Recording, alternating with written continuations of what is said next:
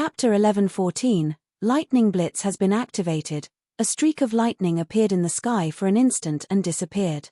This marked Gustav's departure as he began repeatedly activating Lightning Blitz. He was able to cross close 1,000 miles in a couple of seconds due to the activation of Lightning Blitz.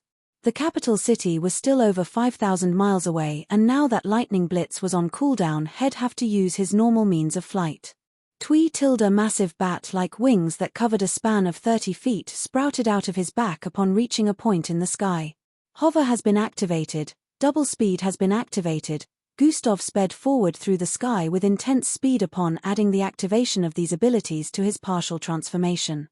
His body parted the clouds due to immense speed as he flew as fast as he could. He was still quite a distance away, but he was sure he would get there around afternoon. He had gone back to inform the MBO of their endeavor as well as Gustav's current action at this time. What? He is on his way to the capital city. Yes, he said he would try his possible best to take care of the situation, but the MBO has to play their part and take this seriously as well, revealed to the commanders. Your co-captain has informed us about the situation. The higher-ups will decide what to do while we over here will focus on making our operation tomorrow a success, Officer Darmark responded. We are not equipped to handle that as well as our own predicament, but Officer Crimson should have returned here before making any decisions, Officer Shuri voiced out as well. There was no time. He had a feeling he would be delayed if he were to do so, so immediate action was taken after we had fooled the Jenksodus, responded. He could have at least brought the Elfrit machine to us, Officer Colt stated with a look of disapproval. Like I said, sir, time, replied. I believe you commanders have heard about everything, so I shall take my leave, added. You still need to tell us everything about you two endeavor just in case there is something we might have missed, Officer Darmark voiced out. I will put it in my report, said respectfully. Wouldn't he need help? Angie voiced out with a worried tone as their group formed a chat circle outside their accommodation quarter. He said he would take care of it and try to return before the operation begins tomorrow, voiced in response. Everyone had contemplative looks after he had given them a breakdown of everything that had happened so far. What are the commander's plan for the bloodline dampening beacons? Falco inquired. So far they haven't come up with a solution, but it is looking like the operation might get moved till they do, Eldris disclosed. SSS. Well, at least now you can keep it up since you have a lot of energy and you're not going very far, the system responded. 4,000 miles is pretty far though, Gustav replied internally. Not as far as touring across the entire Earth, the system voiced. Gustav, fair point. Lightning Blitz has been activated, Z-charge. Gustav crossed another 600,000 feet in an instant as he activated Lightning Blitz. The cooldown had ended, so he could activate it 4 more times before it went into cooldown mode again. This would shorten the distance by another 500 miles. Gustav estimated that he should arrive back in Planktok City in about 30 to 40 minutes' time. He had left a huge gap between himself and the officers chasing from behind. What exactly happened when I was asleep? Did I manage to absorb the cosmic superiority completely? Gustav asked internally. What do you think? The system answered with a question. I feel more energized than before, more powerful. It's an odd feeling that I can quite describe. Gustav's face shone with a contemplative expression as he mentioned. Please visit Panda, N0VE1. M. To a certain extent you feel like reality can bend to your will? The system stated. Yeah, something like that. Gustav confirmed. It has begun, the system chuckled as it stated. What has begun? The MBO tower stand down, a man in a red-colored MBO outfit commanded through a communication channel. Are you sure, sir? They stated that he might still be unstable and needs to be examined for a few more days before he is released, the person on the other end of the communication questioned. It doesn't matter. He is coming here, so stand down, understood. Sir Xanatus, the person on the other end voiced as the dialogue ended. Gradier Xanatus stood in a boardroom with a few other officers having a meeting. And you're sure he won't endanger the lives of anyone? One of the officers here who was dressed in a high-ranking outfit questioned. What better place for him to be than in the presence of other officers who are much stronger and can place him under control if anything goes wrong? Gradia Xanatus said with a casual but respectful bearing. I see your point. All right, Major Gradia Xanatus, but you will take the blame if anything goes wrong. The generals accepted for Gradia Xanatus' suggestion to not place Gustav in any isolation. The generals had no idea that Gradia Xanatus was mostly doing this because it was close to impossible to keep Gustav in a place he didn't want to be, and the whole situation could end up getting messy, so he had to take care of things on his own end. Gradia Xanatus sighed in relief after all the generals left the boardroom. An holographic footage appeared in his line of sight afterwards. It displayed an angle of a recording where Gustav said a word and caused the other officers' knees to buckle. "Get rid of this footage," he commanded. 40 minutes later. Welcome back, Gradia Xanatus voiced with a smile as a young man with dirty blonde hair walked into the boardroom clad in a patient outfit. Gradia Xanatus, you're alive. A smile appeared on Gustav's face as he walked towards Gradia Xanatus with two officers by his side. Some of them leapt right ahead, over each other, while some leapt backwards. Without being able to easily see the line, this was a very risky move, but they would be roasted if they wasted even a fraction of a second before reacting. The pillar of flames bursted right into the skies above and even parted the sea of dark clouds. There was a massive hole in the dark sky due to this for a few moments, and everywhere turned into mush and blush, and turns out they're all a bunch of sirens. They ebdid dictcdidusis. Is there too so druge this is true? I had Joe idea it had come back to nor some of them leapt right ahead, over each other, while some leapt backwards. Without being able to easily see the line, this was a very risky move, but they would be roasted if they wasted even a fraction of a second before reacting. The pillar of flames bursted right into the skies above and even parted the sea of dark clouds. There was a massive hole in the dark sky due to this for a few moments, and everywhere turned into mush and blush, and turns out they're all a bunch of sirens. They ebdid dictcdidusis. Is there too so druge this is true? I had Joe idea it had come back to nor some of them leapt right ahead, over each other, while some leapt backwards. Without being able to easily see the line, this was a very risky move, but they would be roasted if they wasted even a fraction of a second before reacting. The pillar of flames bursted right into the skies above and even parted the sea of dark clouds. There was a massive hole in the dark sky due to this for a few moments, and everywhere turned into mush and blush, and turns out they're all a bunch of sirens. They ebdid dictcdidusis. Is there too so druge this is true? I had Joe idea it had come back to nor some of them leapt right ahead, over each other, while some leapt backwards. Without being able to easily see the line, this was a very risky move, but they would be roasted if they wasted even a fraction of a second before reacting. The pillar of flames bursted right into the skies above and even parted the sea of dark clouds. There was a massive hole in the dark sky due to this for a few moments, and everywhere turned into mush and blush, and turns out they're all a bunch of sirens. They ebdid dictcdidusis. Is there too so druge this is true? I had Joe idea it had come back to nor some of them leapt right ahead, over each other, while some leapt backwards. Without being able to easily see the line, this was a very risky move, but they would be roasted if they wasted even a fraction of a second before reacting.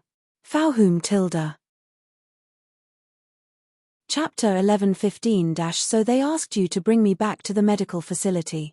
Yes, all by yourself? Yes, and how do you intend to do that? Where's your backup? I don't need any backup, okay, get lost. Gustav turned around to leave at this point. Stop. The officer yelled as he pushed his palm forward. A burst of misty blue energy slammed into Gustav from behind, freezing him in place. I'm taking you back whether you like it or not, he said after freezing Gustav in place, and began to step forward. No, Gustav stated as he regained control of his movement and turned around. The eyes of the officer widened in shock as he prepared to send out another attack. Tremble. A burst of whitish energy was sent forth from Gustav as he voiced out. The officer suddenly felt overwhelmed with an indescribable feeling as his knees weakened. Plop. He fell to his knees and nearly bowed as well as he stared at Gustav with a look of disbelief and confusion. You should have brought backup, Gustav stated before turning towards the east. Lightning Blitz has been activated. The instant he leapt into the air, he turned into a lightning streak. 3-8. Bolted across the air and he disappeared instantly. P&DA, N0VE1. A few minutes later the officer had regained control of his body and was in the presence of 4 other officers on the same rooftop. What? You lost him? One of them voiced out with a furious tone. He was too strong. He defeated me with one word, the Ice Cube-headed officer said with a crestfallen look. You couldn't stop an Echo-ranked mixed blood who has only been an officer for a few months after your years of experience. You're gonna make us look bad now, the others voiced with looks of disappointment. We have to find him now. Which direction is he headed in? Another one of them asked. I don't think it matters if we go after him, the Ice Cube-headed officer said. Huh? Why? One of them asked. He's not running away, he's headed to the tower in Plankton City, the Ice Cube-headed officer stated. And how do you know this? The other one asked once more. He wants to get his things. The tower is always swarming with officers so they can take care of him themselves, the Ice Cube-headed officer replied. Even if you're correct, we still have to go after him to make sure he doesn't harm anyone. Fauhus. A whitish line tore through the air as a figure flew across the skies with immense speed. I've never tried travel by flight. I mean I have, but that was in an aircraft. It's truly interesting when I'm flying with my own power, Gustav said internally as his figure kept parting the clouds due to his speed. Well, at least now you can keep it up since you have a lot of energy and you're not going very far, the system responded. 4,000 miles is pretty far though, Gustav replied internally. Not as far as touring across the entire Earth, as far as touring across the entire Earth, the system voiced. Gustav, fair point. Lightning Blitz has been activated, Z-Chart. Gustav crossed another 600,000 feet in an instant as he activated Lightning Blitz. The cooldown had ended so he could activate it 4 more times before it went into cooldown mode again. Please visit Panda, N0VE1. This would shorten the distance by another 500 miles. Gustav estimated that he should arrive back in Plankton City in about 30 to 40 minutes' time. He had left a huge gap between himself and the officers chasing from behind. What exactly happened when I was asleep? Did I manage to absorb the cosmic superiority completely? Gustav asked internally. What do you think? The system answered with a question. I feel more energized than before, more powerful. It's an odd feeling that I can quite describe. Gustav's face shone with a contemplative expression as he mentioned. To a certain extent you feel like reality can bend to your will, the system stated. Yeah, something like that. Gustav confirmed. Hihi, it has begun, the system chuckled as it stated. What has begun? The MBO tower stand down, a man in a red-colored MBO outfit commanded through a communication channel. Are you sure, sir? They stated that he might still be unstable and needs to be examined for a few more days before he is released, the person on the other end of the communication questioned. It doesn't matter. He is coming here, it doesn't matter. He is coming here, so stand down, understood. Sir Xanatus, the person on the other end voiced as the dialogue ended. Gradier Xanatus stood in a boardroom with a few other officers having a meeting. And you're sure he won't endanger the lives of anyone? One of the officers here who was dressed in a high-ranking outfit questioned. What better place for him to be than in the presence of other officers who are much stronger and can place him under control if anything goes wrong? Gradier Xanatus said with a casual but respectful bearing. I see your point. All right, Major Gradier Xanatus, but you will take the blame if anything goes wrong. The generals accepted for Gradier Xanatus' suggestion to not place Gustav in any isolation. The generals had no idea that Gradier Xanatus was mostly doing this because it was close to impossible to keep Gustav in a place he didn't want to be, and the whole situation could end up getting messy, so he had to take care of things on his own end. Gradier Xanatus sighed in relief after all the generals left the boardroom. An holographic footage appeared in his line of sight afterwards. It displayed an angle of a recording where Gustav said a word and caused the other officers' knees to buckle. Get rid of this footage, he commanded. 40 minutes later, welcome back, Gradier Xanatus voiced with a smile as a young man with dirty blonde hair walked into the boardroom clad in a patient outfit. Gradier Xanatus, you're alive, A smiley appeared. You're alive. A smile appeared on Gustav's face as he walked towards Gradia Xantus with 2 officers by his side. Some of them leapt right ahead, over each other, while some leapt backwards. Without being able to easily see the line, this was a very risky move, but they would be roasted if they wasted even a fraction of a second before reacting. Fauhum tilde the pillar of flames bursted right into the skies above and even parted the sea of dark clouds. There was a massive hole in the dark sky due to this for a few moments, and everywhere turned into mush and blush, and turns out they're all a bunch of sirens. They ebdid dict didusis. Is there too so druge this is true? I had Joe idea it had come back to nor some of them leapt right ahead, over each other while some leapt backwards. Without being able to easily see the line, this was a very risky move, but they would be roasted if they wasted even a fraction of a second before reacting. Fauhum tilde the pillar of flames bursted right into the skies above and even parted the sea of dark clouds. There was a massive hole in the dark sky due to this for a few moments, and everywhere turned into mush and blush, and turns out they're all a bunch of sirens. They ebdid dict didusis. Is there too so druge this is true? I had Joe idea it had come back to nor some of them leapt right ahead, over each other while some leapt backwards. Without being able to easily see the line, this was a very risky move, but they would be roasted if they wasted even a fraction of a second before reacting. Fauhum tilde the pillar of flames bursted right into the skies above and even parted the sea of dark clouds. There was a massive hole in the dark sky due to this for a few moments, and everywhere turned into mush and blush, and turns out they're all a bunch of sirens. They ebdid dict didusis. Is there too so druge this is true? I had Joe idea it had come back to nor some of them leapt right ahead, over each other while some leapt backwards. Without being able to easily see the line, this was a very risky move, but they would be roasted if they wasted even a fraction of a second before reacting. Fauhum tilde the pillar of flames bursted right into the skies above and even parted the sea of dark clouds. There was a massive hole in the dark sky due to this for a few moments, and everywhere turned into mush and blush, and turns out they're all a bunch of sirens. They ebdid dict didusis. Is there too so druge this is true? I had Joe idea it had come back to nor some of them leapt right ahead, over each other while some leapt backwards. Without being able to easily see the line, this was a very risky move, but they would be roasted if they wasted even a fraction of a second before reacting. Fauhum tilde. Chapter 11:16 The Zombie Plan. Are you ready to go again? He inquired. Yes, it's kinda fun, Yusha responded with a look that depicted she was out of breath. Alright, this is actually working. We might not be able to get everyone out before the start of the concert, but we can definitely pull hundreds of thousands. The plan Gustav was currently pushing through with was faring better than he thought it would. Fwy tilde Gustav swooped down once more towards the floating conventional center. There were a ton of people all around the massive circular podium in the middle, which had glowing rings of light surrounding it. Gustav headed towards the west region while descending and floated a few feet above the heads of everyone. OMG, that's Goddess Yusha. It's Goddess Yusha. Goddess Yusha.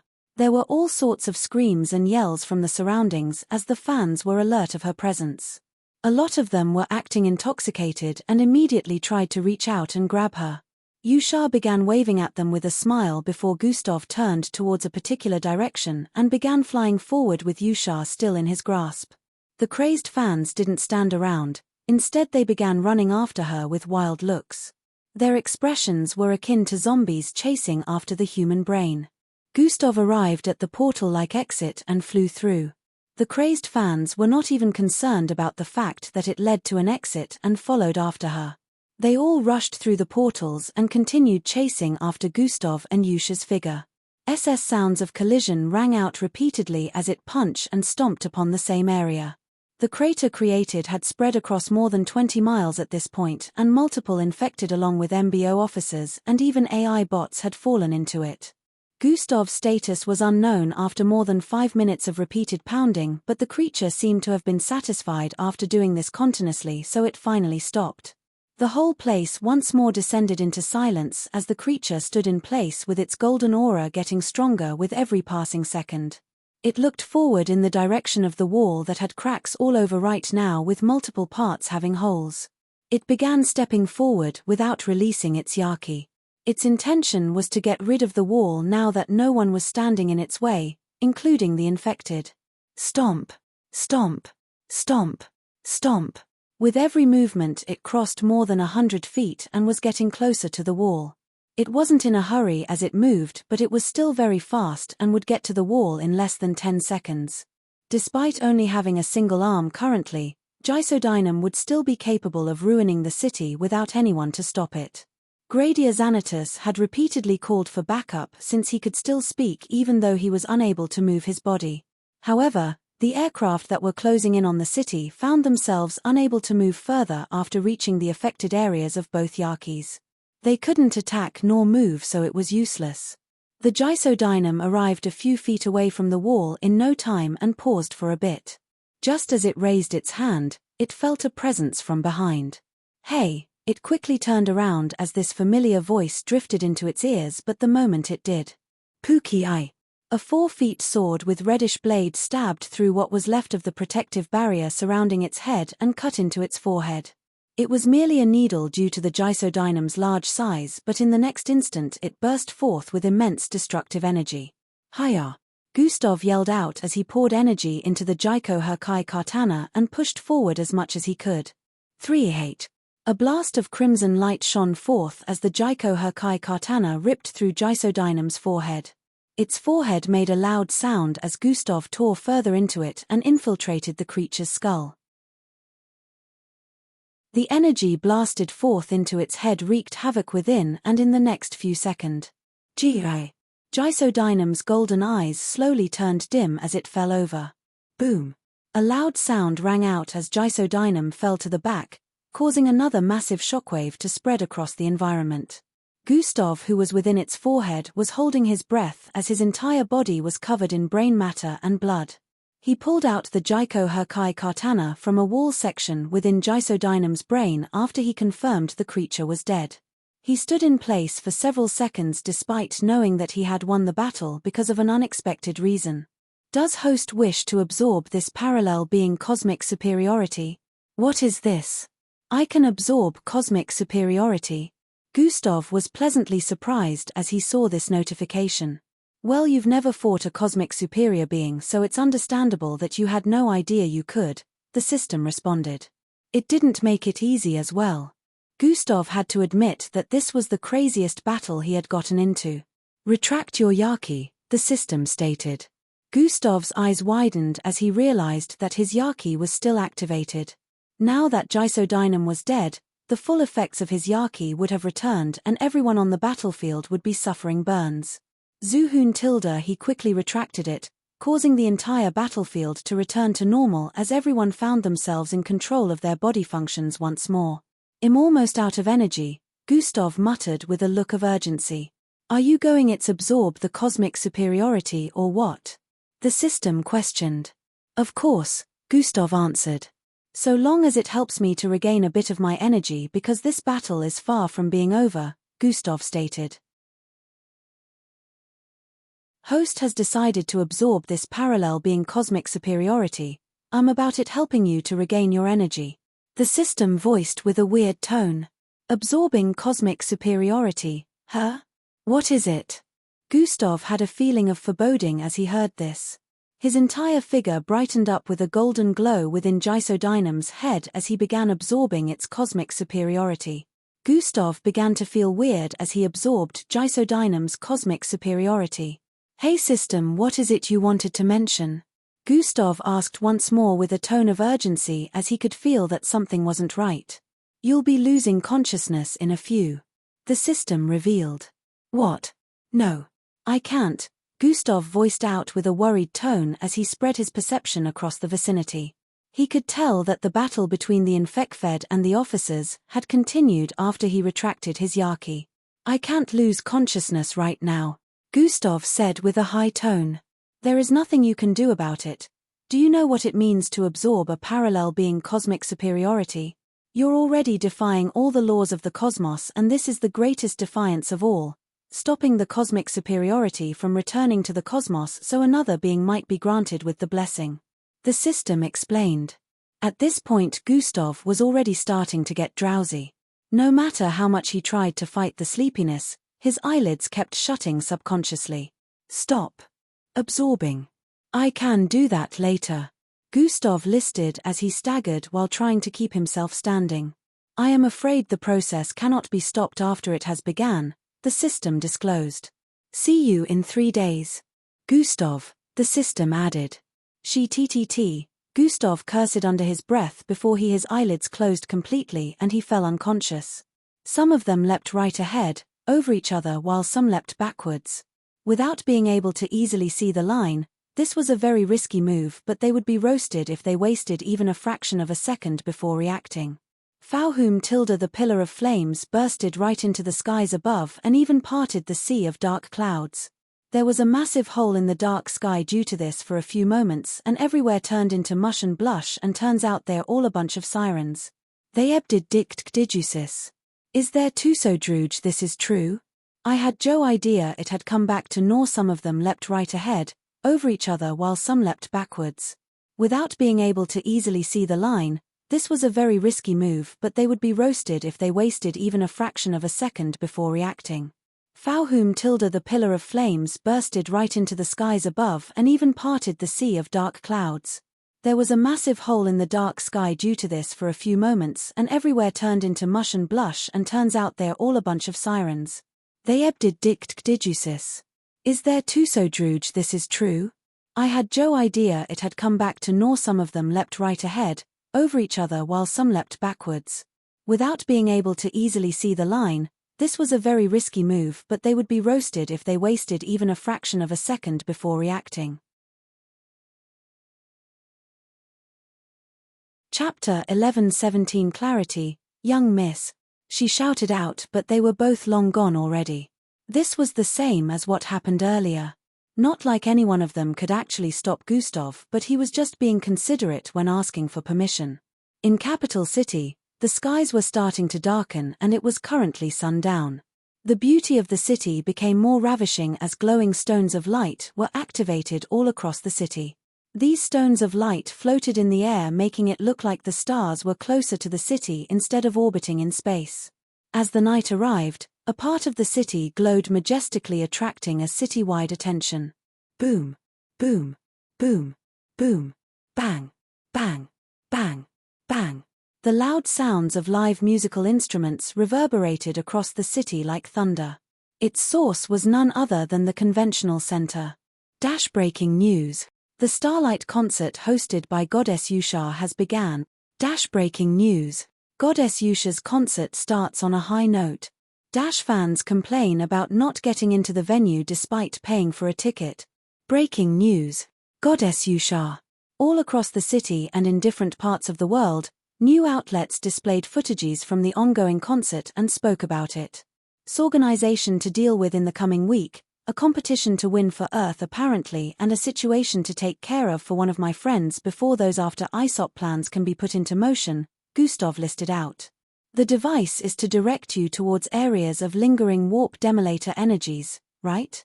The system inquired. Yes. Gustav answered. Does it work instantly? Can we say for sure that upon activation in space like you planned, it would immediately lead you in the direction of these energies? The system questioned.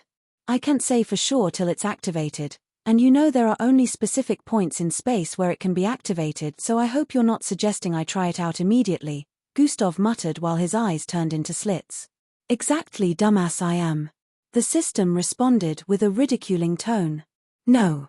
Where do you suppose I get the time to visit space, use the device and who knows wait for it to give me the coordinates? Gustav shook his head while responding. Even with all those intelligence points you're not so bright, eh? Gustav. Can't you make a damn clarification without spewing insults?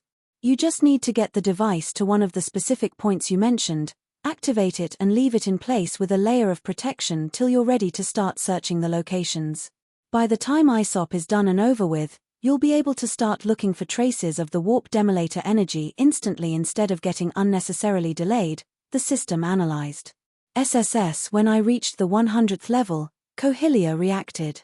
I felt it, Gustav said internally. It just means you're getting closer and closer to being able to use its power, the system stated. I thought you said I wouldn't be able to make use of it till I became an alpha ranked. Gustav responded internally. Yes, you won't be able to make use of its power till you are as powerful as an alpha ranked mixed blood, the system clarified. Oh. Gustav understood what the system meant now. His growth had always been abnormal since the system came into fray, and even when he achieved a particular mixed blood rank he would be way more powerful than that. With the system clarification, Gustav realized he didn't have to wait till he was alpha ranked before he could properly harness Kohilia's ability, he only had to be as powerful as an alpha ranked. Well, that's encouraging, Gustav muttered. Now that you've completed the device, our plans after Aesop can be moved forward, the system voiced internally. Moved forward? I have a terrorist organization to deal with in the coming week, a competition to win for Earth apparently, and a situation to take care of for one of my friends before those after Aesop plans can be put into motion, Gustav listed out. The device is to direct you towards areas of lingering warp demolator energies, right? The system inquired. Yes. Gustav answered. Does it work instantly? Can we say for sure that upon activation in space like you planned, it would immediately lead you in the direction of these energies? The system questioned. I can't say for sure till it's activated, and you know there are only specific points in space where it can be activated, so I hope you're not suggesting I try it out immediately, Gustav muttered while his eyes turned into slits. Exactly, dumbass I am. The system responded with a ridiculing tone. No. Where do you suppose I get the Tomito visit space, use the device and who knows wait for when I reach the 100th level, Kohilia reacted. I felt it, Gustav said internally. It just means you're getting closer and closer to being able to use its power, the system stated. I thought you said I wouldn't be able to make use of it till I became an alpha ranked. Gustav responded internally. Yes, you won't be able to make use of its power till you are as powerful as an alpha ranked mixed blood, the system clarified. Oh. Gustav understood what the system meant now. His growth had always been abnormal since the system came into fray, and even when he achieved a particular mixed blood rank he would be way more powerful than that. With the system clarification, Gustav realized he didn't have to wait till he was alpha ranked before he could properly harness Kohilia's ability, he only had to be as powerful as an alpha ranked. Well, that's encouraging, Gustav muttered. Now that you've completed the device, our plans after Aesop can be moved forward, the system voiced internally. Moved forward? I have a terrorist organization to deal with in the coming week, a competition to win for Earth apparently, and a situation to take care of for one of my friends before those after Aesop plans can be put into motion, Gustav listed out. The device is to direct you towards areas of lingering warp demolator energies, right? The system inquired. Yes. Gustav answered. Does it work instantly? Can we say for sure that upon activation in space like you planned, it would immediately lead you in the direction of these energies? The system questioned. I can't say for sure till it's activated, and you know there are only specific points in space where it can be activated, so I hope you're not suggesting I try it out immediately, Gustav muttered while his eyes turned into slits. Exactly, dumbass I am. The system responded with a ridiculing tone. No. Where do you suppose I get the time to visit space, use the device and who knows wait for it to give me the coordinates when I reach the 100th level, Kohilia reacted. I felt it, Gustav said internally. It just means you're getting closer and closer to being able to use its power, the system stated. I thought you said I wouldn't be able to make use of it till I became an alpha ranked. Gustav responded internally. Yes, you won't be able to make use of its power till you are as powerful as an alpha ranked mixed blood, the system clarified. Oh. Gustav understood what the system meant now. His growth had always been abnormal since the system came into fray, and even when he achieved a particular mixed blood rank he would be way more powerful than that. With the system clarification, Gustav realized he didn't have to wait till he was alpha ranked before he could properly harness Kohilia's ability, he only had to be as powerful as an alpha ranked. Well, that's encouraging, Gustav muttered. Now that you've completed the device, our plans after Aesop can be moved forward, the system voiced internally. Moved forward?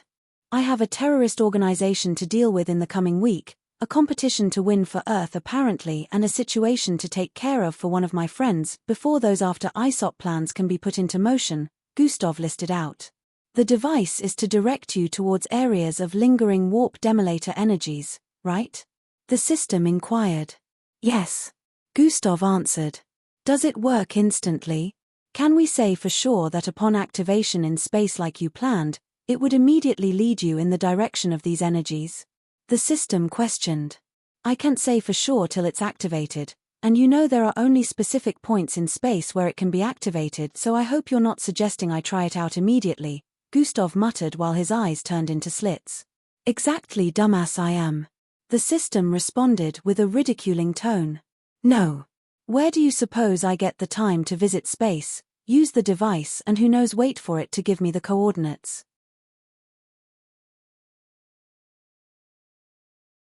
Chapter 1118, Endrik voiced out. For hundreds of thousands of years beings from all across the universe have been trying to acquire it so they could use its power. It is overly powerful and in the hands of the wrong person can cause great havoc.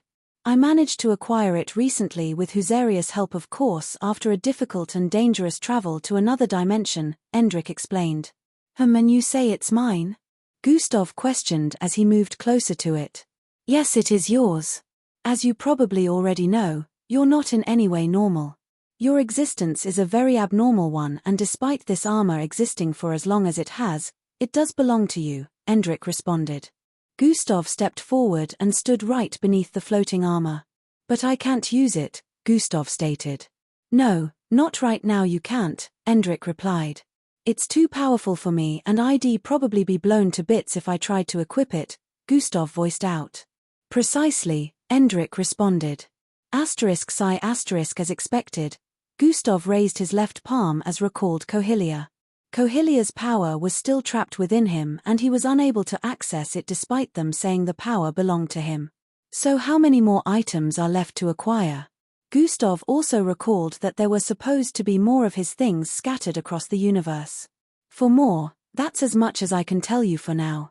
I can't give you any more info beyond that, Endrik clarified after answering before Gustav could respond. Sure, Gustav stated as he raised his hand to touch the armor. Nice place you got here, kid, a feminine voice suddenly resounded from behind. Gustav paused as he heard that and turned around. Miss Amy, he voiced with a tone of disbelief. How did you get here? No one was more surprised than Endrik. This was a space created by Husarius, and even as a crystal Husarius was so powerful due to the sacrifice of all his kinsmen. This place practically existed in a private dimension. Doesn't matter, Miss Amy stated as she moved forward. A green glowing crystal phased out of Endrik's forehead in the next instant and floated to Miss Amy's front. This one is no longer a normal being. Her existence has surpassed the threshold of every supernatural existence on Earth. And this isn't even her highest potential. She has the capacity to become even more powerful than this, Husarius voiced out lengthily as it floated in front of Miss Amy. It's too bad she's. What are you supposed to be? Miss Amy said with an intrigued tone as she stared at the floating talking crystal. That's Husarius. He used to have a body and be a. It's a long story, but he is in league with Endrik and he revealed a bit to me about my true identity, Gustav voiced out. True identity? You've really been holding out on me, a kid. Miss Amy responded with a suspicious tone. I've been out of camp for months, but you were AWOL. If not, I would have told you everything, Gustav said while shrugging his shoulders. What is that? Miss Amy questioned with a curious tone while pointing at the armor. It's very powerful, she added while scrutinizing its appearance. It is said to be amongst the most powerful tools in the universe, and according to them, it belongs to me, but I can't equip it just yet, Gustav stated in response. Another thing you've got to tell me in great detail. At least you and the other kid are getting along now, Miss Amy stated after arriving beside Gustav. We're not, has not, it's just a necessary partnership, Gustav voiced out. Oh, is it now? A smirk appeared on her face as Miss Amy questioned. Endrik was turned into a third wheel here as Gustav and Miss Amy began to argue back and forth with each other. Are they fated? Endrik questioned. Intertwining fates, yes, but I sense a terrible omen, Husarius voiced in response. Please visit Panda, N0VE1. What do you mean? Endrick said with a troubled tone. Something has changed, a tide has been triggered and we are now arriving at an intersection that branches in different paths. Only one of these paths leads to a future without tragedy, as for the others, not so much. While some are not filled with so much tragic events, just a single tragic event could cause so much catastrophe in his life which could eventually lead to a dark awakening, Husarus voiced out lengthily. It's confusing, Endrick stated in response. The fates always are, Husarus heaved a low sigh. What are the chances of following the path without any tragic event? Endrick questioned. A few seconds ago, it was 0.3%, but it has decreased even further now. It's 0.1 and it keeps decreasing by the second, Husarius answered. What? Some of them leapt right ahead, over each other while some leapt backwards. Without being able to easily see the line, this was a very risky move, but they would be roasted if they wasted even a fraction of a second before reacting. Fauhum tilde the pillar of flames bursted right into the skies above and even parted the sea of dark clouds. There was a massive hole in the dark sky due to this for a few moments and everywhere turned into mush and blush and turns out they're all a bunch of sirens. They did some of them leapt right ahead, over each other while some leapt backwards. Without being able to easily see the line, this was a very risky move, but they would be roasted if they wasted even a fraction of a second before reacting. Fauhum tilde the pillar of flames bursted right into the skies above and even parted the sea of dark clouds. There was a massive hole in the dark sky due to this for a few moments and everywhere turned into mush and blush and turns out they're all a bunch of sirens. They ebdid dict. Is there too so druge this is true? I had Joe idea it had come back to nor some of them leapt right ahead, over each other while some leapt backwards. Without being able to easily see the line, this was a very risky move, but they would be roasted if they wasted even a fraction of a second before reacting. Fauhum tilde the pillar of flames bursted right into the skies above and even parted the sea of dark clouds. There was a massive hole in the dark sky due to this for a few moments and everywhere turned into mush and blush and turns out they're all a bunch of sirens. They ebdid dict. Is there too so druge this is true? I had Joe idea it had come back to nor some of them leapt right ahead, over each other while some leapt backwards. Without being able to easily see the line, this was a very risky move, but they would be roasted if they wasted even a fraction of a second before reacting. Fauhum tilde the pillar of flames bursted right into the skies above and even parted the sea of dark clouds. There was a massive hole in the dark sky due to this for a few moments and everywhere turned into mush and blush and turns out they're all a bunch of sirens. They ebdid dict. Is there too so druge this is true? I had Joe idea it had come back to nor some of them leapt right ahead, over each other while some leapt backwards. Without being able to easily see the line, this was a very risky move, but they would be roasted if they wasted even a fraction of a second before reacting. Fauhum tilde the pillar of flames bursted right into the skies above and even parted the sea of dark clouds. There was a massive hole in the dark sky due to this for a few moments and everywhere turned into mush and blush and turns out they're all a bunch of sirens. They ebdid dict.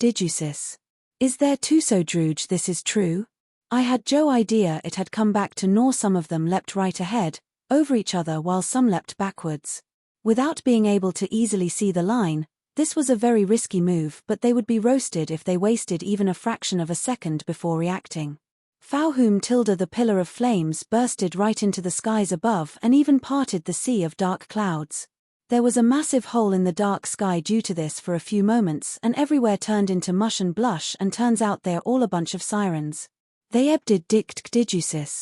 Is there too so druge this is true? I had Joe idea it had come back to normal form midct. Is there too so druge this is true? I had Joe idea it had come back formal form if you find any errors, broken links, non-standard content, etc. Please let us know so we can fix it as soon as possible. Tip: you can use left, right, A and D keyboard keys to browse between chapters.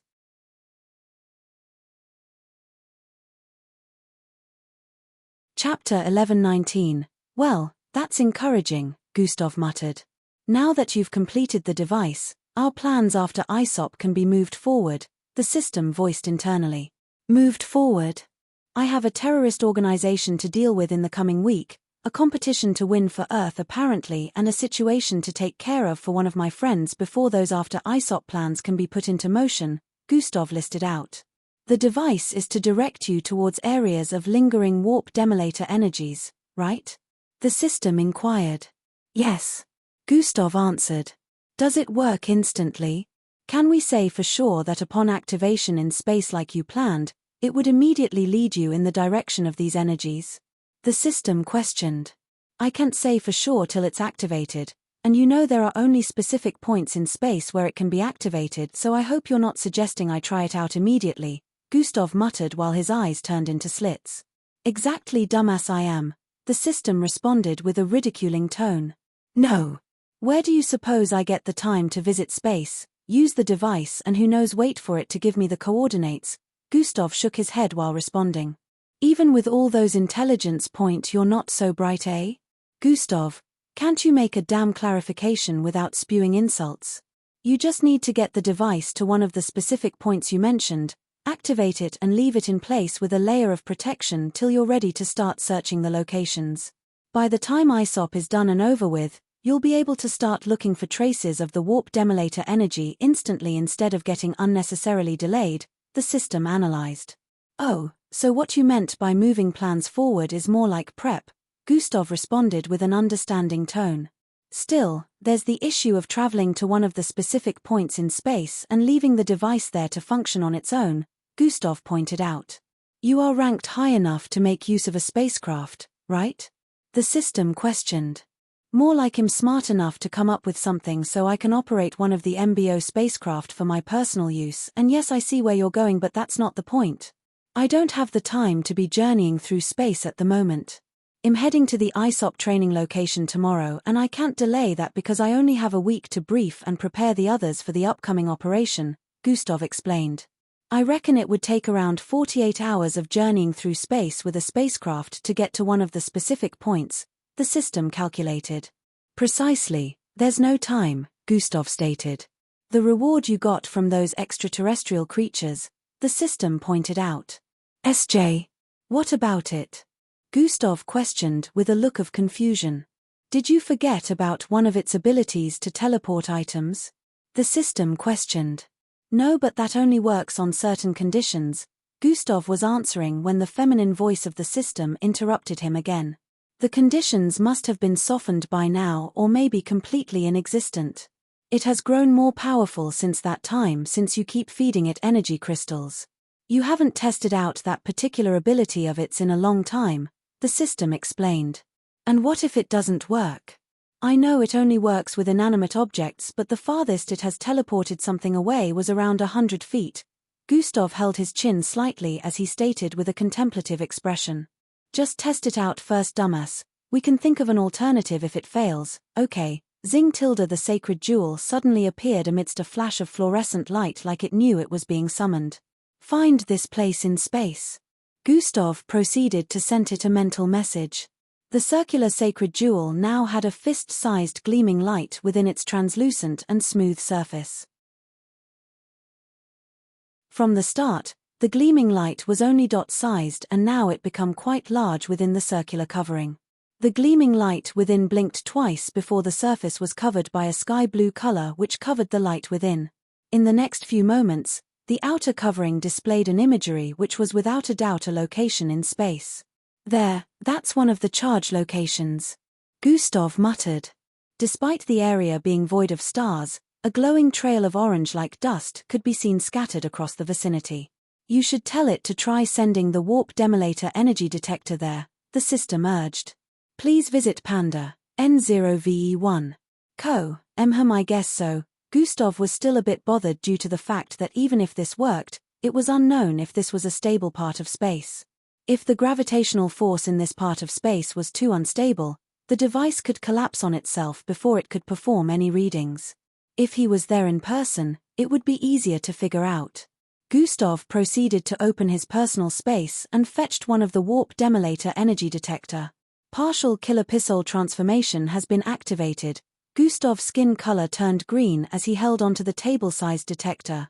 SCRRDDJKKKLLLCCHH PN0VE1 icicle-like crystals phased out of his hands and surrounded the entire warp demolator energy detector.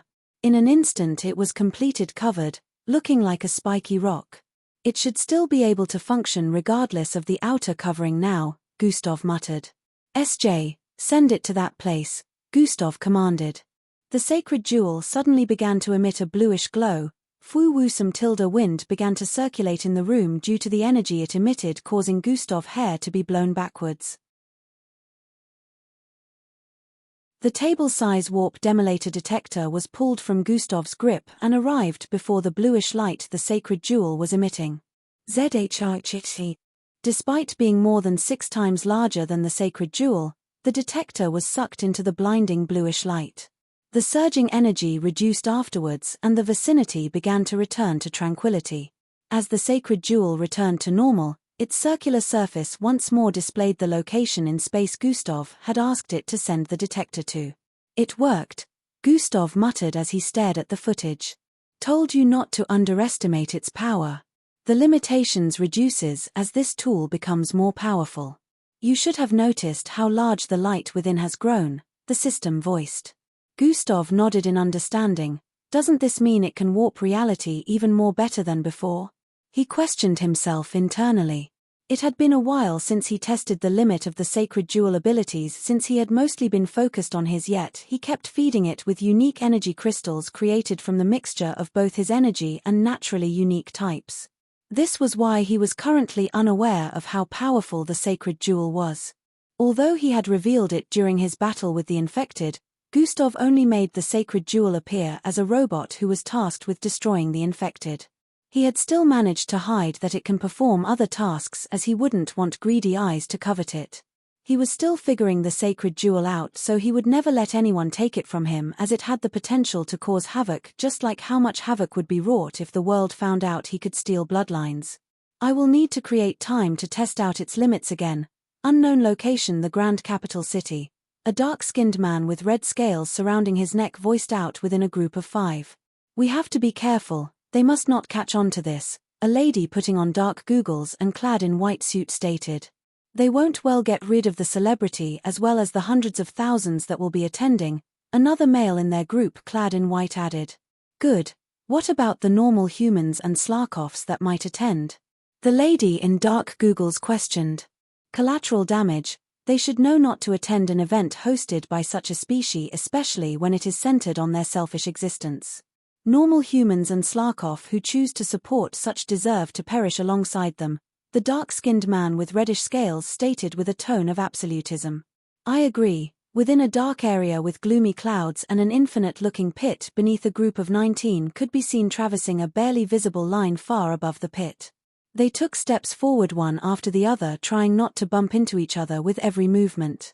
Be ready, it's coming again, Elevera shouted out from up front. Fush let out a loud breath as he heard that and began to gather his energy. I could barely use any energy in this vicinity at the start, but looks like I'm starting to get the hang of it. Thought as his eyes let out a violet glow. If you find any errors, broken links, non-standard content, etc., please let us know so we can fix it as soon as possible. Tip: you can use left, right, A and D keyboard keys to browse between chapters.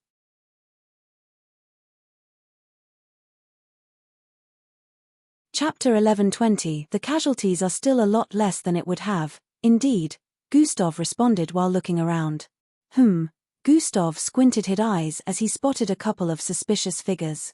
In the conventional center the concert was still ongoing, and even Yusha was unaware of the ongoing battle between the Jenksodus and the MBO. Gustav had told her beforehand to focus on her performance and make it like she usually would. He wanted to make sure there was no hint of suspicion that the Jenksodus could hold on to beforehand. She was currently in her domain with her mind on nothing else except for releasing beautiful melodies. She connected with the crowd as she continuously sang hits after hits that caused the fans to cheer loudly. P. C. OM. The Poduim was currently moving around as she stamped her left foot on the ground while performing one of her unreleased songs. Danger creeps, yet you're unfazed. The enemies flee, when you are freed. The fans bopped to her unreleased song as she sang with such a melodic tune that would make even angels jealous. Suddenly, two figures in masked leaped out of the crowd in Goddess Yusha's direction. This action had taken everyone by surprise, and the fans only reacted by the time they spotted weapons in the grasp of these two unknown masked figures. The instant they landed on the podium, a figure appeared right in between Yusha and the masked assailants. "Not today," the cold voice of this figure drifted into their ears before they could even properly notice his facial features. Bang! Bang! Before they could both react, Gustav had already sent out 2 palm strikes, sending them flying back into the crowd. "Oh I didn't control my strength." Gustav only noticed this after the attacks had hit. Since he knew he was injured, he had expected his strength to be weakened.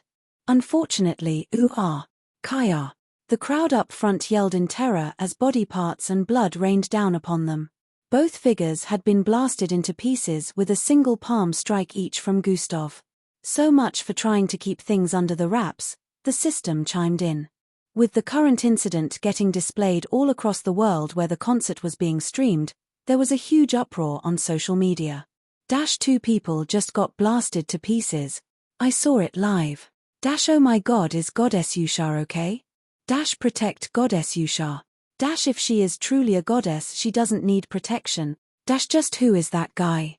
I think he was protecting her. As the live transmission got disconnected due to the incidents, the fans watching worldwide discussed about the possibilities all across social media platforms. SSOF disbelief. Who had barely caught his breath from the last encounter, instantly channeled his energy once more and created a vortex underneath them. The pillar of flames that had risen this time was almost golden in color, extremely robust and intense as it gleamed dangerously, spewing balls of fire within as well. Fortunately, had managed to conjure the vortex wide enough and send these wild flames in another direction. However, things were about to take an unfortunate turn as Elevera sensed something once more. 2 more are coming, she voiced out. It shouldn't be a problem if they're right underneath this one. The vortex will take care of them, Yonda stated. No, they will be side by side with the current one. The instant Elevera revealed this, everyone understood the reason for her worry. Here they come, she announced. Shit. Make the vortex larger, Yonda shouted as he turned to face the back. I can't. Responded with trembling breath. Please visit Panda, N0VE1. Flames rose from far ahead and behind them at the same time. Since the vortex was unable to cover those areas, the flames were not cut out as they rose to unprecedented height, blocking their paths ahead and behind. The instant both pillar of flames reached their height, it began to spread from all sides towards them. Despite being hundreds of feet towards the left and right, it quickly expanded, reaching their location. Now it seemed like 3 pillar of flames had merged and the vortex beneath was unable to protect them from the hellfire encroaching from the sides. Endrick, who was far behind, raised a wall of telekinesis to block them from the flames approaching in that direction and proceeded to turn it into a barrier that encapsulated the group. Time to battle against hell, Sheila voiced out playfully as she also activated her bloodline energy. Cracks appeared in mid-air as it looked like reality had turned into fragments of glass and surrounded the group of 19. The flames were prevented from their initial encroach with the joint efforts of Endrick and Sheila. Within the barrier created, the heat had tripled, which would roast a normal human to death, but they knew this was better than coming into contact with the flames. The sides were currently secure as well as underneath and above them, so the team didn't have to bother in the meantime. Until, I can't hold it for long. Sweat trickled down Es' dark face as he struggled to voice out. It's not ending yet. You have to hold on or we'll fail again, Fildhor yelled. Fucker, why don't you try doing it yourself? Stated with a slightly pissed tone. I can't, Fildhor responded with a look of confusion. Then, kindly, shut the fuck up, voiced out, causing Fildhor to turn away in embarrassment. Everyone brainstormed for an alternative to the merged pillars of flames while tried keeping the vortex open for a little longer. I am letting go. I can't keep them open for any longer. Could feel his energy running dry due to the environment. Shit. Yonder voiced out with a tone of disappointment. Someone's coming, Elevra revealed as she turned around. Everyone let out sighs as they assumed one of the masters was coming to save them, which meant they were deemed failed already. And we were so close this time, another one from the group lamented. Everyone was just as disappointed as they stared in the direction of the approaching person. All of a sudden a flash of milky-colored light broke through the sea of flames. The milky light spread across all the areas the flames covered. The moment it made contact with the flames, they would disappear. The flames was unable to affect the milky light, instead the light prevailed and swallowed up the flames at a rapid pace. Ah! Does any of the masters have this type of bloodline ability? Rosalind questioned with a confused expression. I don't recognize it as well, Fildhor stated. The others were just as confused, while Endrick's face displayed an expression of suspicion as the flames disappeared upon contact with the milky energy. He was the only one with the look of suspiciousness instead of confusion. Who was breathing like a half-dead rabid dog, let out a low chuckle as he released the vortexes. After what seemed like many seconds, what was left of the flames finally began to die down. Relieved expressions appeared on the faces of Eldris and the rest, while the other teammates still had looks of confusion. Upon clearing completely, the group spotted a figure walking towards them on the thin line with good balance. Who is? Yonder was about speaking when the figure visibility turned clearer. Their eyes widened as they noticed the figure was sporting a dirty blonde shoulder-length hair and clad in a red jacket and blue pants. Gustav. Crimson. Finks voiced with a tone of immense disbelief. I heard you guys were struggling to get past this stage, so I decided to join, Gustav voiced out as a little smile appeared on his face upon sighting and the others. Oh damn, it's truly him. Another one of them voiced out his disbelief. The monster is smiling. I thought he never smiled. Some of them had this thought as they watched his approach. The legendary Gustav is here. They couldn't believe their eyes despite already being aware. Witnessing his prowess shook them to their very bones, which very much proved it could be no other than the well-renowned Gustav Crimson. Good-looking MF, what took you so long? Yelled out as a broad smile appeared on his face. Gustav. Angie yelled with a sweet smile, unable to contain her excitement. She would have jumped into his embrace if not for the current situation. Gus, yo Gus. Rival. Sniff sniff tilde, welcome back. Master, Eldris, Temi, Ria, Falco, Vera, and the others voiced out one after the other. They weren't joking, they are truly familiar with him. Yonder and the others who doubted initially stared at the proof playing out in front of them. If you find any errors, broken links, non-standard content, etc., please let us know so we can fix it as soon as possible. Tip: you can use left, right, A and D keyboard keys to browse between chapters.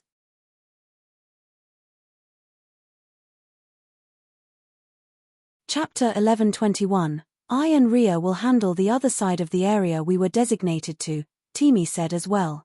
Glade and I will prevent the slum dwellers from getting killed before you guys are done with rounding them up, Falco voiced out. Be careful because some of them may be in disguise. Gustav reminded. Roger that, Glade stated. Eldris will keep an eye out for what anyone may have missed, just like Elevra. You two are in charge till we're done with handling the slum dwellers issue, Gustav announced. Everyone nodded in response. Gustav turned to stare at while calling out to him. Let's do this, he added. E's face beamed up with a smile as tears gathered in his eye. Tnem, let's do this, voiced while wiping his eyes. SSS, he is a part of us, so it does count. Stop delaying us and move, Vin was starting to sound incensed. Seeing the way everyone was staring at him with a look of disapproval, Yonder finally decided to keep quiet. If we were considered to have failed, one of the masters would have already appeared before us, Eldris added as they group began moving once more. This was a training course after all, so they couldn't afford to lose the ISOP candidates due to training. One of the 4 masters in charge of training the team would show up before anyone got grilled, but that would also spell their failure. At this point, they were less than 20 feet away from reaching the end of the line where a portal that would get them out of this vicinity was situated. Surprisingly, they advanced till they arrived at the end of the line without any more intensive situations. The group got into the sky blue-colored portal one after the other till only Gustav was left. Gustav paused for a bit and turned around to scrutinize this dark region once more. This is definitely a good training spot. I'll have to come back here, he said internally before turning back around and moving into the portal. In tilde he arrived on solid ground where the others could also be seen standing up ahead. They were currently behind a massive mansion with a tip that stabbed into the sky. It was right in between the multiple weird-looking regions in the distance. You all have successfully passed the 4th course. A lady in red outfit and a weird-looking helmet stated with a strong tone. Yes. Finally. We did it. Sounds of cheers were heard all around as the group of 20 donned smiley looks. They had failed this particular course so many times due to the fact that every single one of them had to advance to the end of the line without losing a single person. They always lost 1 or 2 teammates, which was the major reason for their flop. Someone as strong as Sheila would have passed this course long ago if she was the only one required to transverse across the thin line. However, as it had to be a team movement without anyone getting left behind, individual strength was not the major attribute needed. I see you've all met your captain, Mistress Beatrice's statement suddenly caused the place to quieten. Captain? Is it, him? Everyone turned to stare in Gustav's direction at this point. Your captain is indeed Gustav Crimson, she confirmed, causing everyone to display looks of awe. They all suspected it and Gustav's gang was definitely sure of it, but some were still thinking it might be a teammate with the highest bloodline rank. Seeing as he helped to make sure you guys passed the 4th course, I'm sure no one has objections? She questioned while looking around. I do. Oh yes, yonder, as expected, Mistress Beatrice responded with a sure note of distaste. He hasn't. Yonder was about to start listing reasons when Mistress Beatrice interrupted. Hasn't been available. Hasn't trained with you lots. Isn't a team player if he hasn't played with the team? Mistress Beatrice listed while clicking her tongue. Yonder found himself speechless for a bit after this subtle trolling from Mistress Beatrice. He has proven today that he can carry the team in harsh times, but of course if you're doubting and wish to take on the role of the captain, a duel between both of you can surely he arranged. Everyone's eyes widened slightly as they heard Mistress Beatrice suggest this method. Yonder was pretty strong since he managed to come 2nd place in the analysis result, but everyone had very high doubts his ability could match that of Gustav's, especially after what they witnessed today. Yonder was silent for many seconds, causing everyone to stare in his direction. Gustav, who had been silent and unbothered at this time, finally began to move towards Yonder position. Is he coming to me? Yonder questioned internally as he glanced briefly in Gustav's direction. Please visit Panda, N0VE1. Gustav arrived in front of him and looked down at him. You want the position of the captain? Gustav questioned. You don't deserve the position, Yonder responded with an unyielding tone. Sure. Are you willing to change that? I'll give you the opportunity to try, Gustav stated with a benevolent tone that almost sounded like mockery in the ears of everyone. Don't think I can't defeat you, Gustav Crimson, Yonder gritted his teeth as he voiced out. Gustav leaned down further and suddenly released a bit of his energy while peering into Yonda's eyes. Eek. Everyone felt a chill crawl down their spine as unfathomable the energy spread forth from Gustav's frame, causing even Mistress Beatrice to take a step back in wariness. The little spill of energy felt like an unmovable divine presence. What in the world is he? This question ran through the minds of everyone who hadn't met Gustav prior to this. I didn't say you couldn't, Gustav finally responded after staring for a bit. He raised his head and withdrew his energy as a smirk appeared on his face. You best issue the duel quickly before I leave with my team, Gustav added before turning around and walking away. Everyone besides Mistress Beatrice was confused by what he had just said, but he was out of sight before long. Aildris, Angie, Matilda, Vera, Ria, Elevra, Glade and Falco. Are you okay, Falco? Mistress Beatrice questioned as she noticed something after listing out a number of names. Yeah, I'm fine, Falco, who was initially holding onto his head and rubbing it, quickly answered. Just a slight headache, he smiled. Mixed bloods never develop headaches, that's a human thing, This thought crossed everyone's mind, causing them to stare at Falco suspiciously. "I'll be okay after sleeping for a bit," Falco added. "You should probably get checked to be sure you're completely alright," Mistress Beatrice instructed. "Alright, I will," Falco gave in to avoid more questions. "Why did you call our names, Mistress Beatrice?" Angie questioned. "You will be leaving the training center with Captain Crimson on a mission," she announced. Oh. Everyone now understood the reason for Gustav's last statement. The higher-ups are labeling it a field assignment for the participants, so he is allowed to take you with him. The others here will be given another filed assignment, Mistress Beatrice explained. It turned out Gustav had finally showed up here to take his team with him for the upcoming mission regarding the Jenksodus. They had given him permission to do so, which meant it wouldn't be a problem for him to take them out.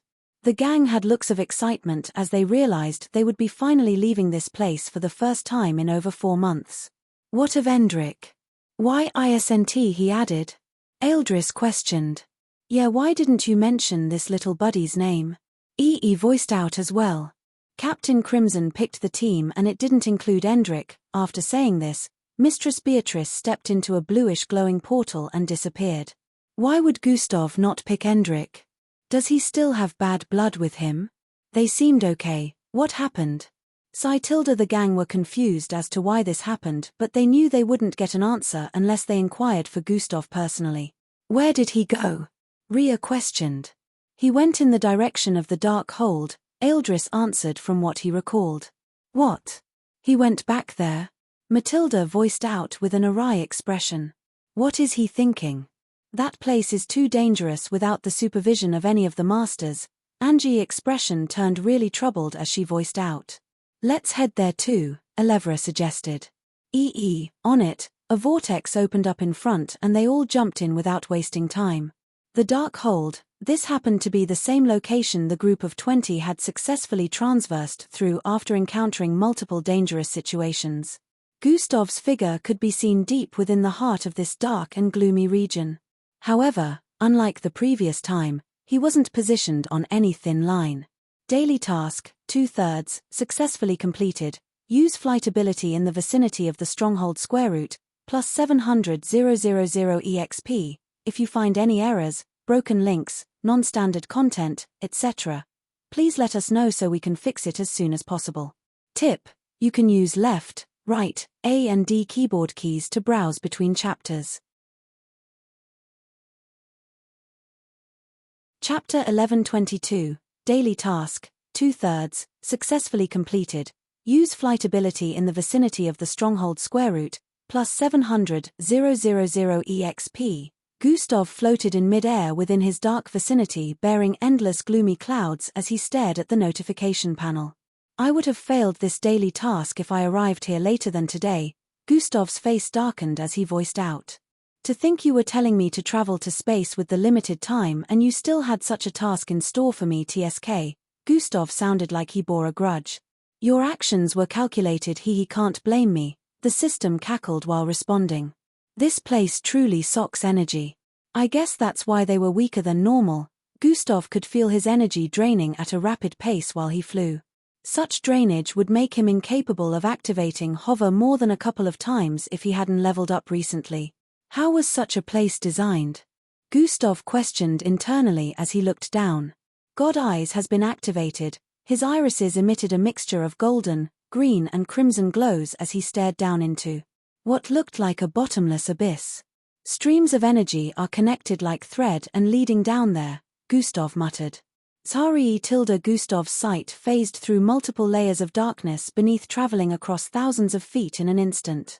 The darkness only increased the lower his sight traveled, yet he could still see as clear as day due to the ability of God Eyes as well as the glowing strings of energy that were visible to the naked eyes. Vuwuhum his sight would pass through multiple brewing colors of flames, causing his face to show expressions of understanding. So that's how they're formed. Despite the flames still getting created thousands of feet beneath, his eyes could feel a subtle burn. This made him uncomfortable, but Gustav carried on with his gaze into the bottomless abyss. It's really deep but not bottomless, Gustav was able to tell after his sight reached a particular distance. He wasn't able to get to the bottom due to God Eyes reaching its limit, but he was sure there was a bottom and he was curious as to what was down there. Something that drains the energy of everyone in its territory and covets it too. I have to get down there. Gustav finally gave in to his curiosity. Hover has been deactivated. The instant he deactivated Hover, a violet-colored vortex appeared about 200 feet towards his north. Joom-EE, Angie, Aeldris and the others appeared from within the vortex and landed on a floating telekinesis platform Endrick had created. Someone's falling over there.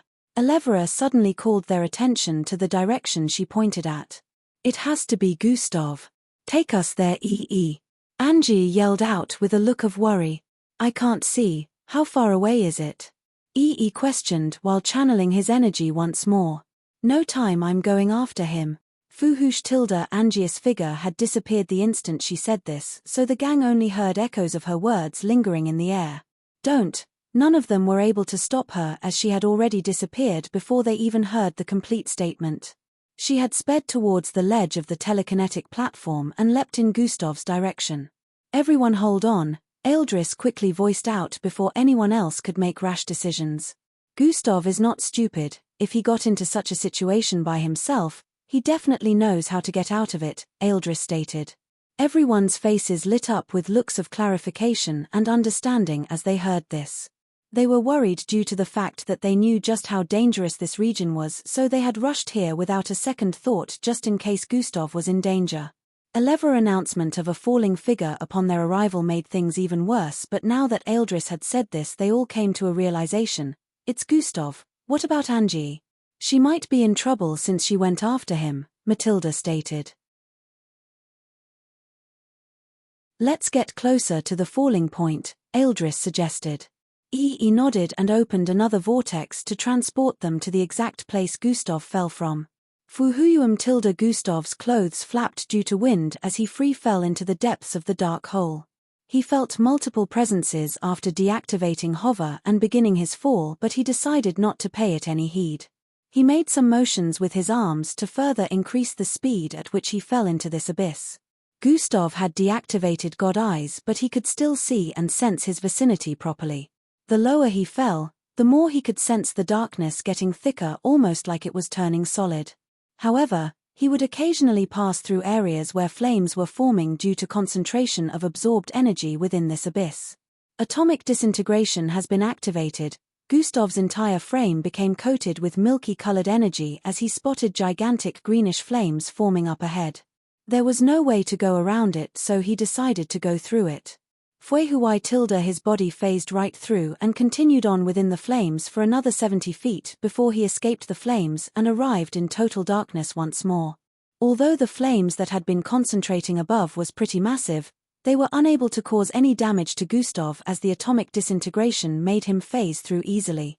The illumination only managed to cover a short distance, so darkness was upon him once more as he descended. Thicker darkness. Please visit Panda. N0VE1. Gustav mumbled as he sensed something. Someone's falling. He turned his head to stare upwards while still descending. God Eyes have been activated. Gustav's sight traveled past the flames he had just phased through and went further upwards. His eyes widened as he spotted the silver-haired figure falling. The flames. She's headed straight for the flames. Wings sprouted out of Gustav's back at this point as his body paused its descent. Double speed has been activated. A ferocious glint could be seen at the corner of Gustav's eyes as he suddenly blasted upwards with immense speed. He tore a hole right through the condensing flames up ahead and arrived right before Angie, who was currently coated in a silver glow. Her arms were moving rapidly, generating winds that made her descend at a faster pace.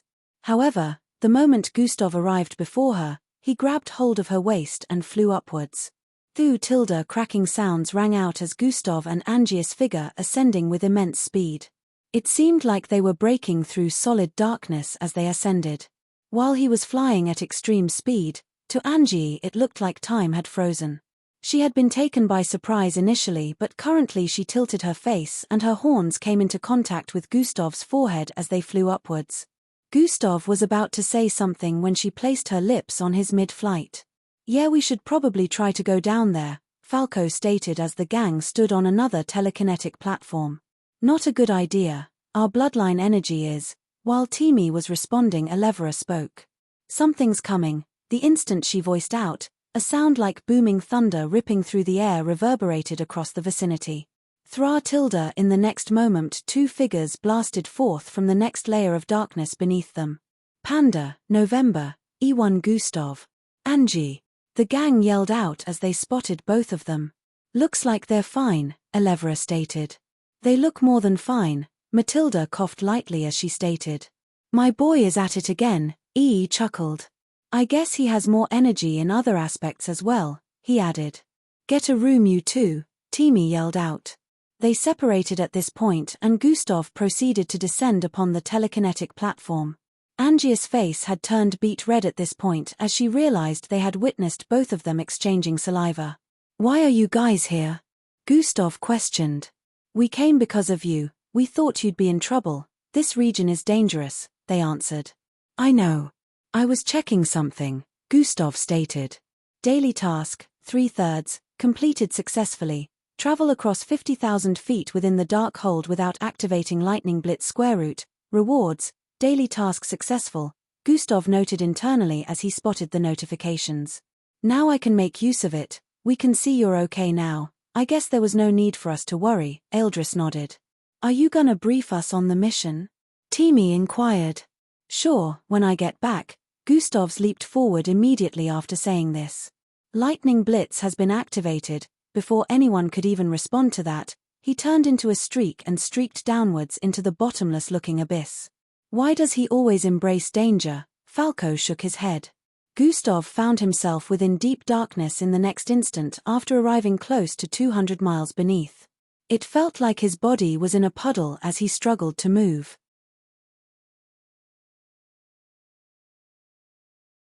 Chapter 1123 Do not purchase, refresh previous chapter. He waved his hand and realized he was at least 5 times slower than normal.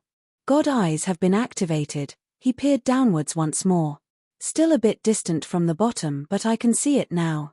I will almost be completely hindered by the time I arrive down there, Gustav realized this. If he tried to get to the bottom through conventional means there was a probability he wouldn't be able to move anymore after reaching a particular point because he could run out of energy during the struggle. Lightning Blitz has been activated. Gustav activated Lightning Blitz once more and instantly arrived at the bottom of this abyss. As expected, upon landing atop solid ground, Gustav found it extremely tasking to take a step. Despite the difficulty, he managed to look downwards and reactivate God eyes. The entire ground floor is the cause, Gustav said internally as he took note of the intricate patterns within the solid bottom. The entire ground floor had weird glowing marks that spread across the place and Gustav could feel a cyclonic mixture of energy and anti-energy coming from it. It turned out the bottom of the abyss was the cause for the turnout of this entire realm. The intricate mixture of energy and anti-energy caused energy to be siphoned from living creatures, especially mixed bloods, and even blocked their connection to the energy within them. It transmuted the siphoned energy into what this realm was turned to and was also the cause for the intense pillar of flames that would occasionally rise into the sky. This could be really useful. As Gustav studied the unfamiliar ground floor, he proceeded to squat. It was almost like he was unbothered that this was the most dangerous part of this dark hole. There's something else here. Gustav's hair stood on end as he suddenly sensed something. Within an unknown region, hail-like stones could be seen falling from the sky as a ragged and cloaked figure was spotted traversing an icy land. He dragged some chains along with him as he took one step after the other. These chains were massive. A link was twice the size of human head and this figure seemed to be pulling it along with him as he took steps forward. Following the links of the chain, a gigantic beast-like creature was connected to the chains. It seemed like it was lifeless, as the human-like figure dragged it along without any defiance from the creature. The icicles that had formed on the icy ground were being smashed into splinters by the body of this massive creature as it got dragged across the ground. The hail-like stones that fell from the sky were sometimes as large as a building. However, when any of them fell in the direction of the human figures and massive beast, they would smash into an unknown and invisible force before they could make contact. The human figure continued forward undisturbed by the unfavorable condition of the environment. After some time, a medieval-looking city could be spotted up ahead with a massive-looking kingdom-like gate and walls hundreds of feet tall. The gates were shut, but multiple guards could be spotted standing on different corners of the walls. "Hes here," one of the guards stated as he spotted the figure in the distance. The other guards also became on the alert the instant they spotted the figure arriving with the massive creature. In a few, the human figure arrived at the massive kingdom-like gate with the creature behind him. He slowly let go of the massive chains and raised his head. "I brought it back alive like the tarmac instructed," the human figure voiced out with a light masculine tone. "Sir Lucas, what do we do?" One of the guards on the walls standing beside a decorated guard with dark cape questioned. Sir Lucas had a look of disbelief along with the other guards positioned on the wall. "Send word to the tarmac now about the ongoing situation," he commanded. One of the guards nodded and proceeded to climb down the wall and disappeared into the medieval-like city. "We might have no choice but to let him in now." The tarmac never thought he would be able to complete this task, Sir Lucan muttered with his face still retaining the expression of disbelief. "He was gone for many months, we thought he might be dead already," another guard stated. "I cannot believe he managed to accomplish the task," others couldn't hide their confusion as well. "What's taking so long?" The human figure standing in front of the massive gate questioned. "Pardon our impudence, but the tarmac must confirm that the task has been accomplished himself, so I implore your patience, Lord Eric," Sir Lucas voiced apologetically. "It's Endrick, not Eric." The human figure pulled the cloak off his head while replying. "My apologies, Lord Eric," Sir Lucas stated once more. Veins appeared on Endrick's forehead for an instant before he heaved a sigh and responded, "Just forget it, the tarmac has arrived," a loud voice announced after a few seconds. Endrick looked up once more and spotted a 7-foot muscular frame in golden and silver armor standing right beside Sir Lucas. "Please visit Panda, N0VE1. Co. M. Sir Lucas bowed in respect upon this muscular female appearance. "I brought what you asked," Endrick voiced while gesturing at the massive building-sized creature right behind him. The tarmac, who was a beautiful and muscular-looking lady with a scar ripping from her left cheek to chin, stood in place with a scowl on her face. "Deactivate the barrier," the tarmac instructed. "Deactivate the barrier," Sir Lucas yelled out the command. In the next instant a vibrating sound rang out like something powering down. A dome that surrounded this part of the city turned visible for an instant before disappearing. Thoom bang. The tarmac leapt and landed right in front of Endrick. Endrick, who was less than 6 feet tall, was at least 3 heads shorter than the tarmac. "I shall inspect it now," she voiced out before moving past him. "Be quick before it reawakens," Endrick advised. The massive creature, which was dark brownish in color with a mixture of furs and scales on different areas of its body, was wrapped by these massive chains. The tarmac touched a part of its body and nodded her head. "Open the gates," she said before turning around. "Follow me," she instructed Endrick while proceeding to walk forward. Endrick picked up the end of the chain and began dragging the creature forward once more. Finally, he heaved a sigh of relief as he followed the tarmac into the city. "We're leaving now, see you guys later," Eldris said to the other teammates as they all stood in front of the house they had been staying in all this time.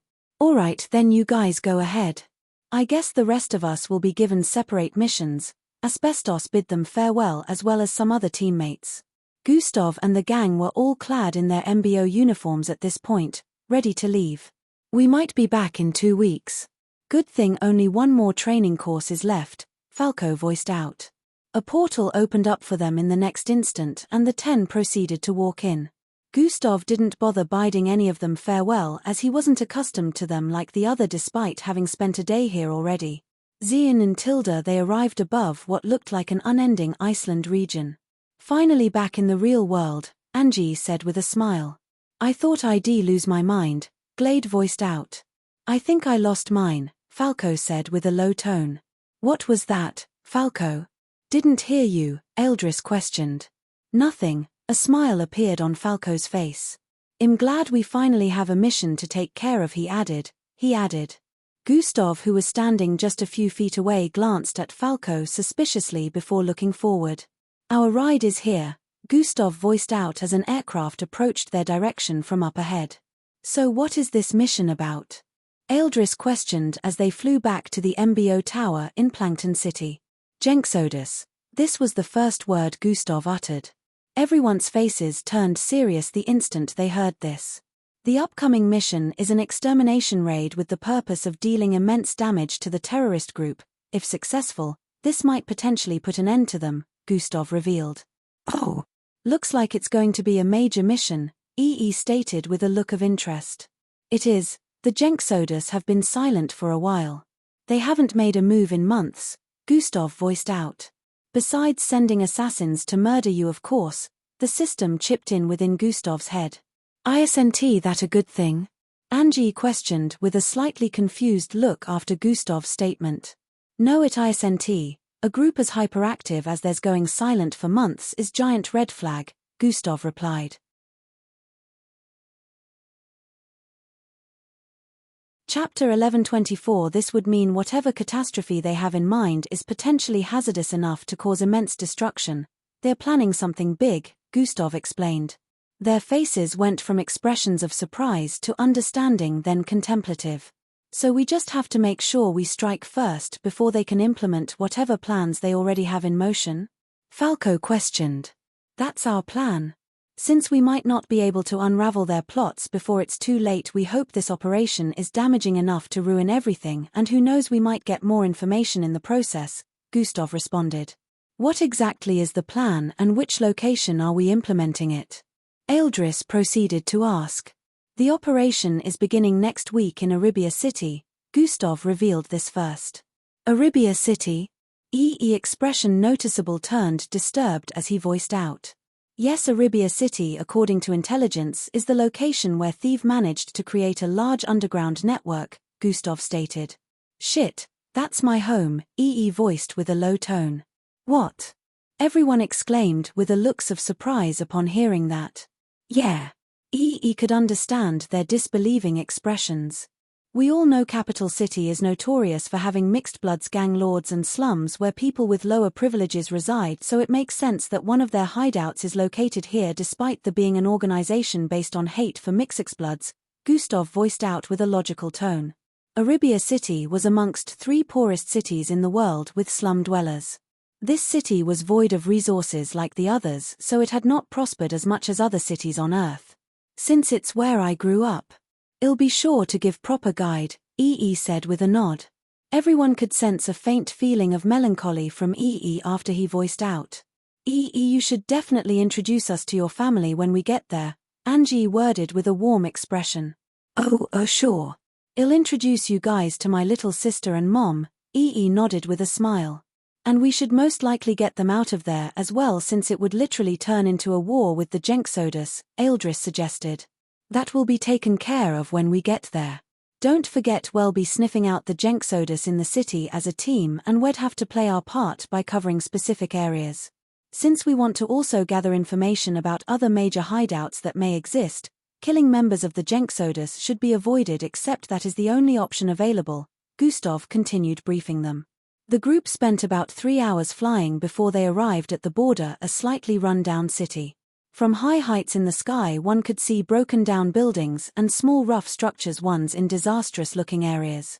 The bad areas seemed to be populated by a large number of people who were poorly dressed. However, there were still areas that looked very good, and such areas were less populated. This view reminded Gustav of Lineage City, where he completed his first ever mission. The difference was, there wasn't a civil war here, so this city always looked this way. This is where EE grew up. Most of them were still surprised. Memories were playing out in EE's head as he stared down at the city. See you soon, Mom, Sarah. EE said internally. The aircraft made a swift turn and headed towards a particular forest area on the far left of the border. They were currently in camouflage mode, so the aircraft couldn't be tracked or spotted by any device.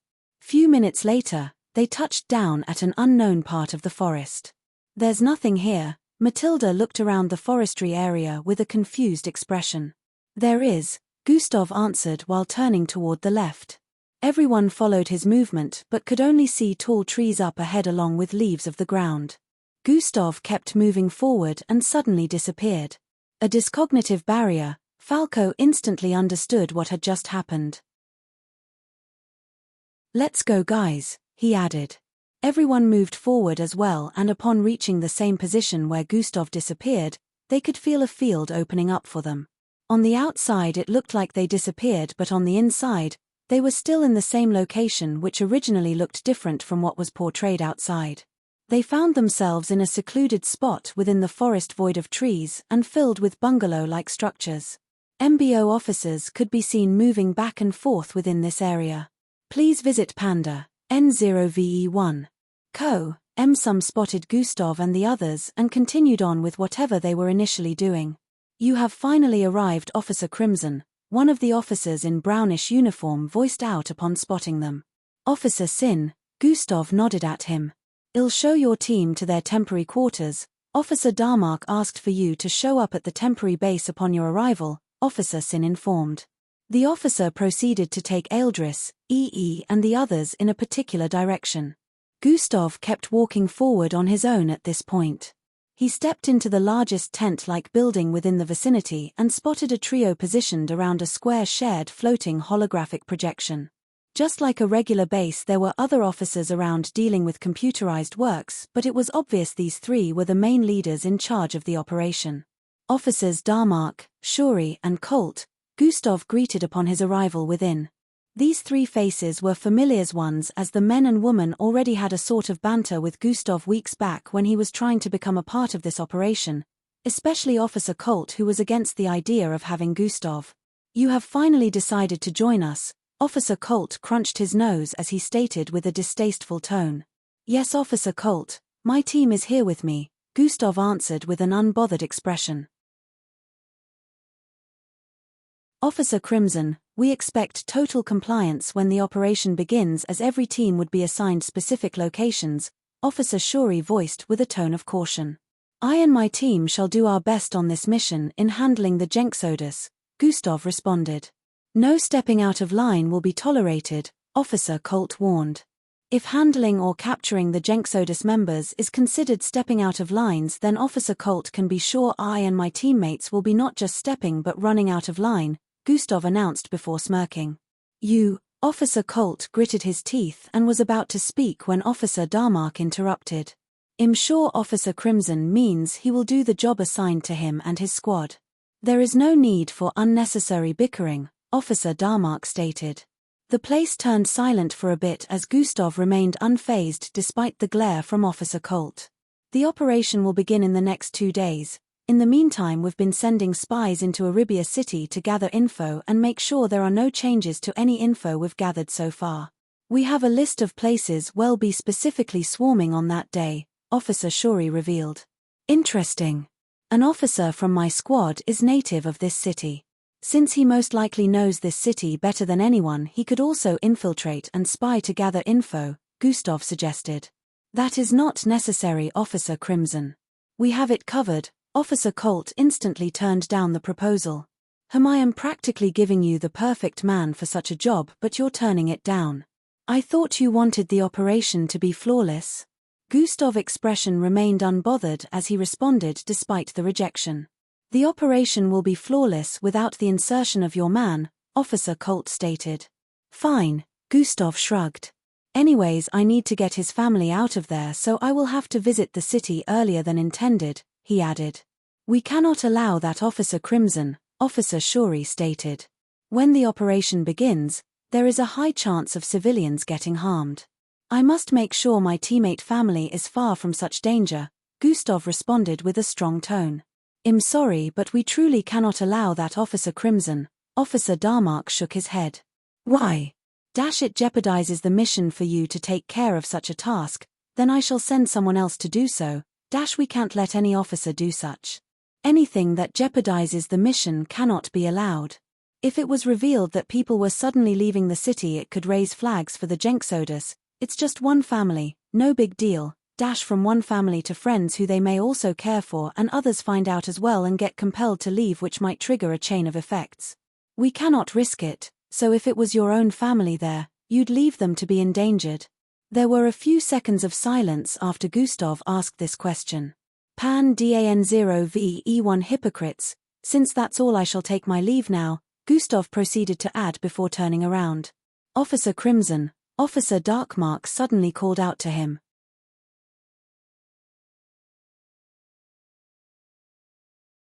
Chapter 11:25. Gustav paused and turned to the side while raising an eyebrow. There's something we need you to do, Officer Darkmark stated. Gustav turned to face them once more with an expression of curiosity. I'm all ears. Minutes later Gustav sat within a small spaced room with the others surrounding him. They just needed me to verify some things. The operation will be starting in 2 to 3 days' time, and like I mentioned earlier, we will be assigned a specific area in the city as a group, Gustav stated. Oh nice. Is there anywhere to train during this time? Yeah, you can use the brain emulator to train here in the meantime, Gustav responded.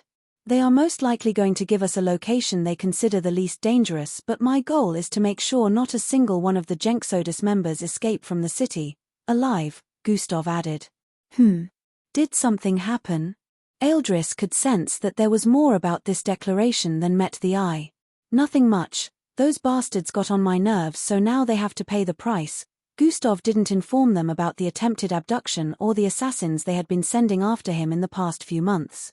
Looks like these fuckers are gonna get it. He was already feeling bad in advance for the Jenksodus members that would fall into Gustav's hand. You're coming with me, Gustav suddenly voiced out. Ah. What? Said with a look of confusion. I'm infiltrating your city. I need you to join me, Gustav revealed before standing to his feet. But, why? Asked. They didn't agree to get your family out of there, so we'll be doing it ourselves. In secret, Gustav replied. Face turned serious upon hearing that. Wasn't initially bothered since Gustav said he would take care of it, but upon hearing this he understood. We might need to also check the city out because I want you to identify any escape points after we've gotten your family out. Also, just to make sure things run smoothly, we'd spy on suspicious areas till the operation begins, Gustav revealed. You guys will need to cover for both of us while we're gone. We will get back before the operation begins, he added. Understood, Angie and the others responded. When do we leave? Inquired. Now, Gustav answered. Flesh warping has been activated. 2 dark-skinned men had arrived within a run-down part of Arabia City many minutes later. They looked like twins due to their similar appearances, but they were both clad in ragged clothes.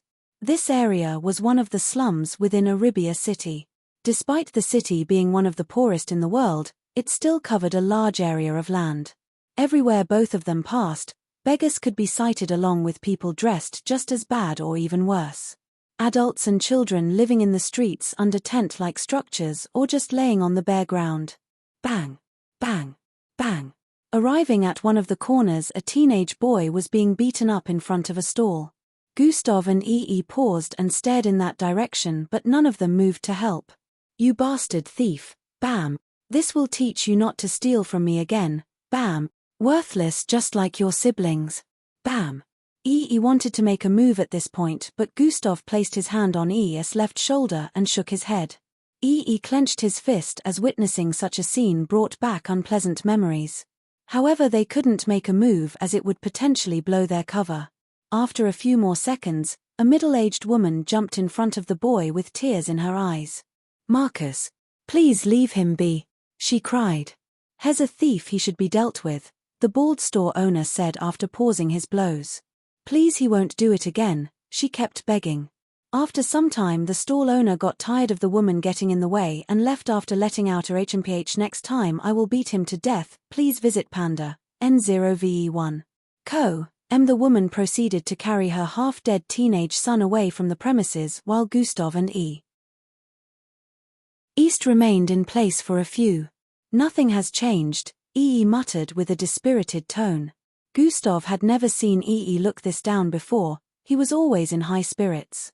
It was no doubt that was the light of the team, since he would always find a way to cheer everyone on and make jokes out of serious situations.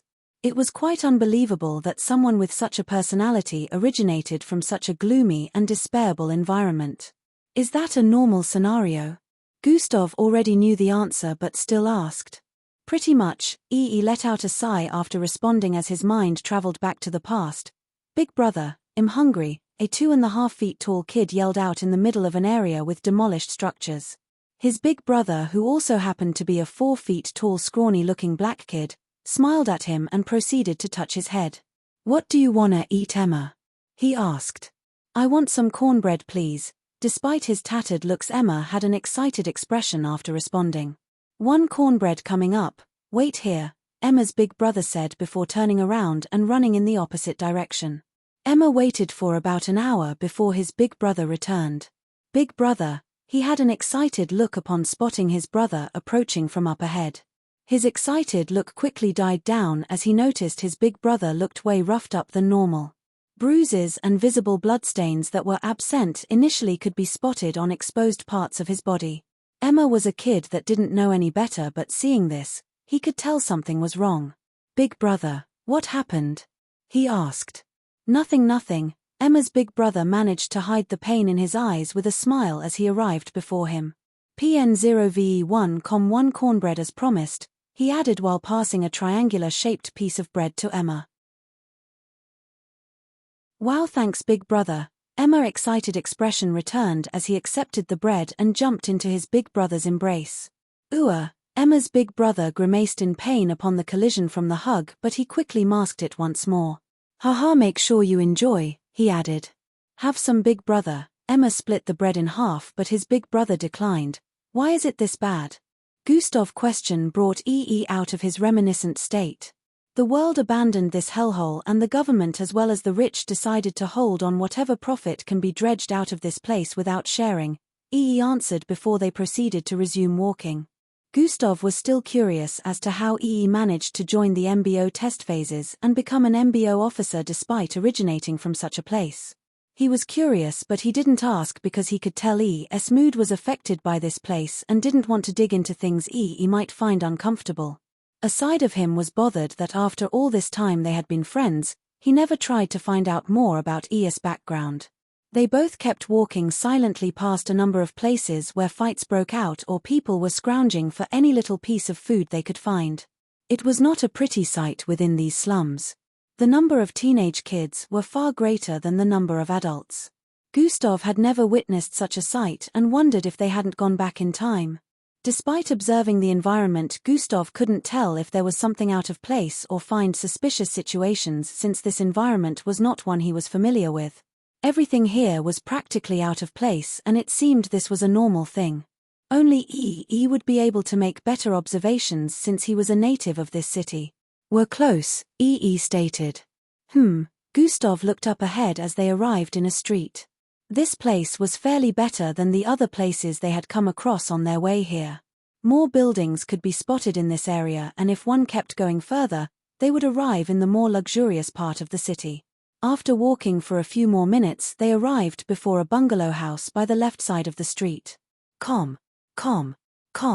Ee knocked thrice and waited. Coming, a feminine voice resounded from within.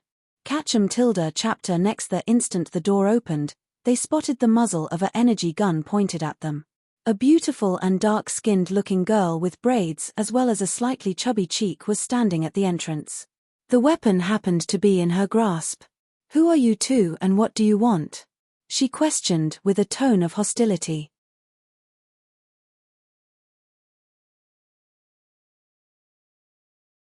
Chapter 11:26, Refresh S. Fwip his wings phased into his back in the next instant. Fui Gustav began to fall towards the sea of roots below in a vertical format. As he closed the proximity between himself and the vines which were towering tall into the sky, they began to react. Roots began to shoot upwards in his direction, in a bid to catch him in their snares. Gustav wrapped his arms around himself and began to spin very quickly as he dropped from the air. This made his speed of descent increase and also caused the roots that shot towards him to miss. Bang! In a couple of seconds, he landed on the ground. He had managed to slither into the gaps of these roots and land on solid ground. However, the moment he did, the roots around him reacted intensely and surrounded his figure to entrap him. Cognitive concealment, Gustav whispered. His presence instantly disappeared the instant he voiced that out. The roots paused in the next moment. Every one of them that reacted, waved slowly in the air in confusion. After a while they returned to their previous state and Gustav was left. Those idiots that thought they could escape. Gustav's perception spread out and covered the entire city in nearly an instant. He could sense the MBO officers who were still struggling to stay alive but were already on their last breaths. He could also sense the pile of mixed blood's corpses trapped in different parts of the roots covering the entire city. They belonged to both people of the city as well as MBO officers. Only a few humans and a couple of mixed bloods in the upper district are still alive but not for long, the system voiced. The oxygen has turned sparse because of the roots, so even though the humans' life force aren't getting sapped because they have no bloodline, they will eventually die from lack of oxygen. Gustav analyzed. The Jenksodus don't seem to care about killing even the ones they claim to be making the world better for, as long as they get rid of the MBO and mixed bloods, the system added. Might as well end them now. Gustav could sense even the ones that were currently trying to leave the city. The Jenksodus members were not in any way trapped by the roots. Some of them even toyed with some of the nearly dead MBO officers since they were trapped. They laughed at their state and poked them repeatedly. Partial killer pistol transformation has been activated. Gustav opened his eyes at this point as his entire body turned greenish and he bloated. Multiple hands phased out of his body and he clasped his palms together. Pa. GHRC. GBBGGGGBBBHH. The ground began quaking intensely in the next instant. Everyone within the city and even in the slums could feel the intense vibrations. This had them wondering exactly what was going on. However, in the next instant, everyone's jaws dropped to the ground. A spiky wall that looked like it was made of icy diamonds was growing out of the ground. It surrounded the entire upper district, putting Arabia City in a kind of cage. It looked so thick and sturdy as it grew out ground and reached into the sky. In a couple of seconds it reached a height of 5,000 feet and began to curve. The top of all sides curved in as they kept growing out till the upper district of Arabia City was completely covered up. Now it truly looked as though the city had been placed in a cage. The icicle-like walls were so deeply bonded and thick that only a few rays of sunlight was let through the covering. All the Jenksodus members that were close to arriving at the edge of the upper district were dumbfounded as they found themselves trapped in place. PANDDNOV1. Guys, make sure you take care of the ones that already got out and every single one of them in the slums. The instant Gustav voiced this command through the comms, the others understood that the covering was his doing. Understood, they all answered as they got to work. Gustav wasn't bothered about the MBO officers that were still alive but were at the jaws of death already. He knew if he wasted another second before acting, lots of Jenksodus members would escape. It was either he saved them or he got rid of the Jenksodus members. He chose the latter. None of you will be leaving alive, Gustav mumbled. You might want to leave some alive for questioning purposes though, the system reminded. TCH.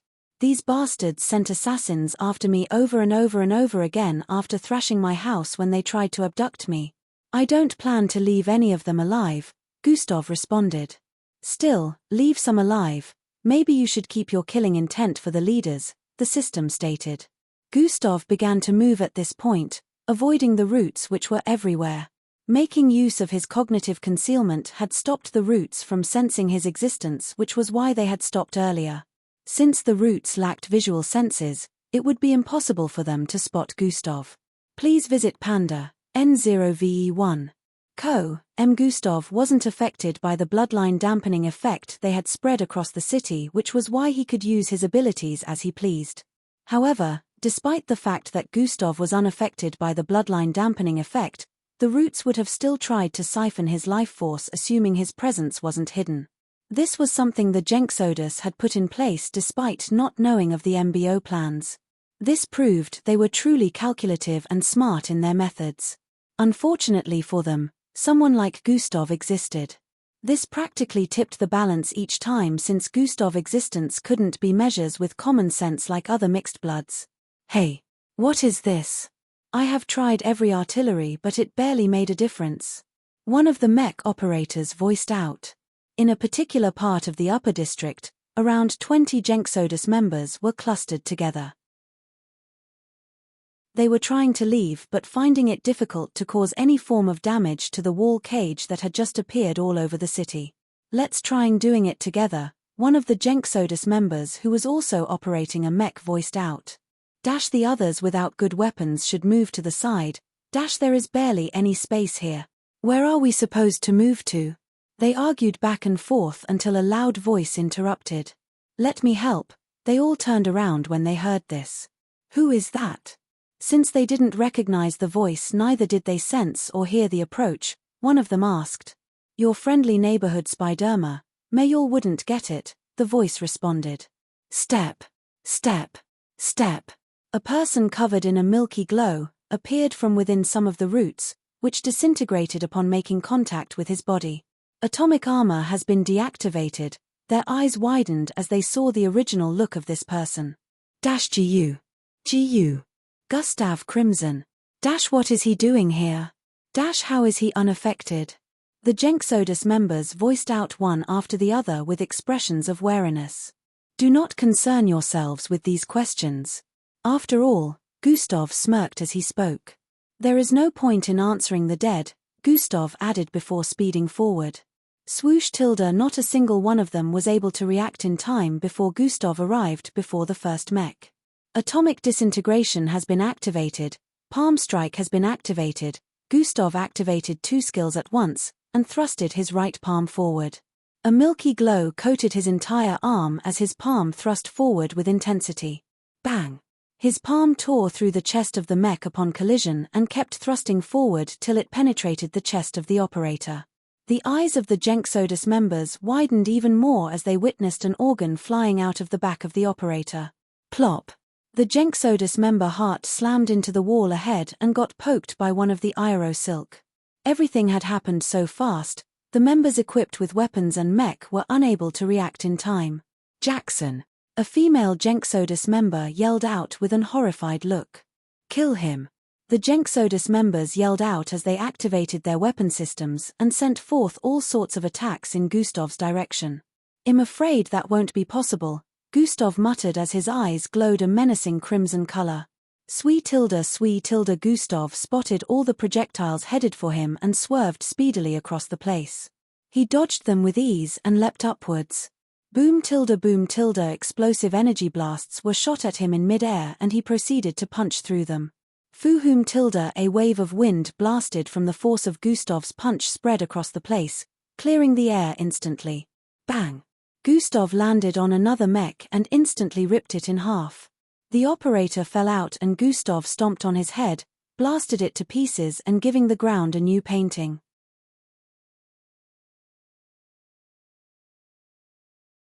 Chapter 1127. The operator fell out and Gustav stomped on his head, blasting it to pieces and giving the ground a new painting. The Jenksodus members were even more horrified after witnessing Gustav's brutality. They had heard stories of how cold and callous he was to his enemies. Witnessing his actions now, they had no more doubts. Contact the higher-ups or we're all gonna die here. One of the Jenksodus members yelled out while engaging Gustav. Fwihaish tilde Gustav conjured 2 atomic blades in his hands and swung them sideways. Slash. Slash. 2 milky-colored arcs cut across the air with intensity and cleaved 2 mechs in half. Both operators were instantly sent to the afterlife after getting dissected. Gustav dashed across the place and leapt upwards to a mech that was up to 30 feet tall before burrowing his fist into the chest area of the mech. The mech was immensely sturdy and he already calculated this beforehand, so he made use of the double effect ability. The last 5 mechs suddenly took up an unknown battle formation the instant Gustav performed that action. Zia. Jahira. A ball of energy had been charging up within the chest area of the mech, which they finally revealed. Fire. One of them yelled out as they each released this ball of energy which was reddish in color. Gustav wanted to pull his arm out of the hole he created within the 30 feet tall mech in a bid to evade all 5 but soon realized he was trapped. Thish. Thish. Theish. The 3 mech operators within ejected and thrusters appeared around them, which boosted their speed as they headed further away. Panda, November, E1. The mech operators leapt backwards upon releasing this attack as well. 3-3-3-3-3-3 strings of light suddenly shot forth from these energy balls at light speed and stuck to Gustav's body. He was unable to react on time due to how quickly they arrived before him. In the next instant, energy ripples were released from these energy balls, and then, boom, boom, boom, boom. Blasts rang out, setting forth waves of destruction in every direction. The houses covered up by the roots in the vicinity were all blasted to kingdom come as the ripple of waves destroyed everything in its path. The force was enough to create a massive crater in the ground due to the destructiveness. The walls set up ahead even quaked a bit as shockwaves were sent flying across the place. The houses in this area with people who were still alive initially had all been blasted to nothingness as well. A massive cloud of dust spread across the upper district as a quarter of it had been destroyed from this blast. The other Jenksodus members had activated protective devices to shield them from the waves of this gargantuan attack, so they were okay. As the dust cleared, a 20,000 feet wide crater was left in place with lots of the roots in the vicinity blasted away.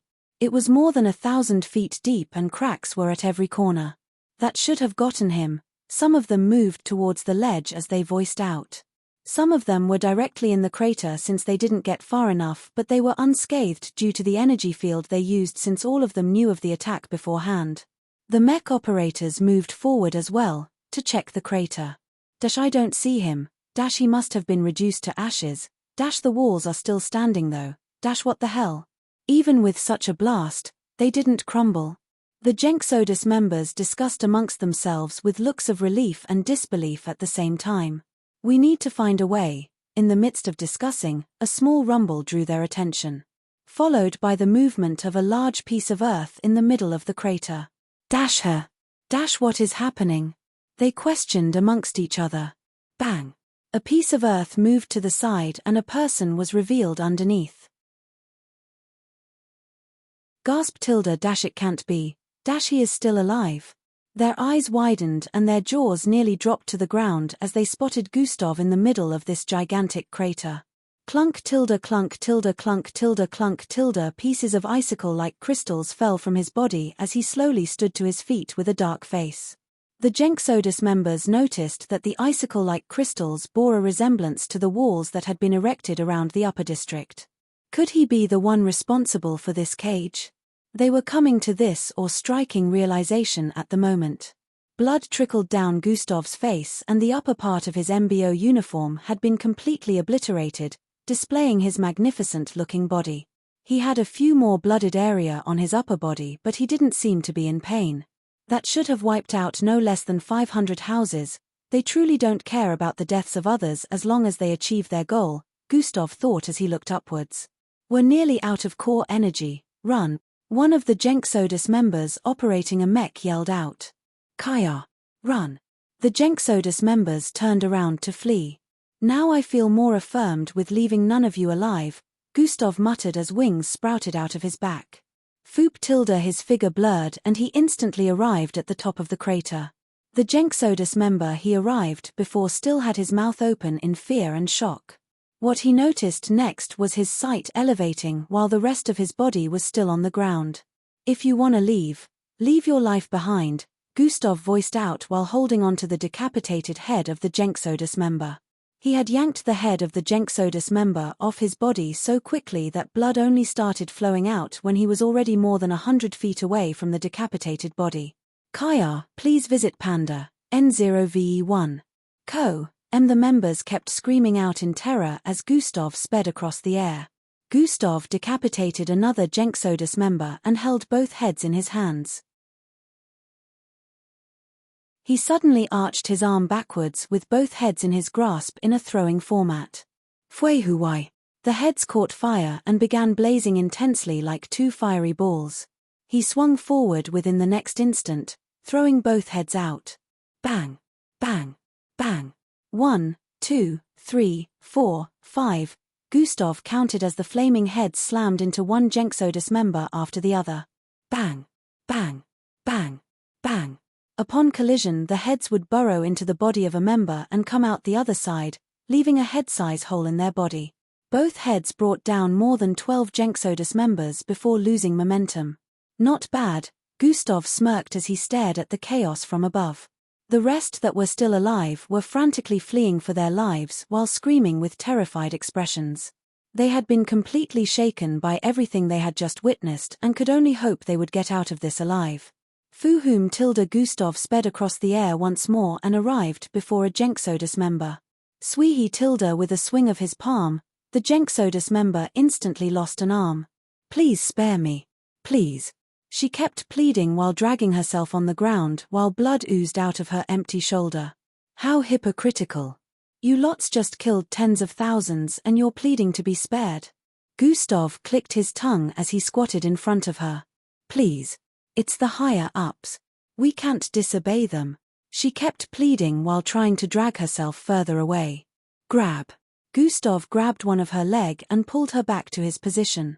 To think you can even fool me is yet another reason to punish you, Gustav stated before swinging his palm forward.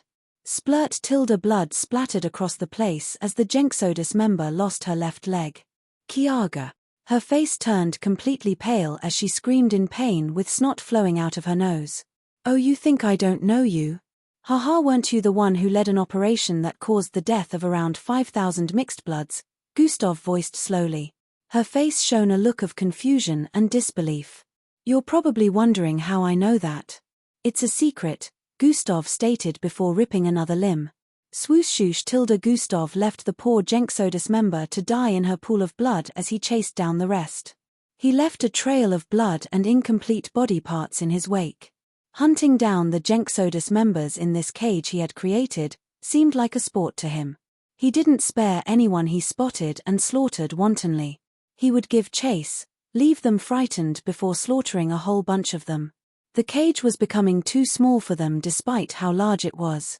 There was nowhere they could escape to that the Grim Reaper in form of Gustav wouldn't find them.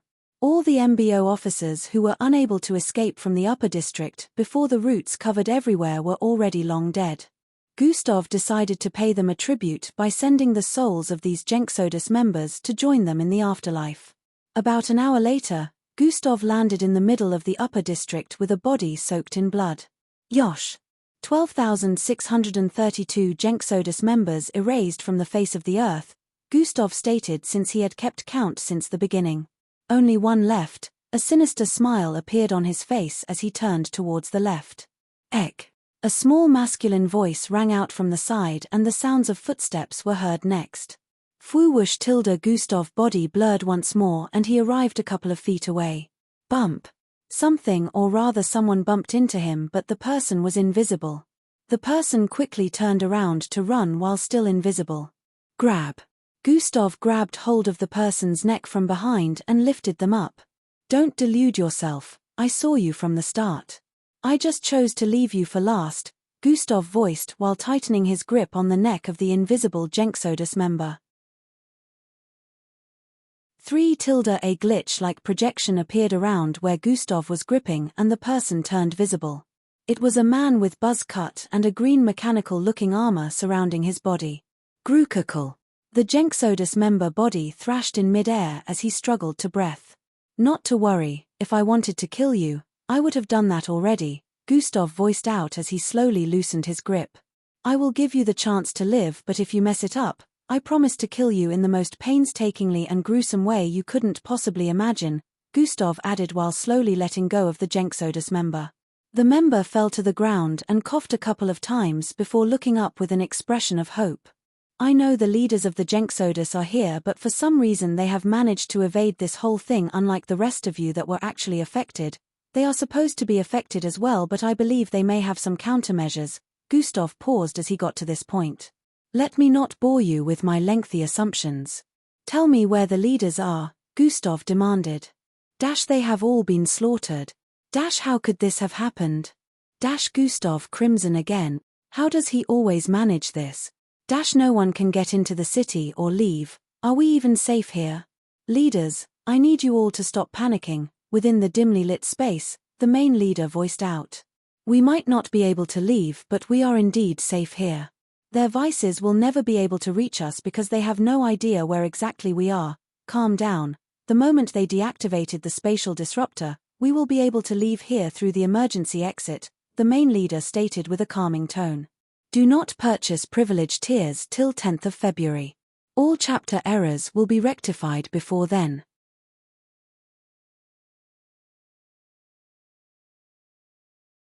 Chapter 1128 Calm down. The moment they deactivated the spatial disruptor, we will be able to leave here through the emergency exit, the main leader stated with a calming tone. An holographic display of the cage surrounding Arabia City Upper District was playing out before them. By the side it showed distorted footage of the bodies scattered across the city. They had partially witnessed Gustav's slaughter spree which had incited the panic they felt. Seeing how brutal he had acted, they didn't want to get caught by any means.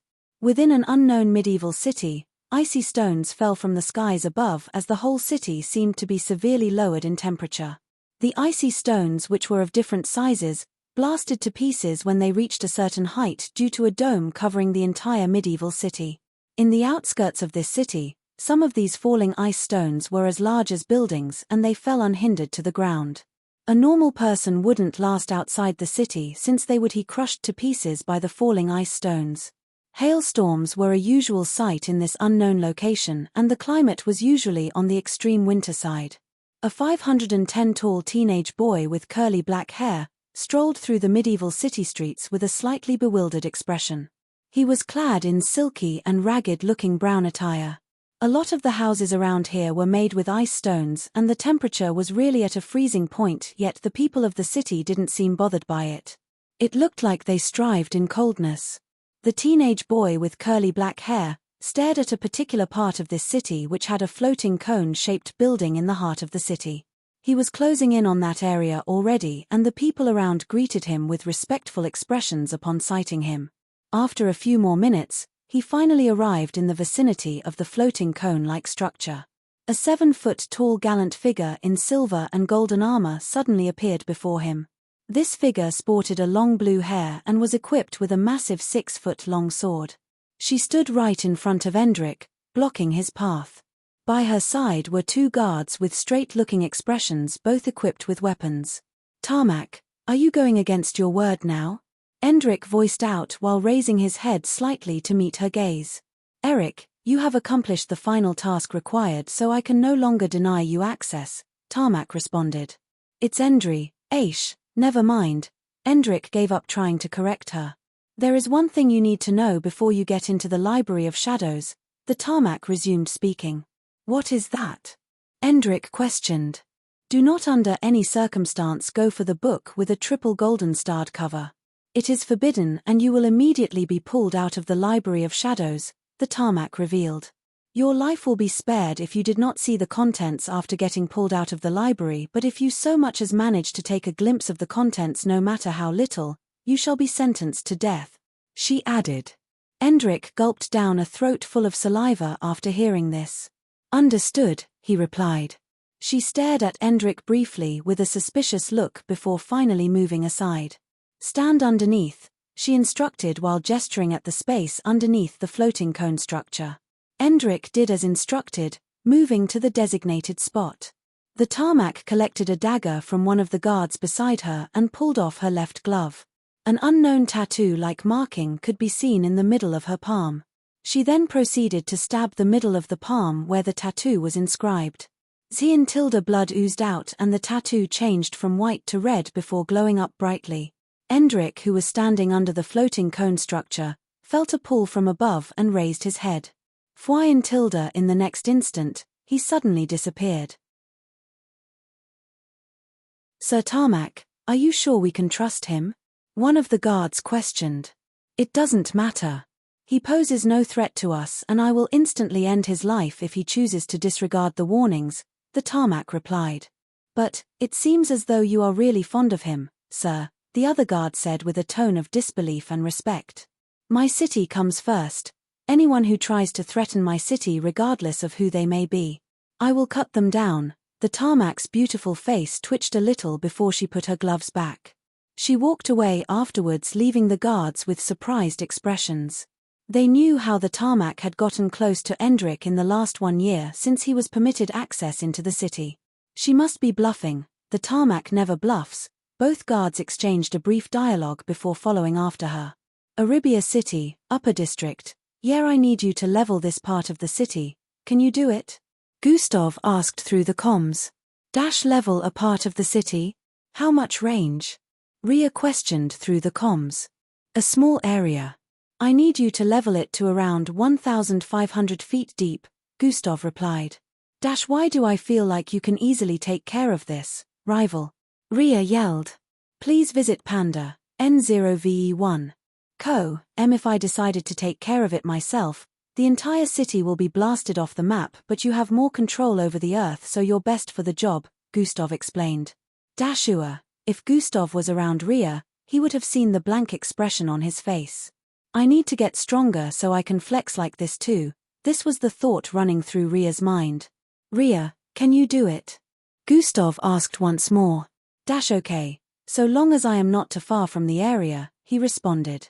Good, I won't be letting you get into the cage because the roots will take effect on you and also try to ensnare you too, Gustav voiced out.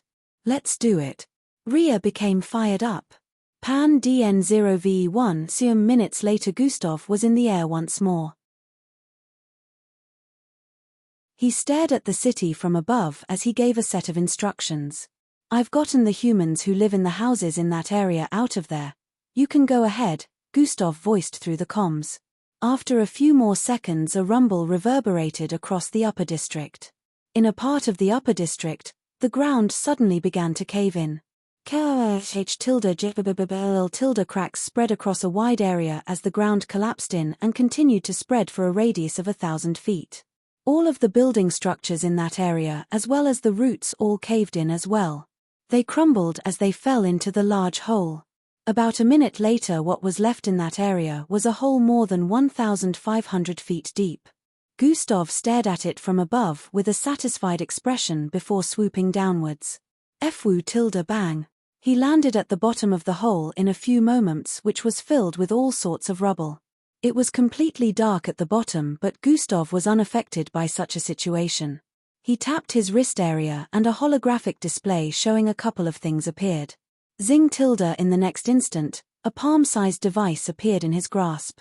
A smirk appeared on Gustav's face as he slowly took a squatting position with this device in his grasp. A minute earlier. What is going on? Is this what I think it is? The ground just sank in and now the area we're situated is now exposed. There is no need for panic, leaders. We still exist in another dimensional frequency.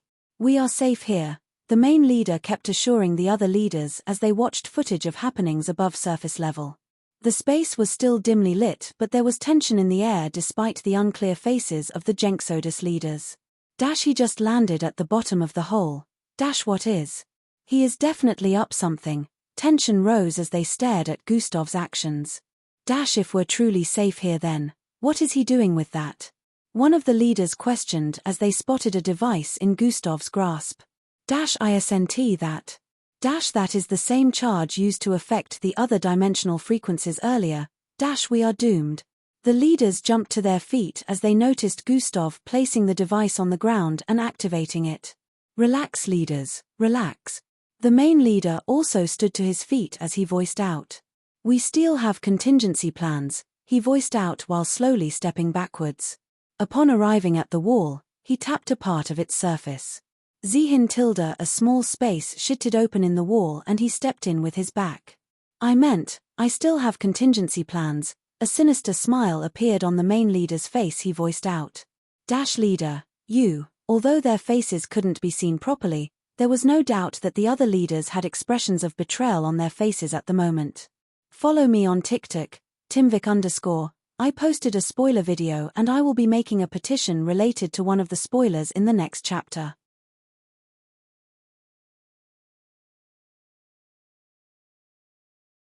Chapter 1129 Boom. At this same instant, a charge was set off on the surface. Gustav had activated the device. Sorry my fellow leaders, but this place only allows one person.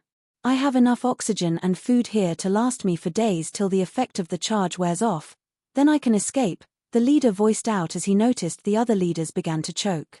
Dash Kura. Kor. Dash Ho Kuldu. The rest of the leaders coughed intensely as they voiced out with tones of regret.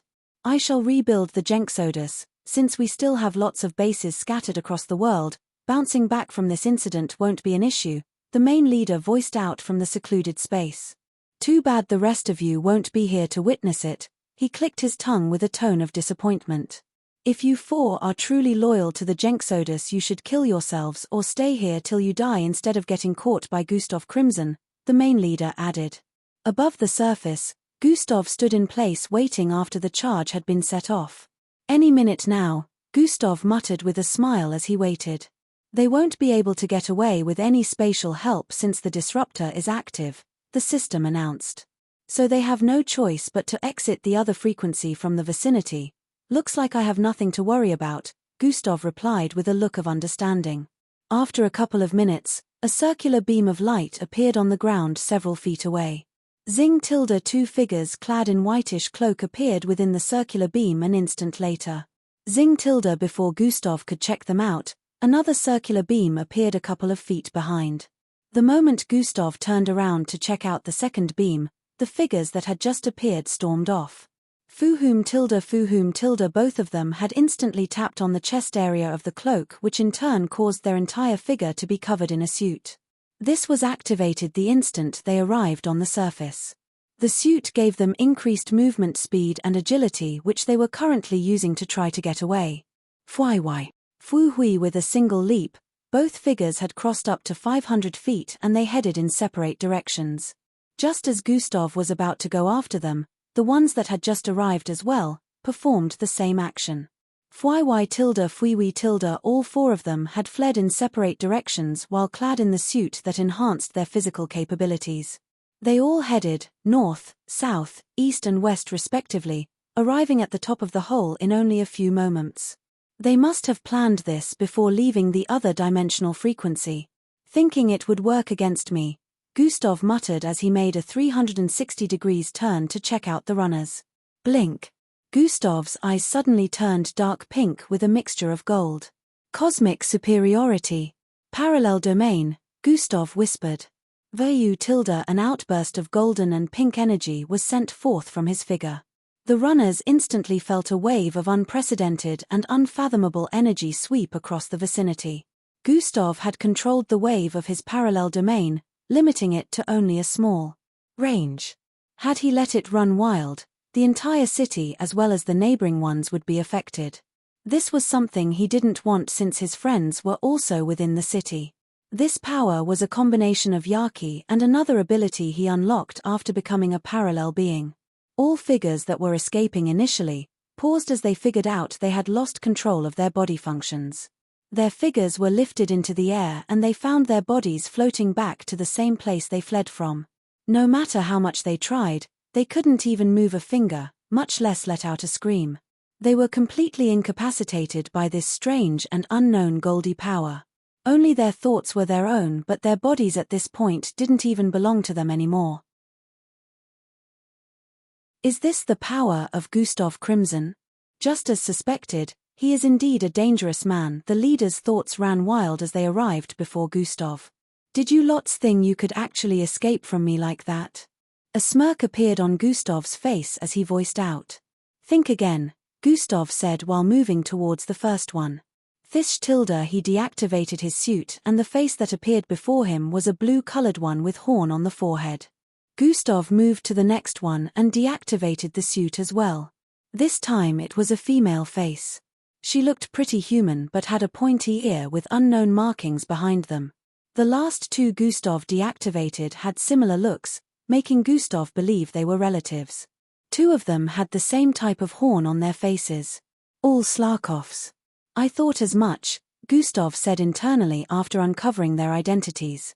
Please visit Panda, N0VE1. There was not a single human amongst these Jenksodus leaders. Now that I have you all in the palm of my hand, tell me why I shouldn't slaughter you one after the other, Gustav stated. They were silent for a bit before Gustav realized something. Oh, he snapped his fingers after exclaiming. You can speak now, he said while conjuring a chair out of Iro silk. He proceeded to sit with his legs crossed as the floating figures in front of him drew a little closer. You can't kill us, Gustav Crimson. We are valuable to the MBO. Oh, is that so? A snack appeared in Gustav's hand and he began chewing away as he listened to them speak. You are a slave to the MBO, you must keep we the leaders alive for questioning, one of them voiced out once more. Am I now? Gustav gobbled down another mouthful of snack before nonchalantly staring at the fourth leader who had just spoken. Fooey tilde bang. A popping sound rang out in the next instant, causing the leader's eyes to widen in shock and fright. I guess you can't answer my question. After all, you're missing a head, Gustav muttered as he stared at the fourth floating leader who now had a headless corpse. Kiara. Ah. No. The three leaders yelled out as they watched blood squirt out of the fourth leader's headless corpse like a fountain. Gustav watched the blood flow with an unbothered expression before snapping his fingers. Pa. The headless corpse fell to the ground and was soon covered in a pool of its own blood. Chomp tilde Gustav resumed gnawing on the snack bar in his hand while watching the frightened reactions of the other leaders. I wonder if anyone else thinks him a slave of the MBO, Gustav voiced out while swallowing another mouthful of snack. Despite the stench of blood in the vicinity, he was not bothered in the slightest. Please spare us, the leaders began pleading for their lives. Nah. One or maybe all of you will still die by my hands, Gustav replied without an iota of mercy in the tone of his voice. Please we will tell you everything you want to know, please spare me, I will for sure cooperate. Well, it depends on if you give me enough valuable information, then I can let the rest of you live, if not, I'll just kill all three of you and tell the MBO there was no way to save you lots. After saying this, Gustav drank a bottle full of water. There is still one more, Gustav's face beamed with a look of interest upon hearing the female leader say this. Tell me more. The bottle in Gustav's grasp disintegrated into light particles as he stared at the Slarkov woman with interest. Contact them again, in the control room on the outskirts of Arabia City, Commander Darmark voiced out. Commanders. Officer Eldris, can you give us a status update? Commander Darmark questioned. All Jenksodus members outside the upper district have been successfully rounded up. Total number is 2,734, Eldris responded from the other side. Good job, any word from Officer Crimson? None yet, we have tried contacting him over and over but to no avail. Our satellites are running blind after the cover-up so we have no idea what is going on, Commander Shuri voiced out this time. Not to worry, commanders. Officer Crimson will update us himself after he has achieved his objective, Eldris replied. Such insubordination. He chose to disallow any communication with the higher-ups to pursue his own agenda. Officer Crimson must be. Officer Colt began voicing out when Eldris interrupted. Officer Crimson did that to avoid unnecessary distraction which would lead to further mishap of the mission. He will reach out to us once the objective is complete, Eldris stated. This is no. Commander Colt, calm down. Commander Darmark shut him down before he could say anything this time. On the bright side, the Jenksodus members are trapped within the barricade of those spiky walls, Commander Shuri added. If you want Miss Amy to get impregnated by Gustav, drop a yay in the comment section below. If not, drop a nay.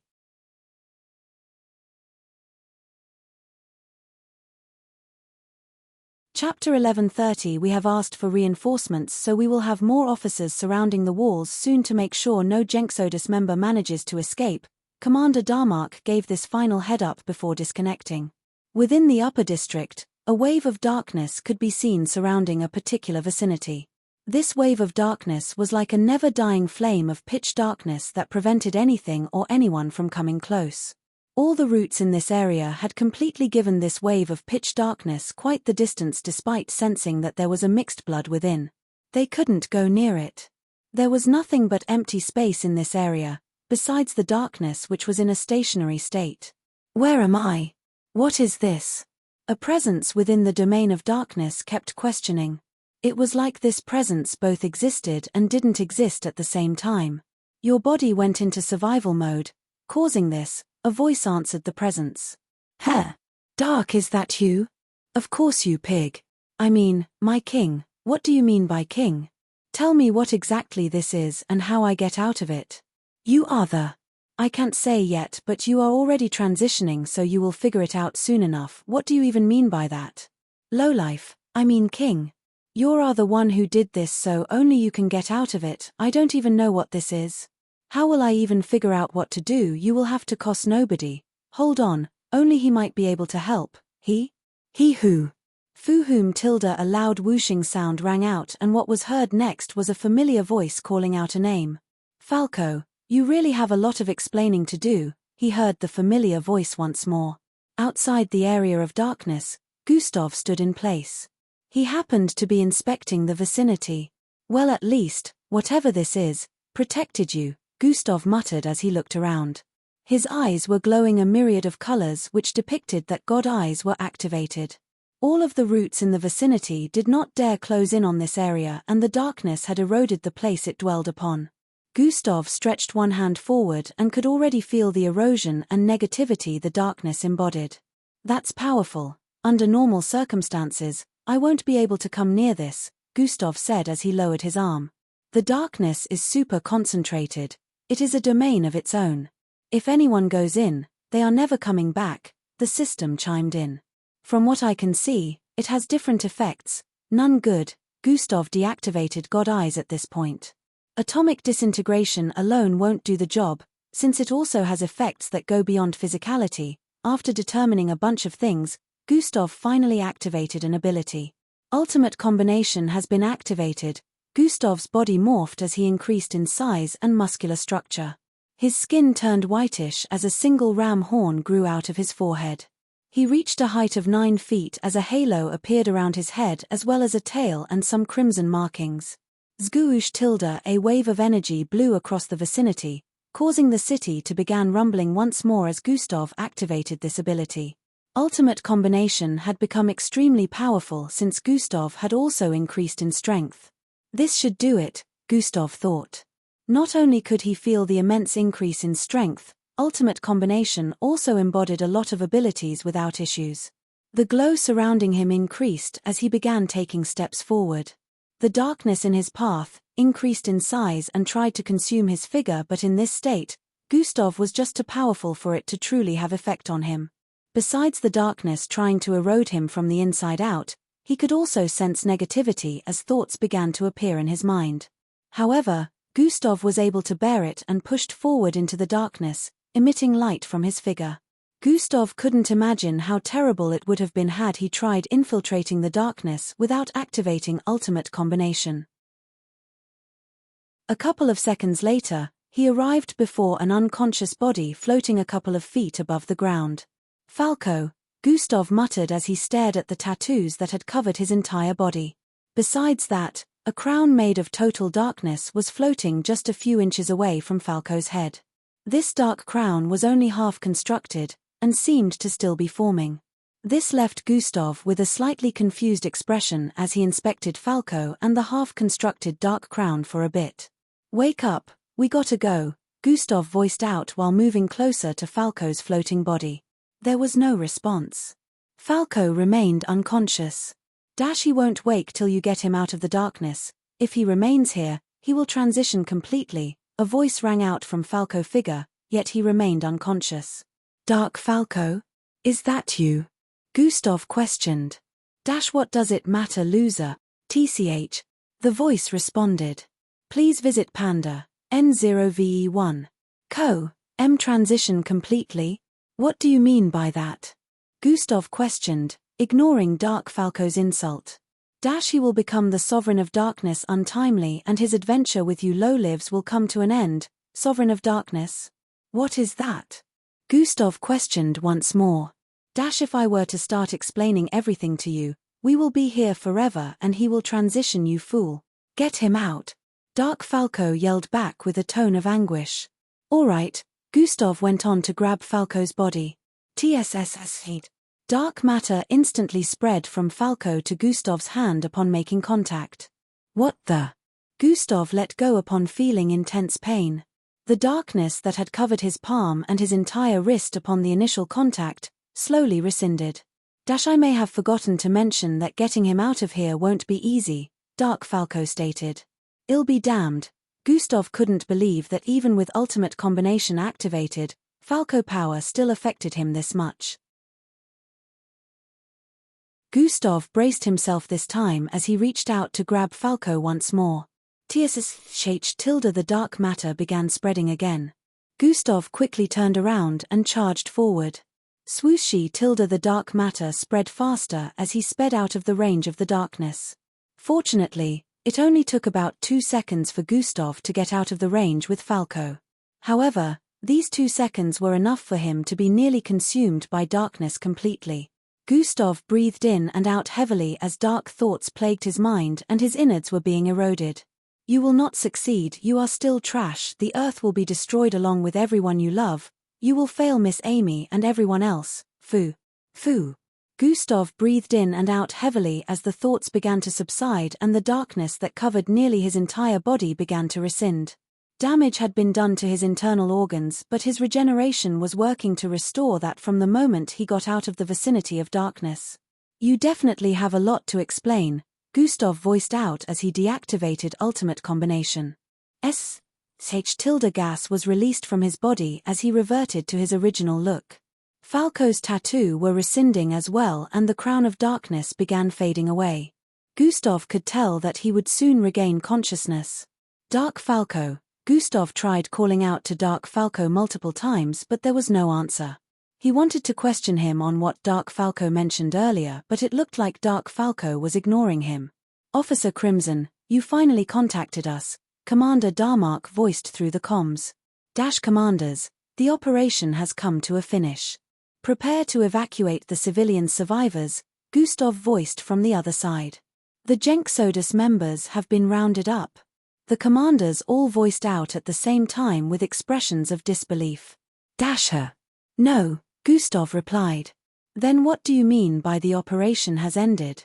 Commander Colt yelled out. Everyone is dead, what? Well, not everyone but I'm sure you already know that these roots were after mixed bloods, right? The commanders. So yeah, all mixed bloods are dead now, including MBO officers that were trapped here and civilians. The human civilians are still alive though, Gustav reported. How could this be? Commander Shuri voiced with a devastated tone. Thousands of MBO officers had lost their lives due to Sea Endeavor. What about the Jenksodus members? Officer Colt questioned. 12,632 Jenksodus members. I slaughtered. Gustav revelation caused all commanders to open their mouths wide with crazy expressions. On the bright side, I caught 3 of their leaders and left 1 member alive. You can question those, P. Endienzer-1, C. OM Officer Crimson.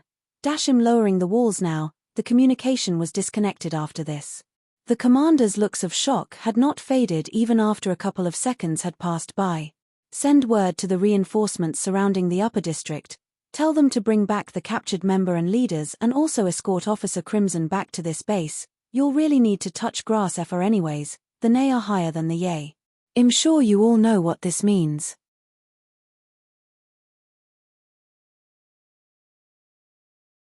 Chapter 1131 Send word to the reinforcements surrounding the upper district. Tell them to bring back the captured member and leaders and also escort Officer Crimson back to this base, Commander Colt yelled. The operators in the control room nodded as they got to work. Within the upper district, Gustav stood in place as his body bloated and turned greenish. Bam! He stomped his feet on the ground and the cage surrounding the upper district began to open up.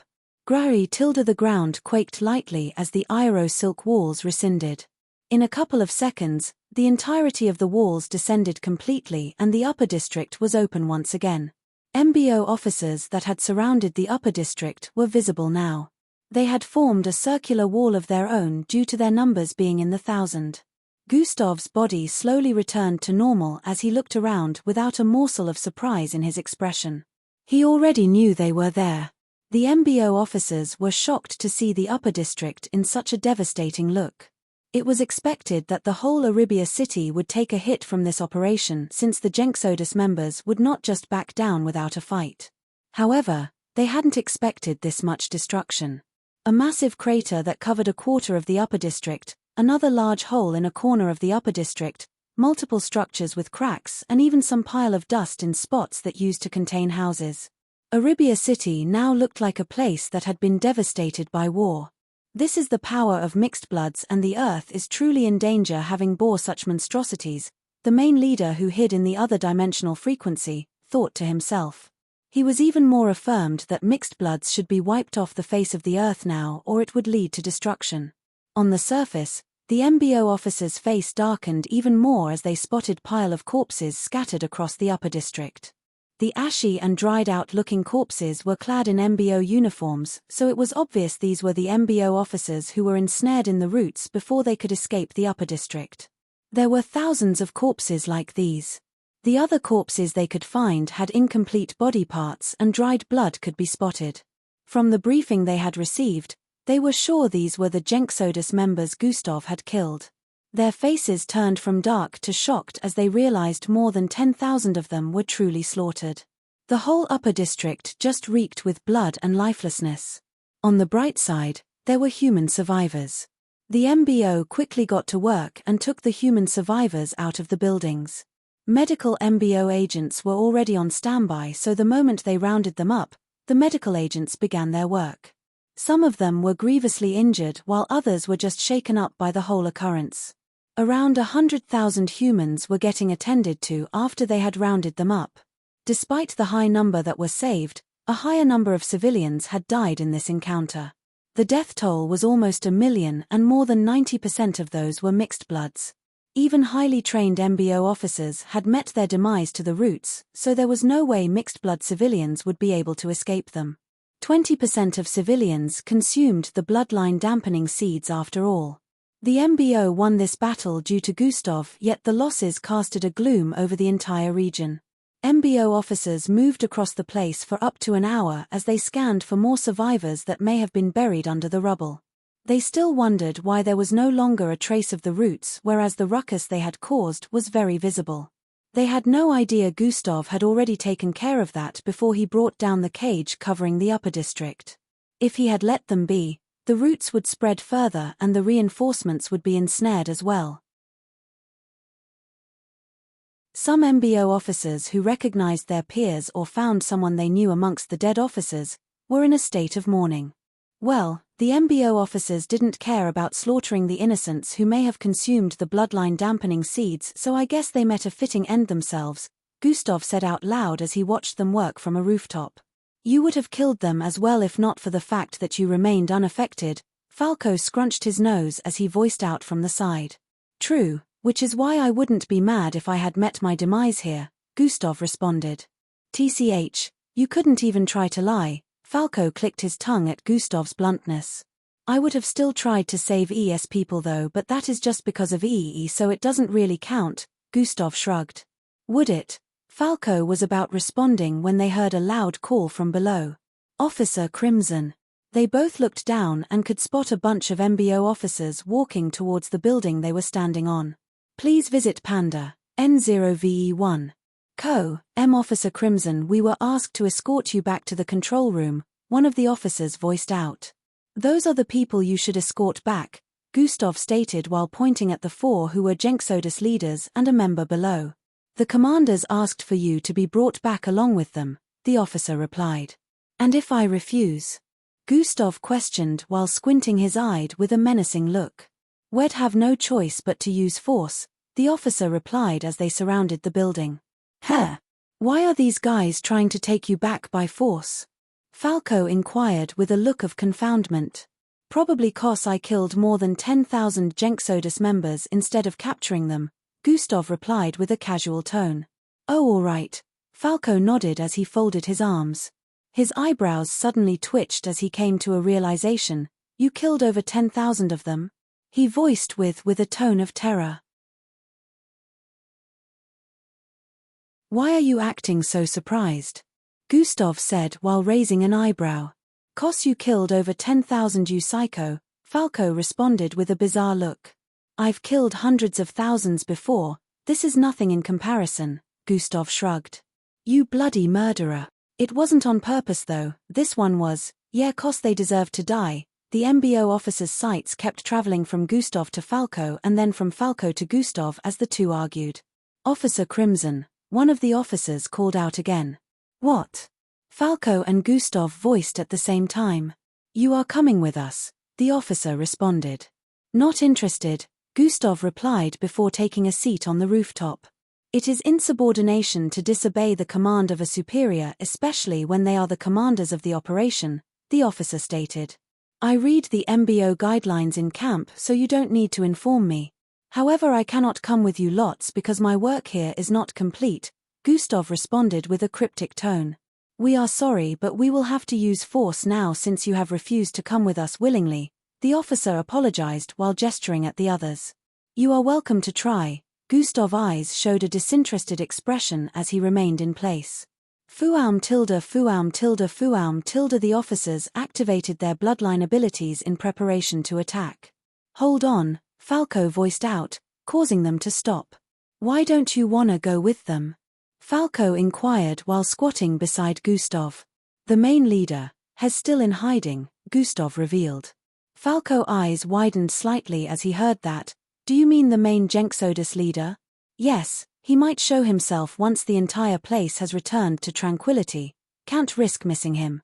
If he escaped, everything would have been for nothing because the Jenxodus will definitely recover, Gustav explained.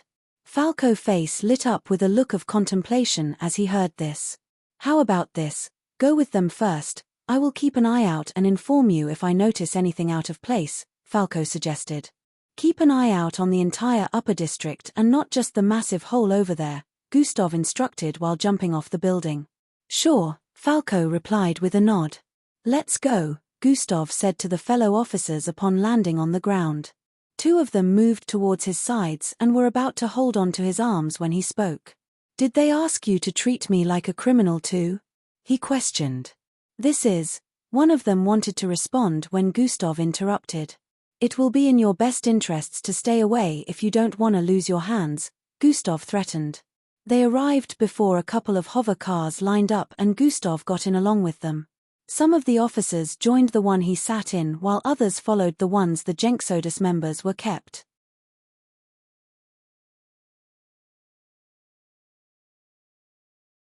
Chapter 1132. Gustav could have made use of his speed to get back to the temporary base, but he decided to just go back with them.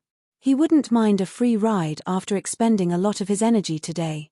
It was quite crazy how yesterday he was thousands of miles away trying to save the lives of millions, and today he was here where angst a million lives had been lost. The MBO and the government didn't really care about the death toll so long as the Jenxodus members had been eradicated. The devastation of the city was something they already saw coming, but not with the multiple twists that left them with dead officers as well. It had been a crazy couple of days. If there was one thing Gustav was glad about, it was the fact this would truly spell an end to the Jenxodus. One of his major plans was to deal with them before he left for Aesop. Gustav soon arrived at the temporary base with the other officers and instantly went to meet the commanders. Angie was really worried upon getting briefed about what had happened so far, but Eldris calmed her. It's Gustav, he'll be fine, I hope so, Angie replied. He's the reason the operation is a success, so I don't think they can truly do anything to him, Matilda voiced from the side as well. He also has a teacher who is now a literal goddess, Timi, who had long regained consciousness, added. Man, I wish I had a badass teacher too. Ee smacked his lips as he voiced out. Perv, Matilda stated. Wanna be my teacher, Matt? Ee raised an eyebrow as he rubbed his palms together. Don't be creepy, man, Timi smacked Ee from behind. Come man, lighten up, you're still sore from getting your ass knocked out, Ee voiced out. Ha ha ha, Matilda began laughing along with everyone else. TCH, Timi threw Rhea a glare. By the way, why has Falco not returned? Angie inquired. Gustav asked him to stay there, Eldris responded. Oh, what about our wager with the other squad? Angie questioned as she recalled they had a kind of competition with another squad. They were gonna compare who captured the highest number of Jenxodus members. They are all dead, Elevra answered from the side. Their squad was assigned to the upper district. They all got caught in the bloodline dampening roots, she explained but didn't explain how she knew. Oof, too bad, Teamy muttered. That means we won though, it's not like the dead can compete, EE added. I guess you're right, Teamy and the others didn't even know how to feel about this. Should they be celebrating or feeling bad for the deaths of their fellow officers? At least all the slum people survived. A smile hung on ES' face as he spoke. The MBO had helped with bringing the slum dwellers back to their original location in the slums. Currently, they were also helping them feed as well. Gustav had already promised he would help, so he wasn't too worried about how the slum dwellers would turn out. They ticked me off. Besides, you should be thanking me, not pointing accusing fingers again, Gustav voiced with a calm tone while speaking in the control room. You should be thanking us that we are not deranking you, Commander Colt stated. Don't act like you have the power to, Gustav responded with an unbothered tone. You, Commander Colt finger trembled in anger as he pointed it at Gustav. I will make sure you get deranked. He yelled out. You are welcome to try. Gustav wasn't in the least bothered. He wasn't in the MBO to climb to the highest ranks after all. He just wanted resources and power.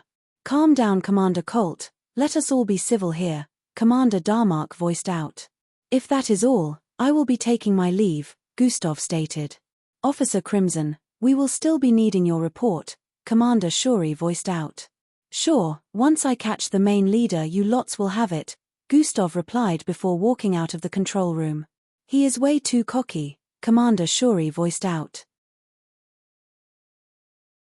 If you were that talented and managed to take down a terrorist organization almost single-handedly, I bet you would be way cockier, Commander Darmok voiced in response. I suggest you two try to make him an accomplice instead of antagonizing him, he added. Please visit Panda, N0VE1. Co. M-. 3 weeks later, in the far reaches of the intergalactic space, a planet thrice the size of Earth orbited around a massive sun. A lady in all white flowing robes floated in mid-space right in between the massive sun and the planet. The sun was more than 200 million kilometers away from the planet, but the heat it radiated was still intense, considering it was bigger than Earth's sun. A bright and ethereal glow oozed forth from the lady floating in space, causing the heat radiating from the sun to reduce before it reached the planet. The sun began to shift further from the planet for what seemed to be the longest period of time before it stopped. The beautiful lady with the ash-colored hair slowly opened her eyes after a while. Now that it is outside the Milky Way, there won't be any more issues, she muttered as she stared at her planet with a caring gaze. I can finally create a place where supernatural abilities doesn't exist, no mixed bloods, no powers, nothing. She felt elated while saying this.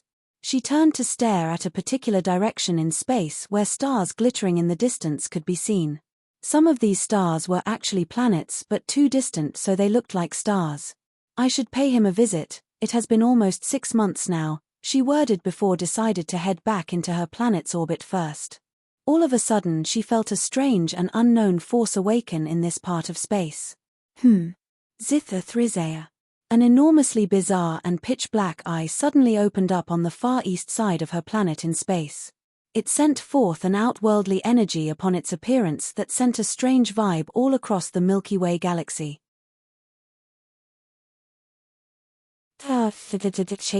Miss Amy's face turned serious as she stared in the direction of this eye. She had never felt anything like this in her entire lifetime. It sent timbers down her spine, which was something that had never happened to her before, irrespective of how powerful an enemy was compared to her. This eye that had just opened up was 4 times more massive than her, the sun she created, and she was literally a speck of dust compared to it. Her planet was like an ant before, despite being 3 times larger than Earth. Miss Amy didn't know what this was, but it certainly didn't give her a good feeling, so she knew it was definitely the opposite of good. What are you? She muttered while the glow she emitted increased intensely. Miss Amy was definitely not someone that would back down in the face of adversity. Her outburst of energy caused ripples to travel across space as stars were shifted from their initial position. She drew the attention of the massive eye, which proceeded to shift its eyeball in her direction. Pan DAN0VE10I staring directly at her, Miss Amy could feel the sheer intensity of just its gaze. However, in the next instant, Flicker the eye closed up and phased back out of existence like it never appeared in the first place. Miss Amy figure blurred as she charged forward and arrived at the exact location in space where the eye had appeared. Unfortunately, there was not a single trace of it. The strange energy it sent across the galaxy had also faded away. What was that? Miss Amy questioned softly. Anything that could make even her feel chills at her current level of strength was definitely something no mixed blood would be able to handle. This made her worried as she turned to stare in the direction of Earth once more. On Earth, GHBBLLBBBBBGGGH. A loud tremor traveled across Earth, as it quaked for over a minute. The entire planet was affected by an unknown wave of energy that had suddenly hit the Earth barrier while traveling across space. Is that an eye? The entire planet was suddenly plunged into a state of chaos as some Earthlings spotted a large eye deep in the sky. Of course, not every part of Earth was able to spot this, but every part of Earth was affected by the quake. The eye disappeared just as quickly as it appeared, but some of the people that saw it took a picture and circulated it across the internet. This caused the Earth to go into a higher state of panic as the citizens quickly called on the world government to look into the situation. Gustav, who was just returning to Plankton City at the time, after training with his teammates for the past 3 weeks, paused in place after spotting the eye in the sky. Warning.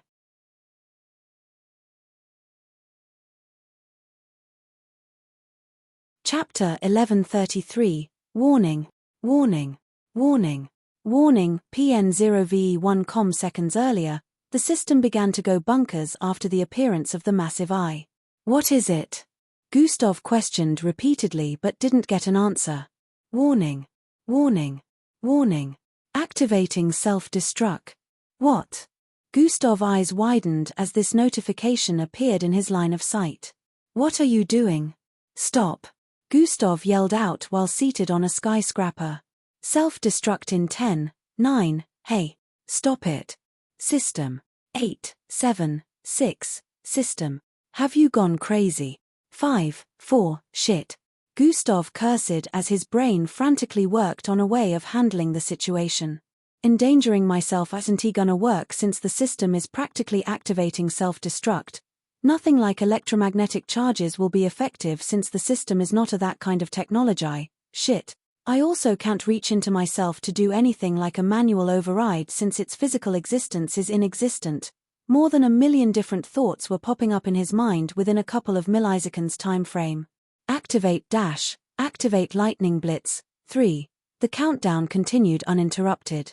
Gustav also tried multiple means besides activating a system ability, but every single one of them proved abortive since the existence of the system was one that had never been seen before. Till this day, Gustav still had very little knowledge about the system despite how long they had been bonded to one another. 2. Will I die when it self-destructs, or will only the system disappears? This was amongst the myriad of thoughts appearing in Gustav's mind. Just as the last second arrived, a plan that might work amongst the millions of thoughts he had conjured popped in his mind. 1. I hope this works. Gustav's face turned completely serious as he thought. However, just as he was about to activate what he had in mind, which was related with his cosmic superiority, the eye in the sky suddenly disappeared. Self-destruct deactivated. Gustav's face began to soften as he slowly returned to his calm state. System has returned to full operational capacity. Gustav stared at the sky, straight in the direction where the eye had appeared initially with a suspicious look. He had now confirmed that whatever appeared was responsible for the system going bonkers just as he suspected earlier. Hey system, what the hell was that? Gustav questioned with a calm but wary tone. Don't ask questions, you don't want to know. The system voiced sounded a bit metallic at first before returning to its usual tone. Don't play dumb. Just a while ago you were about to self-destruct. Tell me what that thing was and stop keeping secrets, damn it. For the first time Gustav was truly getting pissed at the system as he voiced out, relax, if I were to self-destruct you'd be fine. I'd be gone but you'd be fine, the system clarified. That doesn't explain anything, Gustav stated.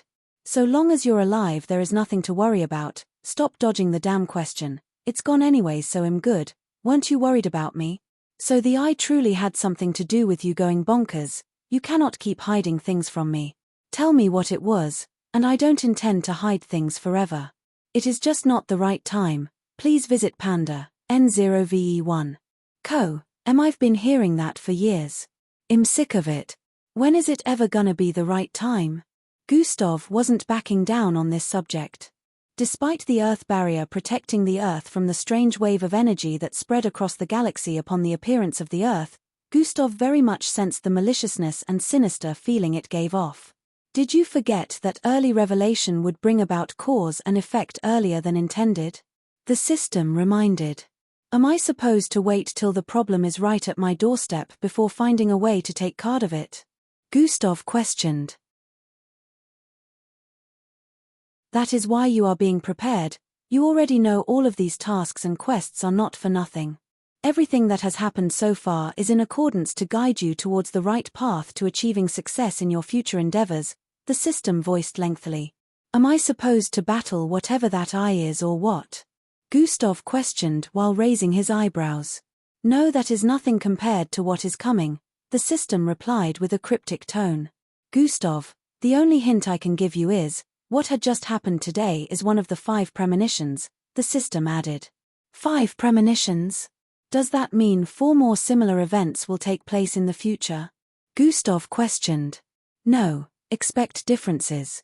I can't say any more than that except, our time is running out, the system replied. Occurrences that can mess with your functionality, the maliciousness and outburst of aura it spread across space that caused the entire Earth to quake despite the barrier protection, Gustav could tell, he would be dealing with no ordinary existences in the future. If the Earth didn't have a barrier, the entire planet would have sustained more damage just from its gaze alone. He couldn't deny that at the moment he was not only curious but also on edge. Gustav had accumulated quite the strength since he started this journey, but he knew he was still a bit far from reaching the pinnacle of power. No matter how much the authorities investigate, they will never be able to find out anything about this. Gustav could already tell they would be hitting dead end with their investigations. He would have to carry the cross alone for now and find out more about the whole situation before he could include anyone. Endrik. His mind suddenly drifted to Endrik at the moment. He should know more about the situation. However, Gustav recalled Endrik had not returned and his fake was still walking around pretending to be him. We leave for Florentia in a little over 1 week for Aesop. I'm sure he is aware that there's barely any time left, so he should be returning soon, Gustav thought out loud. You intend to question him about the eye? The system already knew where Gustav was going with this. Doesn't matter to you since you keep hiding things, Gustav responded before leaping off the skyscraper. Fuhumshumsh tilde his body traveled in an arc above Plankton City as he stared at the beautifully structured roads as WDLL as the teleportation rings and circles down there. In the past, the ground would be his means of transportation, but 3 years later has cutting across the sky in high speed. Gustav was currently heading back to the MBO tower since he had only left for a bit to clear his head after he arrived with the others from the Aesop training area today. The sudden occurrence was something no one had expected to happen. The massive screens in the city which were initially displaying the Aesop candidates and information about the upcoming competition were now broadcasting the current situation. The image of the eye which had circulated across the media was now being broadcasted by media outlets too. Gustav squinted his eyes as he leapt from place to place across the rooftops of the city skyscrapers while staring at the news display. He suddenly spotted something while his body was flying across the air. Hover has been activated. He activated Hover to pause his movement in mid-air as he stared down. In a particular street within Plankton City, some structures were to undergo rebuilding which was causing to currently get demolished. Construction workers and a couple of worker droids could be seen moving about the area. However, the exact thing that had caught Gustav's attention was an item within one of the halfway demolished structures. He could see that there were other items placed outside the partly demolished structure so as to prevent them from getting destroyed, but this particular item was abandoned inside. They didn't care if it was destroyed or not. A loud mechanical sound rang out as a massive steel-like platform descended upon the halfway demolished structure in a bid to crush it completely. Fauhuhum tilde at this point, Gustav swooped down with intense speed, arriving right underneath the massive metallic platform. Bam! A heavy sound of collision rang out accompanied with sneaky sounds as the platform was stopped. It seemed it was struggling to descend further, which caused the construction workers to display looks of confusion. Gustav, who was right underneath the massive metallic structure which shadow had covered the entire vicinity, slowly pushed upwards with his left hand. The platform began to forcefully elevate while he stared at the tub in front of him, which bore multiple lines of cracks. A smile appeared on Gustav's face as he pushed the flat-surfaced metallic platform up completely before reaching to grab the tub. Who the hell is that? Did he just casually lift the crusher with a single hand? What the heck? That thing weighs almost £1 million. The construction workers in the vicinity had already sighted him from outside the range of the crusher and witnessed Gustav lifting the platform.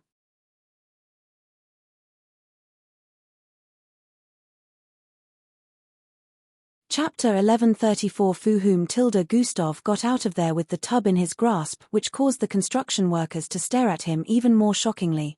That's Gustav crimson. Now they recognized him since he was closer. However, before any of them could approach, Gustav leapt into the air and flew off. In an instant, he had disappeared into the far skies. The workers and everyone in the vicinity were still at loss as to what would cause such a scenario, but there was no one to answer all the questions in their mind. "What the hell are you doing with an old bathroom tub?" Falco questioned upon spotting Gustav carrying a large tub into the MBO tower. "This tub here has been my buddy during difficult times. I consider it a relic of the past which serves as a worthy reminder of the old times to me," Gustav responded while heading towards the teleportation elevator with it. The MBO officers in the vicinity stared in his direction weirdly as they spotted the tub he was carrying. I don't get it," Falco stated in response while following Gustav. "You don't have to," Gustav replied. Falco slightly rubbed his face before deciding not to give it much thought. "The others are on the 628th floor in the cafeteria discussing what just happened," Falco disclosed. "I'll meet you guys once I drop this off." Gustav felt he should have dropped this off at his house instead, but they just got here. He decided to keep it in a room here in the meantime till they left the MBO tower. Chatter. Within a restaurant-like vicinity, sounds of discussion could be heard all over the place. Some people had occupied tables where they sat and ate while chatting. Others were still trying to get something to eat. The attention of hundreds of people within the vicinity seemed to be drawn to a particular area where 3 large tables were joined together. A group of 17 sat around the 3 tables minding their business as they seemed to be chatting. However, everyone in the vicinity could not help but glance in their area multiple times and even chatted about this group which seemed to be popular. That's them. The highest ranked amongst them is said to be Sheila. Sheila? But she looks like the youngest. She's a peak kilo ranked at such a young age. Abestos is just right after her. I hear Angie is fastest mixed blood of the young generation. Panda, November. Wondish they all seem so powerful though. Looks like we really have a high chance of winning the ISOP.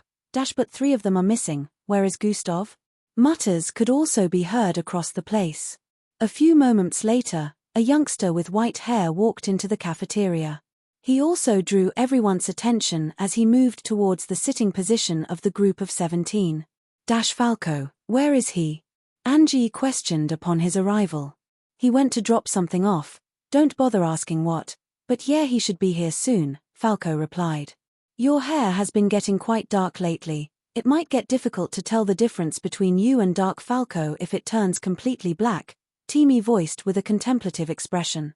This had been happening since after the operation to get rid of the Jenxodus. The operation had ended in success and they even later caught the main leader of the Jenxodus. However, it was still a day everyone would never forget, especially for Falco. He was supposed to have lost his life as well, but he still hadn't figured out how he plunged himself into an unfathomable scenario.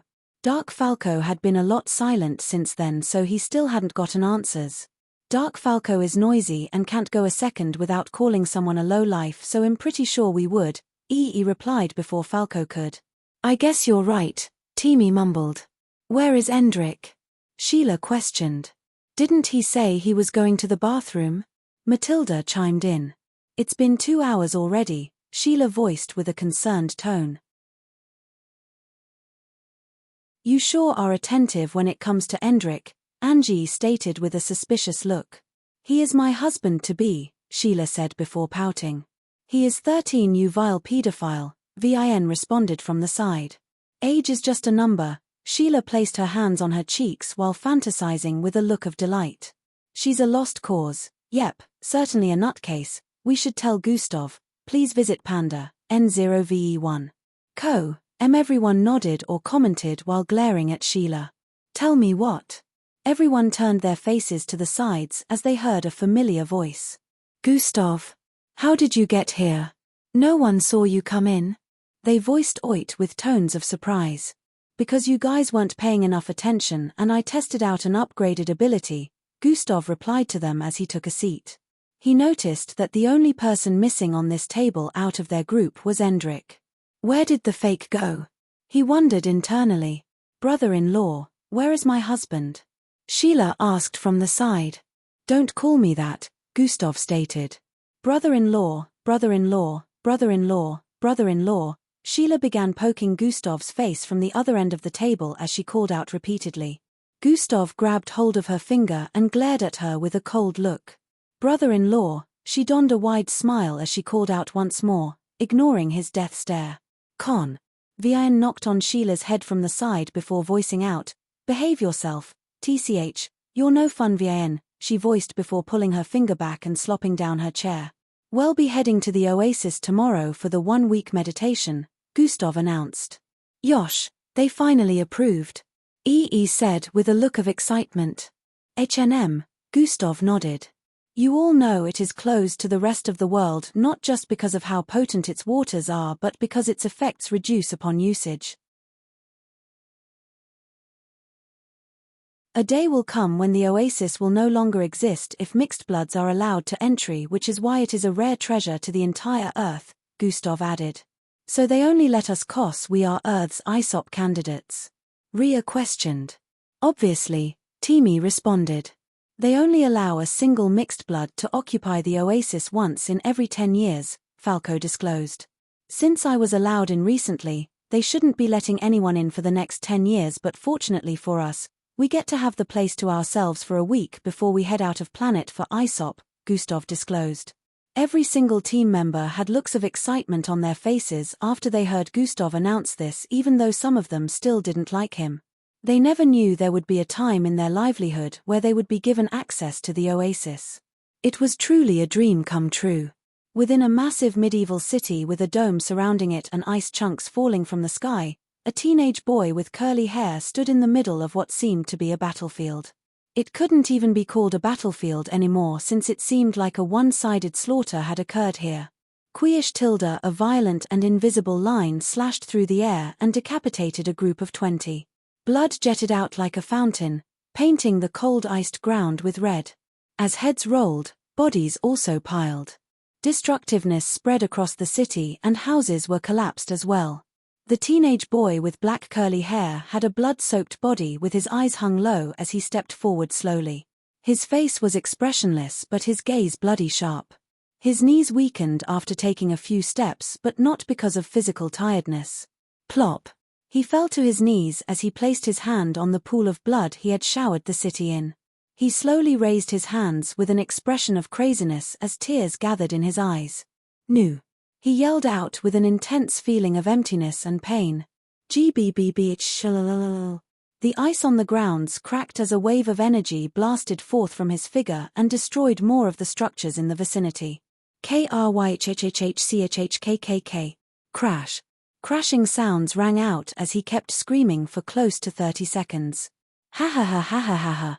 He suddenly began laughing like a depraved lunatic as he picked himself up and resumed walking again. He was stepping on a path of corpses as he moved forward with a lifeless look. Suddenly, a corpse covered in blood far behind rose to its feet. I trusted you. Endrik. A weak feminine voice rang out. Endrik suddenly paused his footsteps as he slowly turned around to stare at the 7-feet-tall figure who was covered in a cracked armor.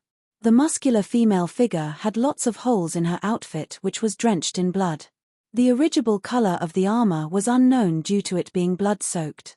You betrayed me, she struggled to voice out as she held her belly region.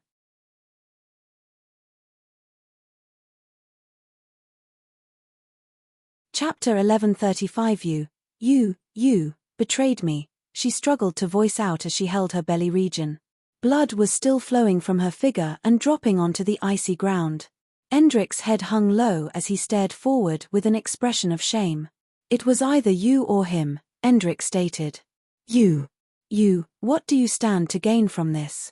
She voiced out while slowly taking steps forward.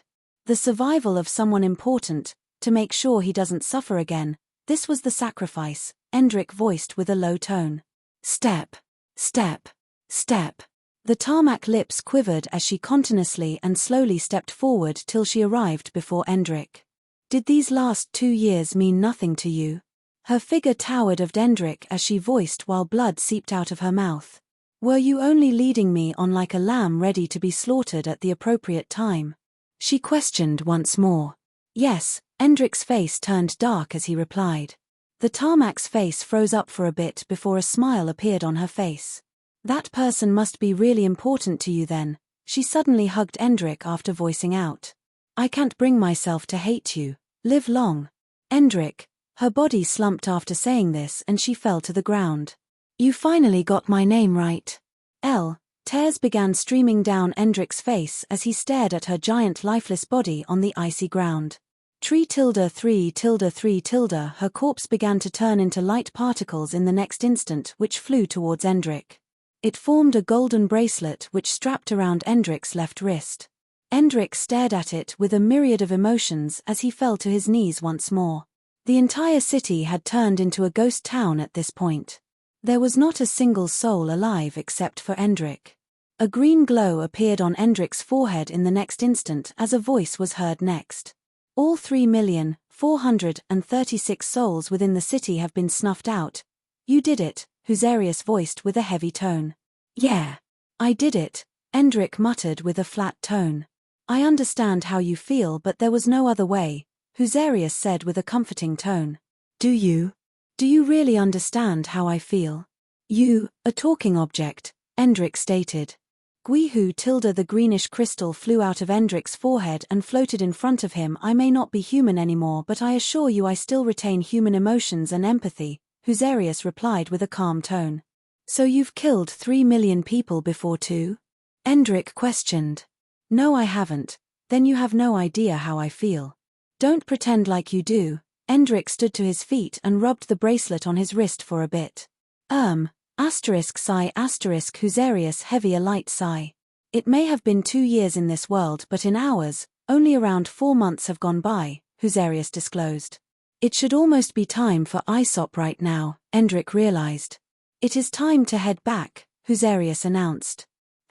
Let's go back, Endrick responded.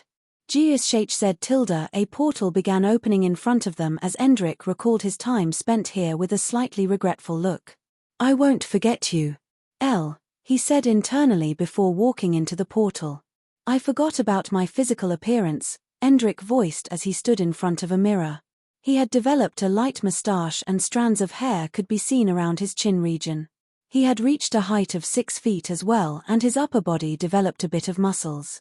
In this world you are a 13-year-old but in reality, you are already 15 so this is to be expected. Endrick's forehead glowed repeatedly as Husarius spoke. They will get suspicious. Is there something we can do about this? Endrick questioned. Husarius flew out of Endrick's forehead in the next instant. The green crystal emitted a bright light and in the next instant, Endrick turned a bit shorter. His hair looked less messy and all of his facial hair had disappeared completely. This is good, Endrick nodded. It is just an illusion. Everyone that stares at you will never be able to tell how you look originally, Husarius stated. I hope so, Endrick responded before he moved towards the shower. Com. Please visit Panda, N0VE1. Emyo Endrick, you in there? Minutes later knocking could be heard from the door repeatedly. I'm coming, Endrick answered before heading towards the door. Upon opening it, a bunch of people could be seen. You've been gone the entire day man, you good? Questioned. Yeah, I just needed to do some meditation, Endrick replied. You sure you don't have a chick in there? Ee said while stretching his neck in a bid to look indoors. Pa, nd, a no ve 1 inch her no. Who are? Endrick was about to ask who she was when memories from the clone drifted into his mind. Oh, she's a millimeter. Never thought I'd meet one in my lifetime. Endrick thought. Hubby, let's make babies through the night, Sheila voiced out while trying to force her way into his room. Glare.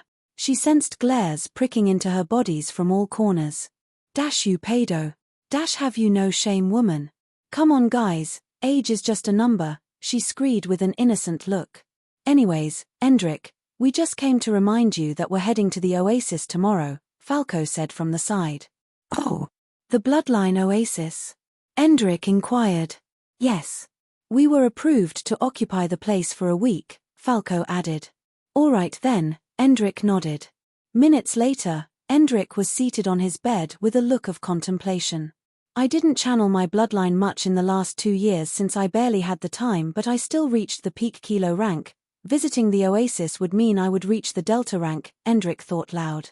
You would surpass everyone then, your brother included. Intact you already do, Huzarius analyzed. It doesn't really matter since his strength can't be gauged by bloodline ranking measures, but at least, this would make me more efficient. I can protect and assist him better, Endrick replied. The next day arrived very quickly and the group of 20 found their way to one of the aircraft floors. An aircraft that would take them to where the Oasis is located was already waiting for them. Big brother, Endrick voiced as he moved closer to Gustav within the aircraft. You're back, Gustav voiced in response. Huh? Back? Angie and Matilda, who were beside him, voiced in confusion.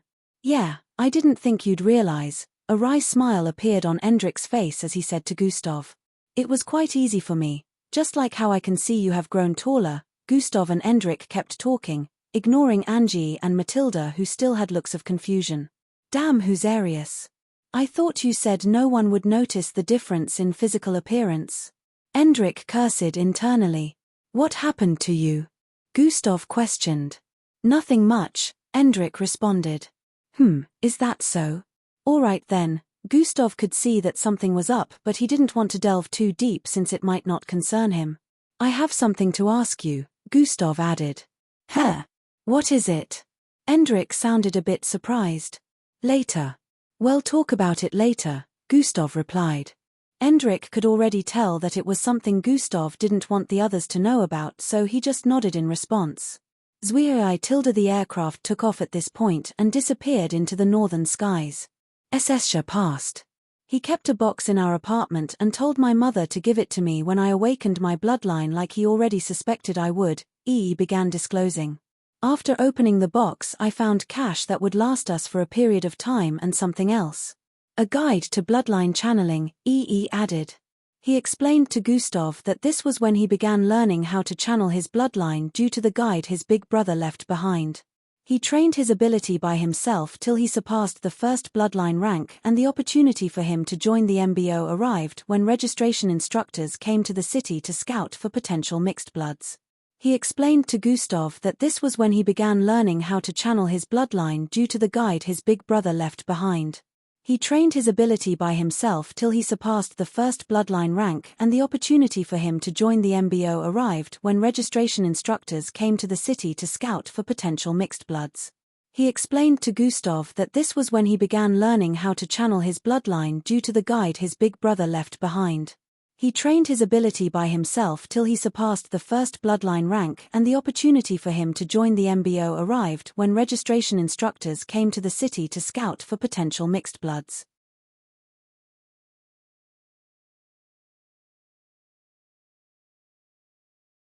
Chapter 1136 P&D-A, N0VE1.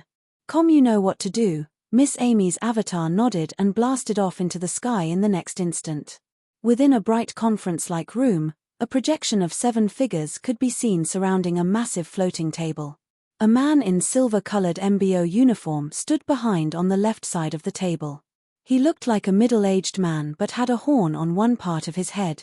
A discussion seemed to have ensued between him and the projection of these 7 figures. It is yet to be unveiled, Grand Commander Shen stated. Is the MBO even doing their job? One of the projected figures voiced out. World Leader 5, this isn't the job of the MBO but the job of all authoritative figures on Earth as well. We are unaware if it is a real threat yet, Grand Commander Shen responded. The energy waves caused a cataclysm on Jupiter and caused Saturn to become solidified while also moving them out of their original orbital positions, and you say that isn't a threat? And the MBO took measures to put them back in their original position. We are playing our part in trying to figure out what that thing was, Commander Shen replied. Not to mention how it caused an earthquake all across the planet despite the barrier, another of the projected figures voiced. It disappeared without a trace.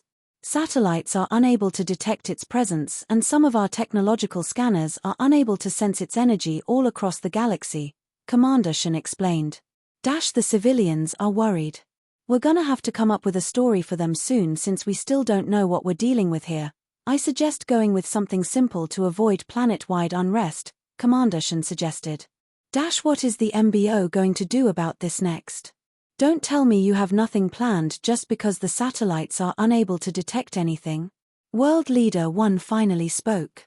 We have sent a team to the appearance point in space to collect data. Once we have information on what we're dealing with, I shall inform the world leaders, Commander Shen stated. Whatever that thing is, we want it neutralized immediately if it is discovered in the process, another one of the world leaders voiced out. Understood, Grand Commander Shen nodded.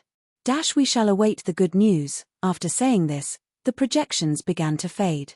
The figures disappeared completely after a couple of moments.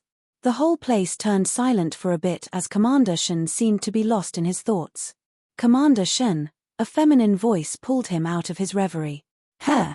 He quickly turned around with a startled expression as he hadn't expected anyone to get this close to him without his awareness.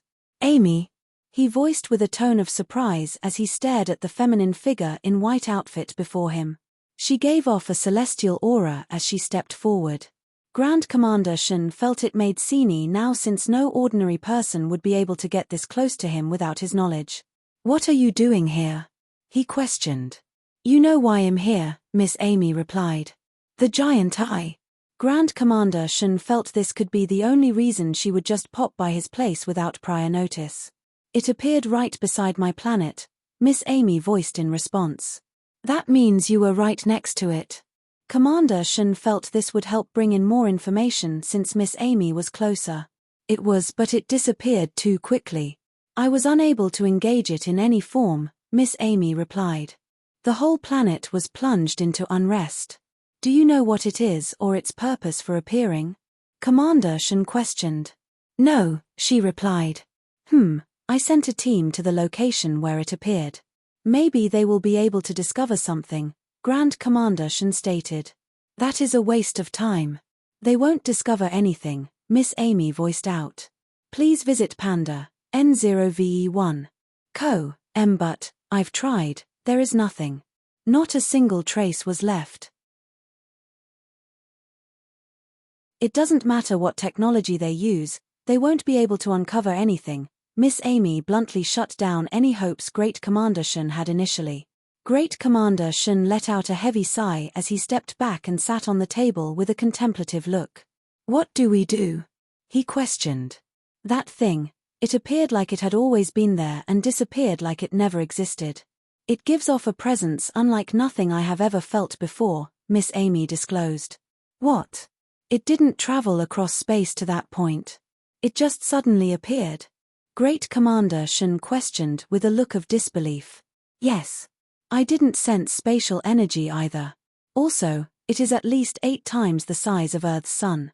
Spatial travel for such a massive entity is practically impossible, Miss Amy stated her analysis.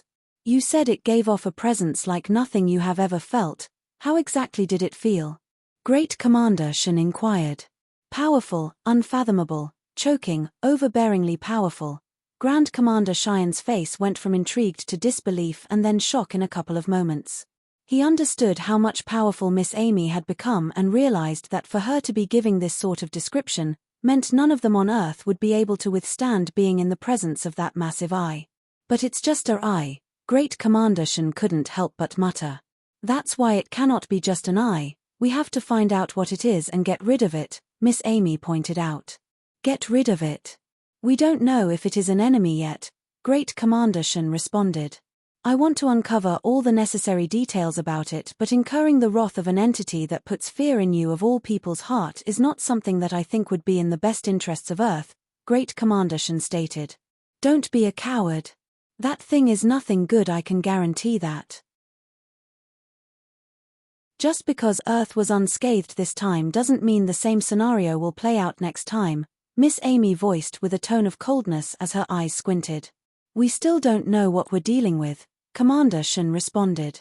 I will kill that thing before it can cause harm to everything I hold dear, and you will help me with the support of Earth, Miss Amy stated with an authoritative tone. An aircraft could be seen slowly descending from the sky towards the top of a massive mountain with the statue of a bird above. The bird was looking like an eagle but with very long talons, which was bigger than a full-grown adult. The bird itself was a structure of its own, and guards could be seen all across the vicinity. Upon touching down, a group of 20 filed out from the aircraft one after the other. 2 MBO officers who were already awaiting their descent began to slowly lead them down the mountain path on the east side. If we were headed for the bottom of the mountain, why didn't we just get off at the bottom? Ria wondered out loud as they slowly made their way down. Because the security measures put in place will destroy the aircraft. Dwellers who seemed to be living very frivolously. Where are the ones you said were suspicious? Gustav questioned as he tried to hide the expression of disgust he felt deep down. You're 6 o'clock, the one with the brown clothing, and you're 2 o'clock, the one with a wrapper-like cloth, EE whispered.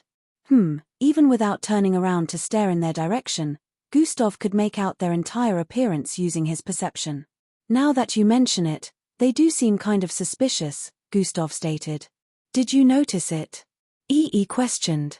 The mud smeared on part of their body, it doesn't seem particularly old. It's barely noticeable, but if they had been on the slums for a very long time, it would look a bit different. Gustav was finally taking note.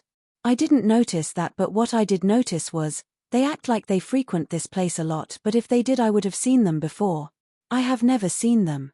This used to be the den of my brother's gang, and it became like this after he passed.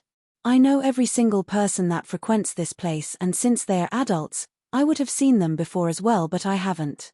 Secondly, the one sitting 2 o'clock was holding the cards wrongly. The one 6 o'clock was observing the environment while trying to act like he's asleep, EE listed out.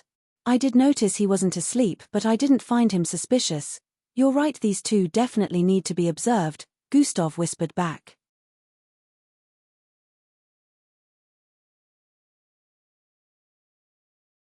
Chapter 1137. There's a beam in the middle? Angie voiced with an expression of confusion. That's not a beam, that is still a part of the oasis, Gustav replied. Huh? How? Angie was about to ask again when the MBO officers ahead explained. The oasis have different level of effectiveness, which is also represented by the floating pieces of rocks around it, the officer by the left voiced out. The further up you go, the more the effectiveness of the oasis. However, it is advisable not to go beyond the 4th level for mixed bloods below the Delta rank, the other officer explained. Why not? Falco questioned. Mixed bloods lower than the Delta rank will feel too much pressure bearing on their bloodline channels, which might cause the channels to burst, causing the mixed blood to lose their power and return to the Zulu rank, the officer responded. Teach's effectiveness is quadrupled at that height, but so is the pressure, the other officer added. Everyone besides Gustav had looks of astonishment after hearing that. They stared at the pillar of water extending from the stream below straight up. The pillar of water extending up turned into a different color the higher it extended. 7 levels, and we can't go beyond the 4th, Eldris mumbled. At the 5th level the pillar of water was starting to look reddish but was still transparent. However, from the 6th level it was pure red with no transparency. The 7th level above glowed a bright and crimson color. It looked similar to blood. The 1st level was the stream itself, where everyone could soak in without issues. Well, leave no so you all won't be disturbed, be careful, the 2 officers voiced out after arriving at the bottom of the mountain. Everyone voiced out their appreciation and bid farewell to them before moving further ahead. I can already feel my bloodline energy stirring up, Timi said with a tone of fascination. Same here. The air itself makes my bloodline channel faster, Abestos voiced out. With this, I should at least reach the second or third step of Kilo, Finks said with a slightly delighted expression. I will reach the third step and defeat Gustav. The captain position will be mine, Yonder stated. Not a chance, everyone voiced at the same time. TCH, Yonder expression turned sour. Give it up, man, just focus on getting stronger, Fildhor said while patting Yonder on the back. Vera moved forward and began removing her clothes. Hey. Are not here, Vera. Ria and Falco faces burned up as they voiced out. Vera paused for a bit before completely unbuttoning her MBO uniform. Some of the guys had covered their faces with their hands. I have a swimsuit, Vera voiced out. Oh, Falco's hand dropped after hearing this. Vera had a greenish swimsuit underneath which complemented her hair color and slightly lifeless eyes. The other girls giggled upon seeing the reaction of the boys and took off their clothes as well before jumping into the stream. A marvelous sight to behold indeed, EE voiced with a smile. Pa. He felt a push from behind and before he knew what was happening, his body had already blasted forward. UMF, Tuscha. A loud splashing sound rang out as he landed in the stream right beside Elevra. EE quickly pushed his head out of the water before he could drown. Elevra, who was right beside him with a yellow swimsuit, began chuckling upon seeing his expression. You can laugh, EE voiced with an expression of disbelief. Elevra turned to the side quickly while EE added, looks good on you. You should definitely smile more. Elevra had a slight blush on her cheek as she slowly descended into the water. As for my revenge, EE snapped his fingers. Panda, November, E1 a vortex a period right behind the culprit who happened to be Falco. It was too late for Falco to react as he turned around in the process of the vortex swallowing him up. Zing tilde he reappeared from a vortex above the stream and fell strictly into the oasis. The group was jolly as they moved into the stream one after the other while laughing and chatting. Gustav only had a black shorts on at this time as he stared at the stream. Everyone was already in except for him. He slowly raised his head. If one followed his sight, they'd see that he was staring at the ascending pillar of water in the middle of the stream. It seemed to be swirling with a compelling torrent of energy. Please visit Panda, N0VE1. Co, Emyo Gus. Get in. A yell was heard from within the stream.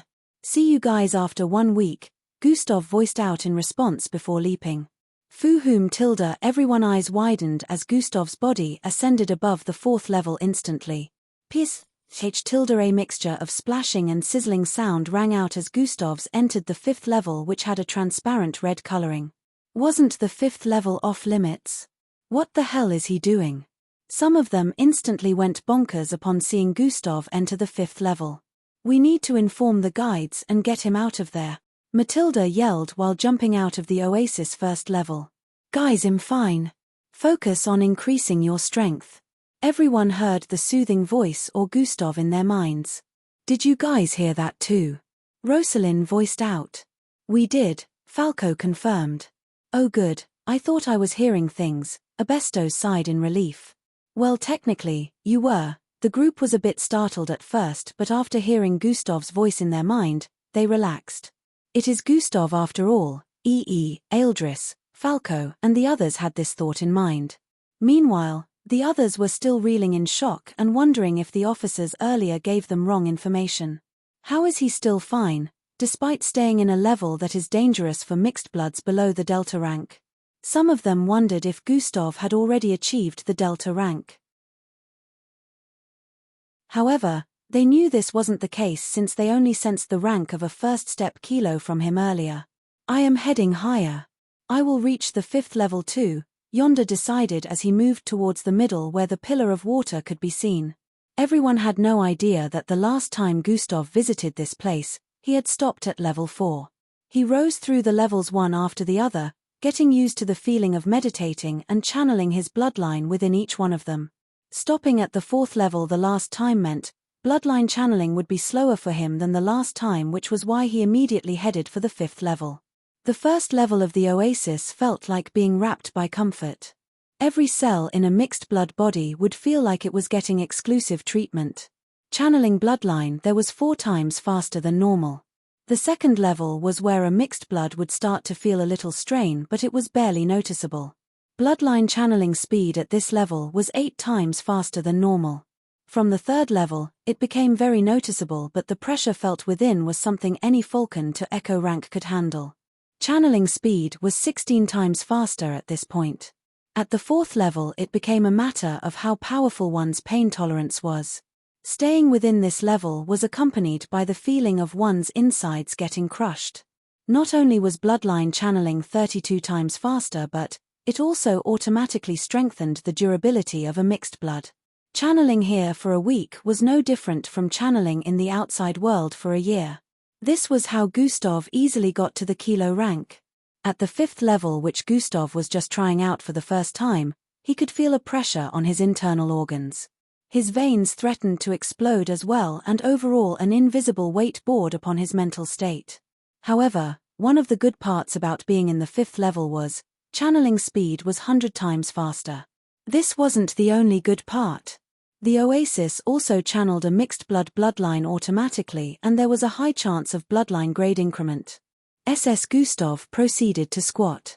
He placed a hand on his left eye and placed the other on the ground before activating an ability.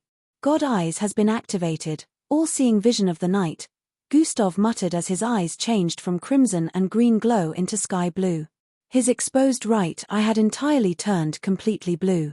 Jahian tilde Gustav's body cranked up like he was having a seizure in the next instant as, SSS for now, we observe, Gustav whispered.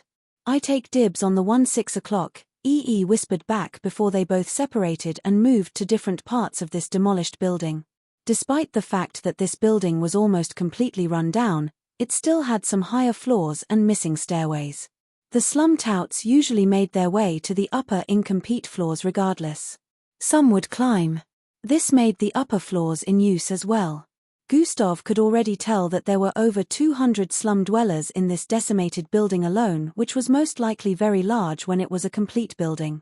Now that EE and Gustav had focused on one of each suspects, they would have to secretly follow these two wherever they went. For the next 3 to 4 hours, both suspects didn't engage in any suspicious acts besides the games that were ongoing in this part of the slums. They mingled with the others, smoking, frolicking and drinking. Gustav and EE also pretended to join in with the games they played here. Gustav secretly activated God Eyes to scan both suspects and confirmed they weren't mixed bloods. The one in a wrapper-like cloth had a buzz cut and slight pot belly, but that was about it. While the other one with a tattered brown clothing was bald and had a tattoo on his inner thigh.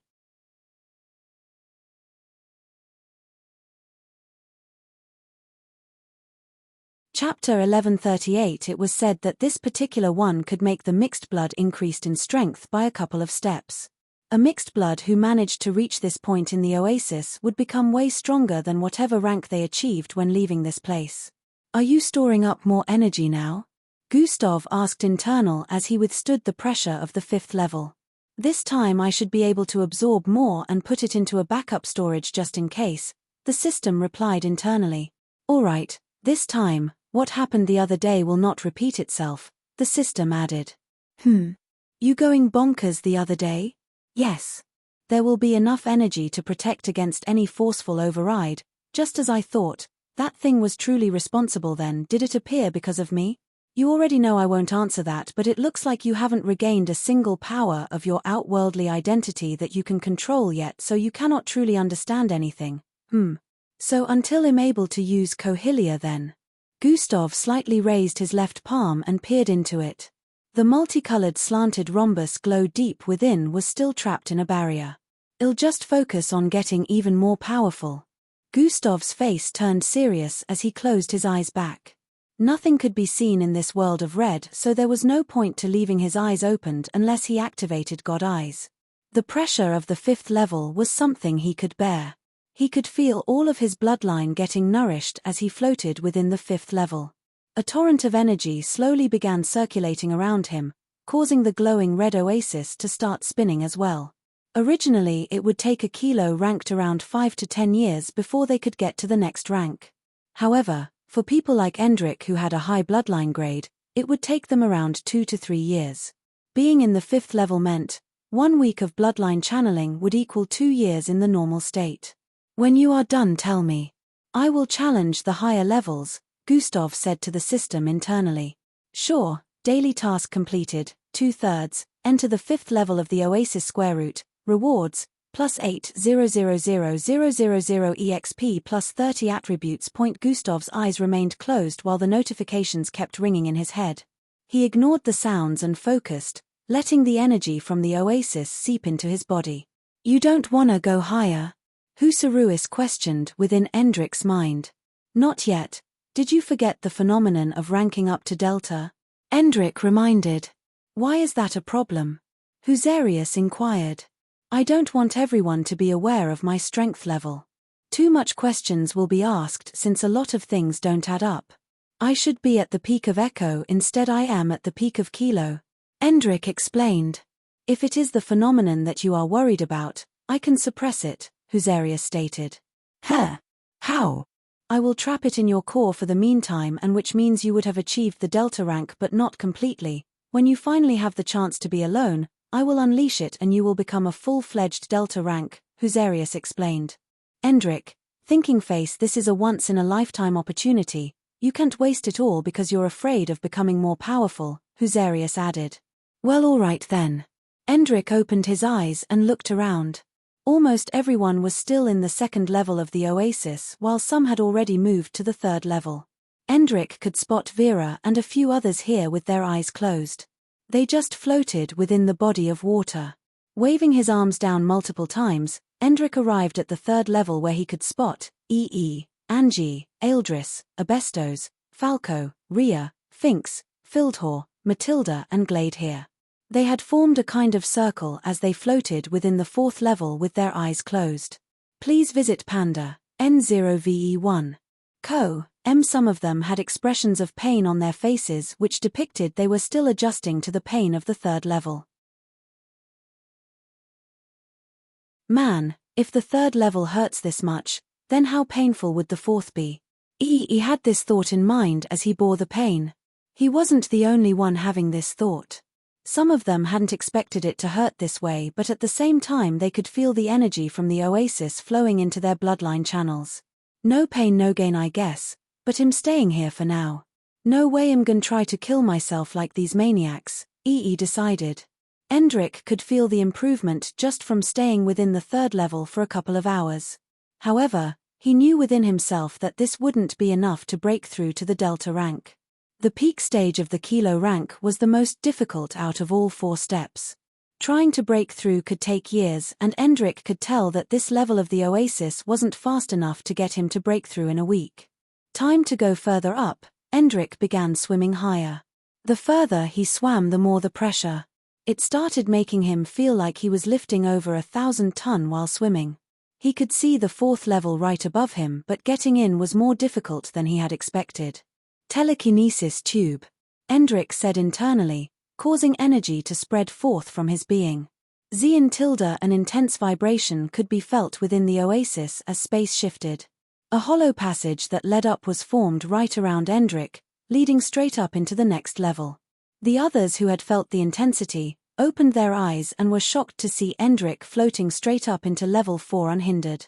Upon closer look, they could see that there was no water within the area he ascended from. The Oasis water had been pushed aside for a bit. In a few moments everything returned to normal after Endrick had gotten into the 4th level. Did he just? That kid is a monster like his brother. They had these thoughts in mind as they stared up while shaking their heads. The only other 2 that had arrived at the 4th level were Elevra and Yonder. They hadn't expected someone else to go up this quickly. In a flash, 3 days had gone by.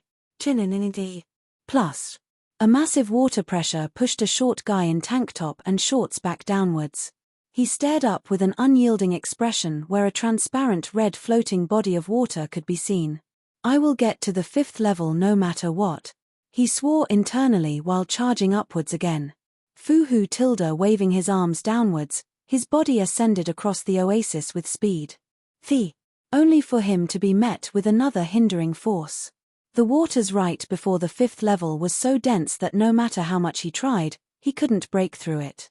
Elevera, Sheila, Vin, Abestos, and Endrick, who were all floating in the 4th level further below, looked upwards for a bit before resuming their meditation. They paid no heed to Yonder, who had been trying to get into the 5th level for the past day. Abestos shook his head with a slight expression of pity. If he spent more time channeling his bloodline rather than trying to get into the 5th level, he would have progressed farther by now. The others seemed contented with this level of speed and remained focused on channeling their bloodline, knowing they would get good results from it regardless. How did that Muppet do it? He got in so easily, Yonder thought as he recalled just how easy Gustav leapt into the 5th level. He had already tried the same thing from outside the oasis, but the pillar of water extending upwards was extremely hard at level 5. The instant he made contact with the outside walls of water, he got blasted backwards with force. He had tried multiple times but achieved the same result, and now trying it within the oasis, he was met with resistance. At this point Angie got to the 4th level with Matilda and Falco. Their faces showed looks of pain as they tried to adapt to the new environment which brought them pain. Panddnov1. Komi. Who had later summoned up courage to head to the 4th level, arrived and headed for the space in between Angie and Elevera, since they had formed a kind of circle. They could both feel his approach but didn't bother opening their eyes. As was trying to slither in between both girls, his arm accidentally brushed against Elevera's. These's Hartilda, a strange phenomenon was suddenly displayed as both their figures glowed up immensely, causing everyone to open their eyes with looks of confusion. What just happened?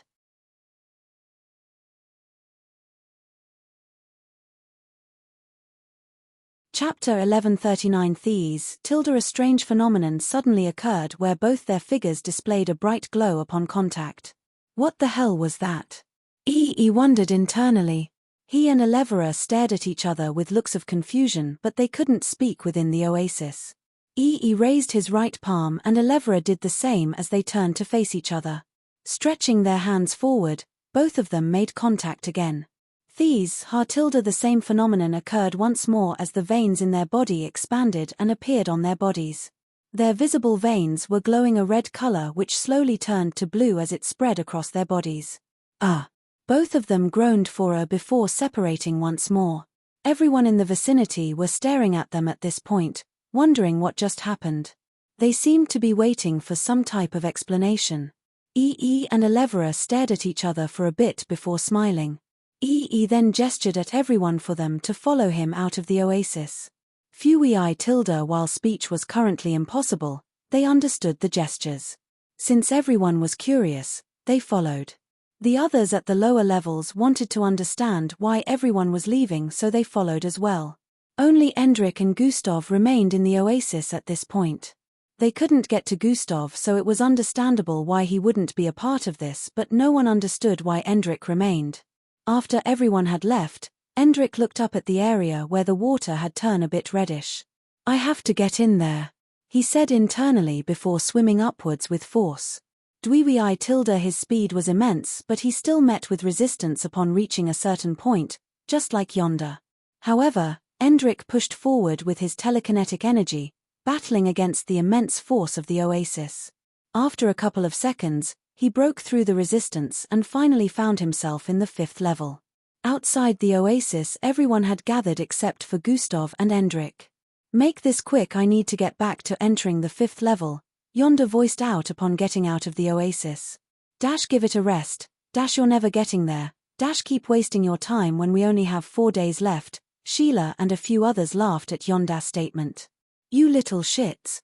I'll show you who's boss," he yelled in response. Sheila kept laughing before Elevera spoke. "We connected to something when we touched in the midst of my bloodline channeling earlier," she voiced out. "We both saw a lineup of people and for me it felt like I was in the presence of kinship," added. "What does this mean?" Rhea questioned. "Didn't you guys do any research about the oasis before arriving here?" Voiced in response. "The connection to the bloodline predecessors?"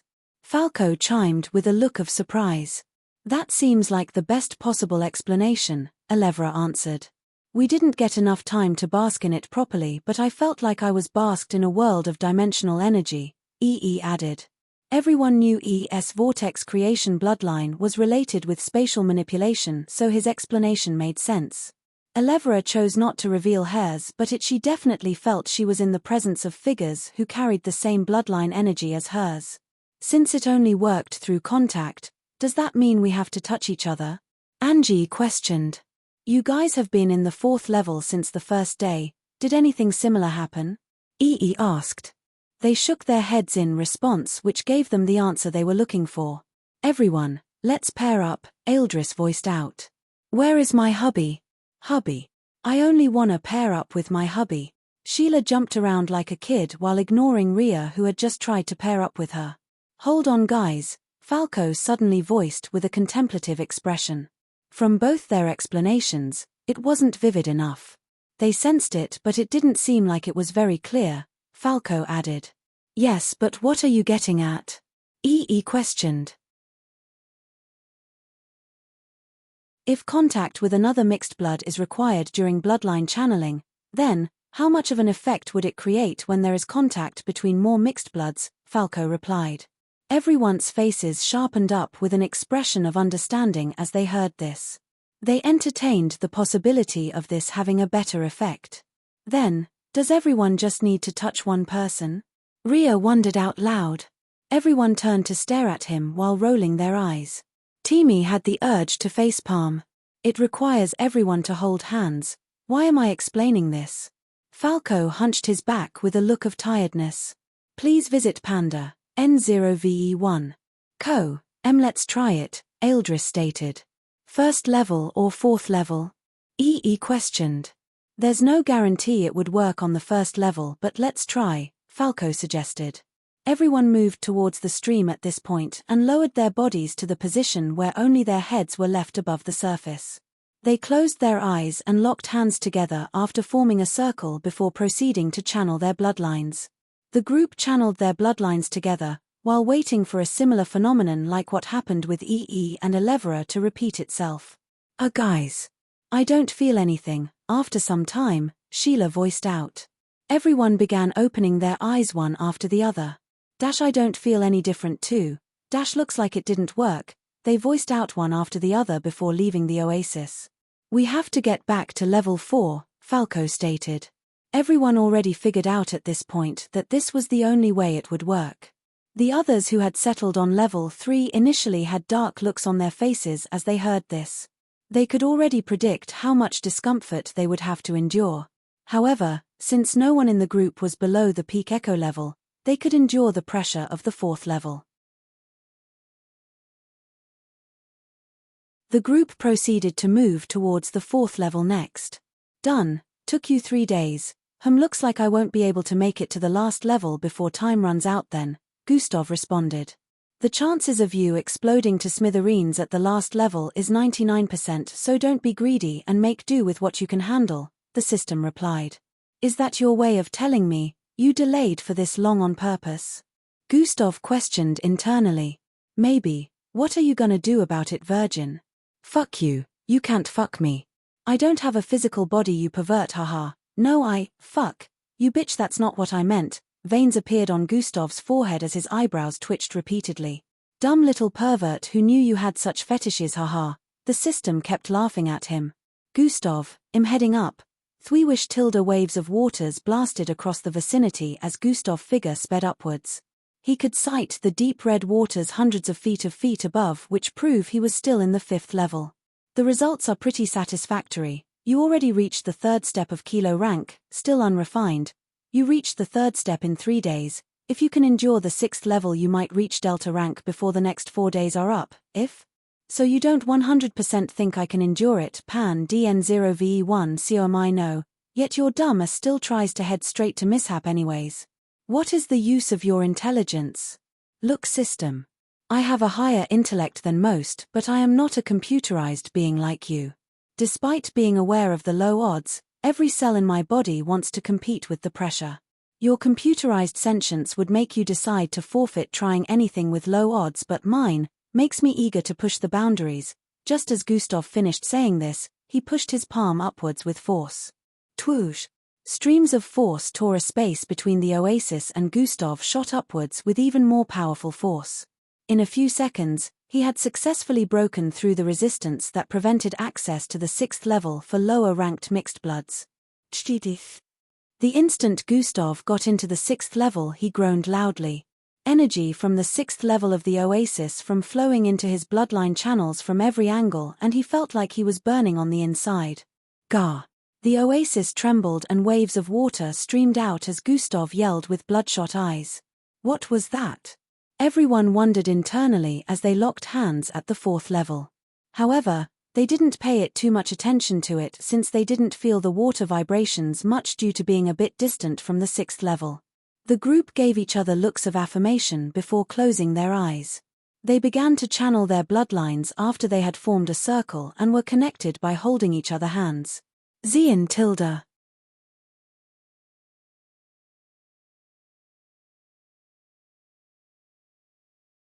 Chapter 1140 Zien tilde. A bright glow was suddenly emitted from all 18 of them.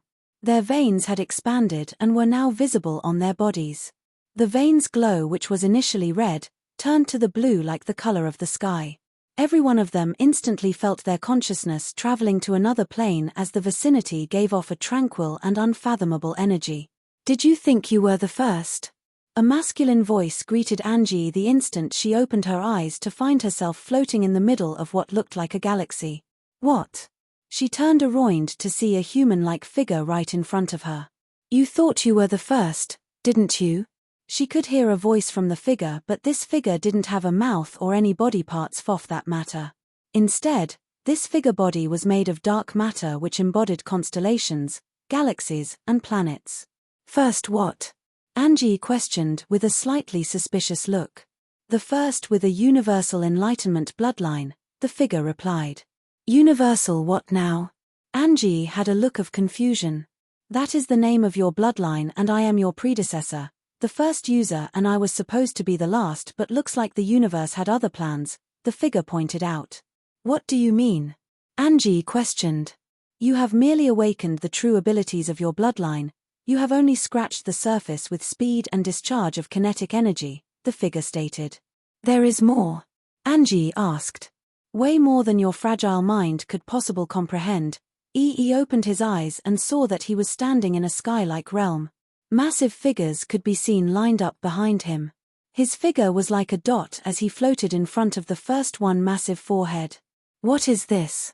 Voiced as he slowly turned around to see the lineup of thousands upon thousands of these massive figures in the sky. Initially when he connected to them by touching a lever, he only felt their presence, but now everything was clear. It looked like he had traveled to another realm. It has been a couple of centuries since another earthling awoken this bloodline. The first one spoke. I'm still confused. I can sense you all give off dimensional energy, but where is this? Are you guys my predecessors? Questioned as he couldn't understand why they were all so massive. Youngster, do you wish to unlock the secrets of your bloodline? The first massive figure questioned. Do you think I would say no to that? Elevra opened her eyes and found herself standing on a dark path with dark mountains all across the vicinity. The sky was completely purple and a lineup of one-eye figures standing on the mountains could be seen. Elevra subconsciously reached for her forehead, which wasn't wrapped with an head tie this time.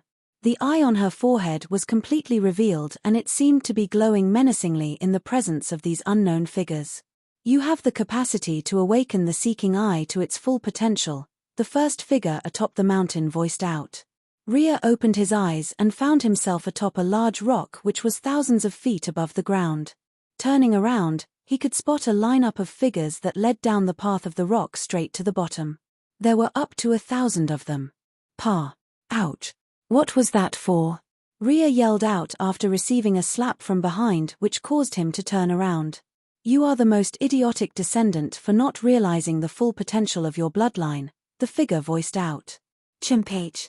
Even the dead mocks me now. Rhea's face turned serious as he proceeded to sit on the ground of the rock top. Have some respect, worthless fool, we were better than you when we were alive, this kid, The other predecessors behind yelled out upon hearing Rhea's statement. I know, I'm disappointed. I'm the weakest in the group, everyone is stronger while I'm just. Rhea sighed while picking up a little rock and squeezing it. Hey fool, listen to me, the figure at the front voiced out while pointing at Rhea. Your bloodline is way more powerful than you think. You are only using a fraction of it, the last predecessor added. Please visit Panda, N0VE1. Co, how much stronger? Rhea seemed a bit more interested as he looked up. You only manipulate the earth, but what you don't know is, you can manipulate any natural resource to your desired intent and even embody it, become it, or let it become you. Rhea's face showed a contemplative expression as he heard this. Natural resource? Doesn't that mean I can manipulate any physical item? Rhea questioned. Looks like you're starting to understand. Your bloodline is an embodiment of nature. The earth itself is the biggest part of nature, which is why it came easy for you to manipulate, the last predecessor voiced once more. Rhea stood to his feet at this point as he began to show a look of interest. Kid, do you wanna unlock more of your bloodline potential? He questioned. Yes, I want to become stronger, Rhea yelled with a fired-up look. Gustav sucked in air as he clasped his palms together while his veins wriggled intensely like they were about to burst out of his skin. This is way more difficult than I anticipated, he said internally. You were warned, the system voiced in his mind. Have you begun absorbing more backup power? Gustav questioned. Yes, but it will take about a day to complete, or it would become unstable if you left at the moment, the system responded. Who said anything about leaving? Even speaking in his mind was getting difficult as Gustav's felt like his insides were both getting burnt and crushed at the same time. Let's see how long you will last in this condition, the system added. The deep reddish waters bubbled with intensity as Gustav's frame twitched repeatedly within. The energy spreading forth from this location was so suffocating that a normal kilo-ranked mixed blood would have exploded to pieces after spending just a second here. Time continued to pass as Gustav endured, unbothered about what could be going on in other levels of the oasis since he was fighting his own demons here. Eldris opened his eyes and found himself in a dark realm. He stared at his arm and the rest of his body before realizing he was black and white. Gazing forward, he could see a massive wheel up ahead. This massive wheel had lines of different colors extending from the middle to the part of the circumference of the wheel. These lines of colors were millions in number and every one of them glowed colorfully, giving that particular part of the realm a beautiful scenery. However, his position remained dark and gloomy. Zing. Zing tilde zing tilde zing tilde figures began to appear on the wheel one after the other, and in a few seconds, up to 25 of them had appeared. Come child, one of the figures voiced. Eldris began to float towards them without control of his actions. As he closed in on the wheel with millions of colors, his body began to change from black and white to a stroke of different colors. Looking closely, these were the same number of colors that would appear in Eldris' eyes whenever he opened them. Looks like I still have a lot more to unlock, Eldris said internally. Timi opened his eyes and found himself in a dimension of red. The first thing that caught his attention wasn't the figures in red glowing armor lined up but something else. What are you doing here? He voiced with a tone of confusion. I was about to ask you the same thing, a greenish-scaled female figure replied him. Huh. We aren't even holding each other, so I don't understand how this happened, Temi voiced out once more. Maybe we should ask them, Glade responded while turning to look up ahead. Descendants. You have both awakened our bloodlines in the same age, the first red-armored figure ahead voiced out. What? Both of them exclaimed at the same time. We have different abilities, Timi stated. I create weapons and structures I can easily control out of my energy, Glade voiced out. And I can speed up the time of anything I lay my hands on or increase my speed using my energy, Timi voiced out as well. Do you two not realize how the red energy covers both your beings while activating your abilities? Par N Dan, 0VE1. C0M- the speed is shared as well. You with the black hair, have you not created a weapon from your energy before?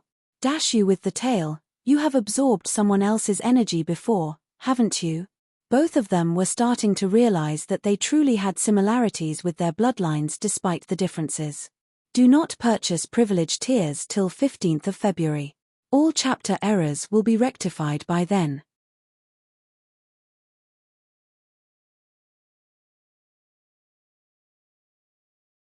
Chapter 1141. Both of you have the same bloodline, however, the abilities you have unlocked are two different sides of a coin, the first figure stated. Does that mean we can both use each other's ability? Timmy questioned. Yes and no, the first predecessor replied. Why yes and no? Glade asked. As long as you are within close proximity of each other, the other will never be able to unlock the full potential of the bloodline, he explained. Why is this so? Timmy asked. Because only one person was meant to possess the bloodline in a generation, the predecessor replied. That is unfair. We didn't ask to be born with the same bloodline. Timmy squeezed his fist with a look of disapproval. Life is unfair, kid. You just have to deal with it, the predecessor voiced out. PANDDNOV1. Co-MTCH. While you two may not be able to unlock the complete abilities of the bloodline, you can each unlock separate ones and become far more powerful than you already are, the predecessor disclosed. Are you saying this unfortunate revelation won't hinder us from becoming powerful enough to stand at the peak of Earth? Glade inquired. Peak of Earth. Timmy turned to glance at her with a slight look of suspiciousness. You each just need to unlock half of the abilities contained in this bloodline to become very powerful entities, the predecessor replied. We shall reveal to you what you need to know about your bloodline. What the 10 fingers are actually fingers from an ancient mixed breed with destructive abilities. Yonder questioned with a surprising look. You must be wondering how you got my bloodline, kid. The figure standing in front of him was a massive creature. This creature looked like a fox but had silver-colored furs with 14 limbs. Behind the creature was a lineup of multiple other creatures with similar looks. By the sides were human-looking beings. Are you saying, they did the, Yonder stuttered as he spoke. Yes, exactly what you are thinking, the creature replied. Cough scumbags, Yonder voiced in response. Anyways, now you understand that it isn't 10 fingers but 56. You have only unlocked 10 fingers, the creature stated. I see, there is more you have to know, it is happening. Endrick voiced internally. This is truly marvelous, you have only spent a day in the 5th level, Husarius responded with a fascinating tone. But 4 days have gone by since we arrived at the oasis already, Endrick added. Still, 1 day in the 5th level is truly miraculous, Husarius stated. Endrick went on to focus as he could feel a gushing outpour of energy from all his bloodline channels within.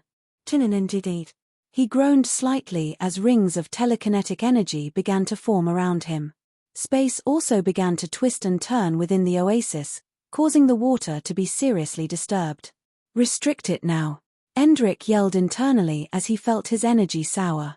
His forehead glowed as a green dot appeared on it. Fui tilde a green crystal phased out of his forehead and floated directly above his forehead. Tying. It emitted a glow that encapsulated Endrick's entire figure in the next instant. Slowly the distress in the vicinity began to reduce as the surroundings returned to tranquility.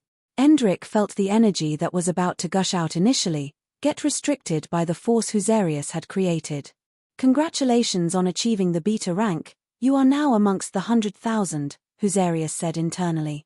Thanks, I guess. Endrick's face lowered as memories of atrocities plagued his mind. Don't think about it, Husarius' voice pulled him out of his reverie. Do you think I should tell him? Endrick questioned. Tell him you achieved the Delta rank. Husarius inquired. No, should I tell him? I slaughtered millions. Endrick voiced internally. You did it to change the path of fate, you did it to save him from future suffering, and you potentially did it to save the Earth too, Husarius listed. Please visit Panda, N0VE1. Stop making it look like I performed a noble act. Endrick's face turned dark as he looked upwards. You did. Had you not done this, the future events would certainly be more troublesome, Husarius added. I should keep this to myself. I don't want him to bear any more load. He has suffered enough. I just want him to be happy, Endrik replied. That is a good choice. You made a difficult but sacrificial call. You will have to carry this guilt for the rest of your days and you shall perform even more sacrificial actions in the future, Husarius stated. This is what it means to be a time candidate, Husarius added. In a flash another day had gone by. During the last one day no one else had left the oasis besides Endrik. Endrik sat on a grassy patch few feet away from the first level of the oasis. He seemed to be in a meditative state as the vicinity remained quiet. After a while, he opened his eyes. Doesn't look like they will be done anytime soon, he muttered. Do you want to join them? Husarius questioned. As much as I would like to, I can't disturb them, Endrik replied. On his way out of the oasis, he noticed the circle the group had formed with their hands connected to each other. He realized that they must have figured something out while he and Gustav were in the other levels. He was also interested in figuring out what they were up to and also joining in, but with the way their figures were glowing along with how they were in a trance-like state, Endrik figured it wouldn't be wise to disrupt them. You mentioned something about being amongst 100,000s of mixed bloods after I achieved the Delta rank. Does that mean you can tell how many have achieved a certain rank? Endrik questioned. I can make a rough estimate, yes, Husarius replied. Then, how many have achieved the Beta rank? Endrik asked. 10,000, Husarius answered. How many have achieved the Alpha rank? About 100, Husarius answered once more. Out of billions of mixed bloods, only 100 managed to achieve the Alpha rank. That is really something. I wonder how it feels to be at the pinnacle of power, Endrik voiced out. He wasn't so hinged on power like he used to since he was more driven by a higher purpose now, but he still wanted to become one of the most powerful mixed bloods one day. Only one person has managed to achieve the beacon rank, Endrik muttered. Yet, he isn't the most powerful, Husarius stated. Then, who is? Endrik questioned. Just as Husarius was about to respond, a strange outburst of energy suddenly attracted their attention. This is that energy. Unbelievable. Someone is breaking through to the Delta rank, Husarius voiced out. Endrik's eyes widened as he looked up at the area where the 6th level was located. It is coming from the 6th level, don't tell me it's him. Endrik didn't even need to say this as he could only think of one person who was capable of this at the moment. It is the outworldly, Husarius confirmed.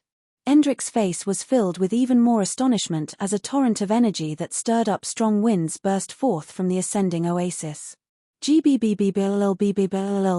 grassy grounds began to quake as the energy caused a change in the weather. How is he on the 6th level? Endrik voiced out. The 6th level can only be endured by Bet-ranked mixed bloods. The outworldly is truly a monster, Husarius added. They could understand his current speed, but they were still astonished by how he managed to endure the pressure of the 6th level. Is the oasis negating some of the effects of breaking through to the Delta rank? Endrik questioned as he expected worse. That is indeed the case. The surroundings would get destroyed if it doesn't, Husarius responded. The last time Gustav broke through to the Kilo rank, he nearly evaporated an entire river, so it was sure that something worse would occur this time, but fortunately, the oasis was reducing the effect. Usually, mixed bloods at this level of strength would have a breakthrough containment where the energy discharge from their breakthroughs would be absorbed instead of causing environmental issues. However, both times Gustav had broken through, he happened to be far from any location where he could use a breakthrough containment. Within the oasis, the water was sizzling with intensity as Gustav's skin peeled off his body and his shorts got disintegrated. Immense energy was flowing from within him uncontrollably as he felt his entire being undergoing a massive leap in strength. The Kilo rank is truly nothing compared to the Delta rank. Gustav noted internally as he felt his bloodline channels fill up with energy. He could feel the oasis reducing the excessive outburst of energy, yet the surroundings were still getting affected. Outside the dimensional bubble where the oasis was situated, the skies had darkened. Boom, boom, boom, boom. Explosions rang out as a powerful pressure descended upon the mountains and sands that surrounded the environment.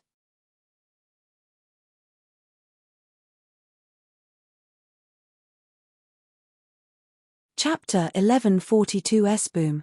Boom. Boom. Boom.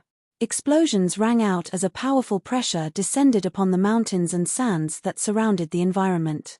Despite the oasis reducing the effect, the area outside the dimensional bubble where the oasis was hidden had been thrown into chaos. Some of the mountains were blasted into small chunks and massive holes had appeared in sands around the vicinity. The MBO officers and other private guards in the vicinity activated a combined barrier from their bloodline energies as the energy from Gustav's breakthrough affected the area.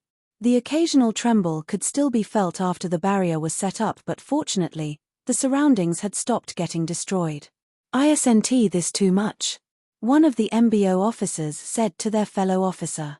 "Who knows which one of those monstrous kids is leveling up now," the officer replied. "The effect still has a wide range even though the oasis limits such an occurrence." The other officer had a look of astonishment as he voiced out. A couple of minutes later, the energy within Gustav began to calm. His initial hardened expression slowly returned to softness as his energy stabilized.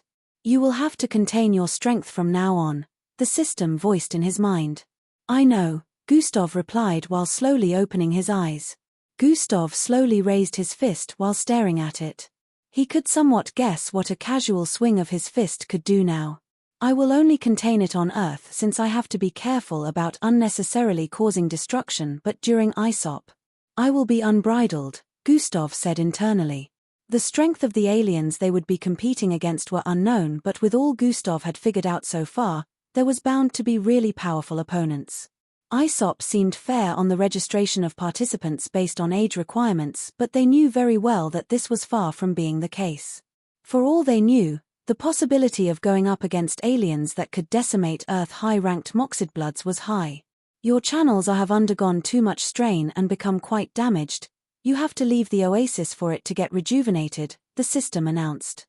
In response to that, Gustav sped sideways and found himself outside the oasis in nearly an instant. He began to fall from the air after speedily phasing out the side of level 6 instead of swimming downwards.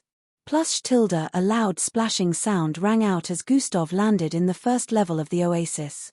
His figure was releasing a cloud of steam as he slowly strided out of the oasis. Endrik, who was standing a few feet away from the oasis, met Gustav's gaze as he walked out of the oasis. "Oh, you're out too?" Gustav voiced while arriving at the patch of grass. "Yeah, I needed to meditate outside," Endrik replied. You're Delta rank 2, what a coincidence," Gustav chuckled before sitting on the grassy ground. "Who's Arius? I thought you said it is disguised." Endrik screamed internally. "He is the outworldly. I don't think we can hide such from his eyes," Husarius replied with a defeated tone. "You're quite fast now. You also have facial hair." "Don't worry, I won't ask." Gustav noted these but could tell Endrik wanted to keep soak things to himself, so he refrained from being too curious. "Thank you," Endrik sighed in relief because he wasn't sure he would be able to keep the truth from Gustav if he asked. "The others are still in," Endrik disclosed. "Thanks, Captain Obvious," Gustav replied. They figured something out," Endrik ignored the taunt. Figured something out?" Gustav looked up at the ascending pillar of water in the middle of the oasis. "God eyes have been activated." He instantly peered through the walls of water surrounding the 4th level. "Oh, they truly seem to have figured something out," Gustav voiced with a tone of astonishment as God eyes showed him a reading of the energy they were giving off while glowing. "It doesn't look like they will be done soon, and we still have a little over a day of time left," Endrik stated. "As curious as I am, I can't get into the oasis for at least a day," Gustav slumped his shoulders while stating. Why?" Endrik questioned. P&DA, N0VE1. I've slightly damaged my channels from staying within the high levels of the oasis for so long. It will take some time for it to completely heal up, Gustav explained. "It is a surprise you aren't dead yet after spending a whole day in the 6th level." Endrik nearly facepalmed at Gustav's recklessness. "Even though you are the outworldly, you should stop actively trying to get yourself killed," Endrik added. "Danger and fortune comes hand in hand. I went from the first step of Kilo rank to the first step of Delta rank in less than 6 days. It paid off," Gustav shrugged. I guess, but still, be careful, Endrik advised. Sure, Mom, Gustav's reply caused Endrik's forehead to twitch a little. I'm going to head back in, Endrik voiced out. Hold on, did you forget we have something to discuss? Gustav voiced in response. Huh? Endrik stared at him with a suspicious look upon hearing this. Please visit Panda, N0VE1. Co. Minutes later Gustav and Endrik were deeply engaged in a conversation.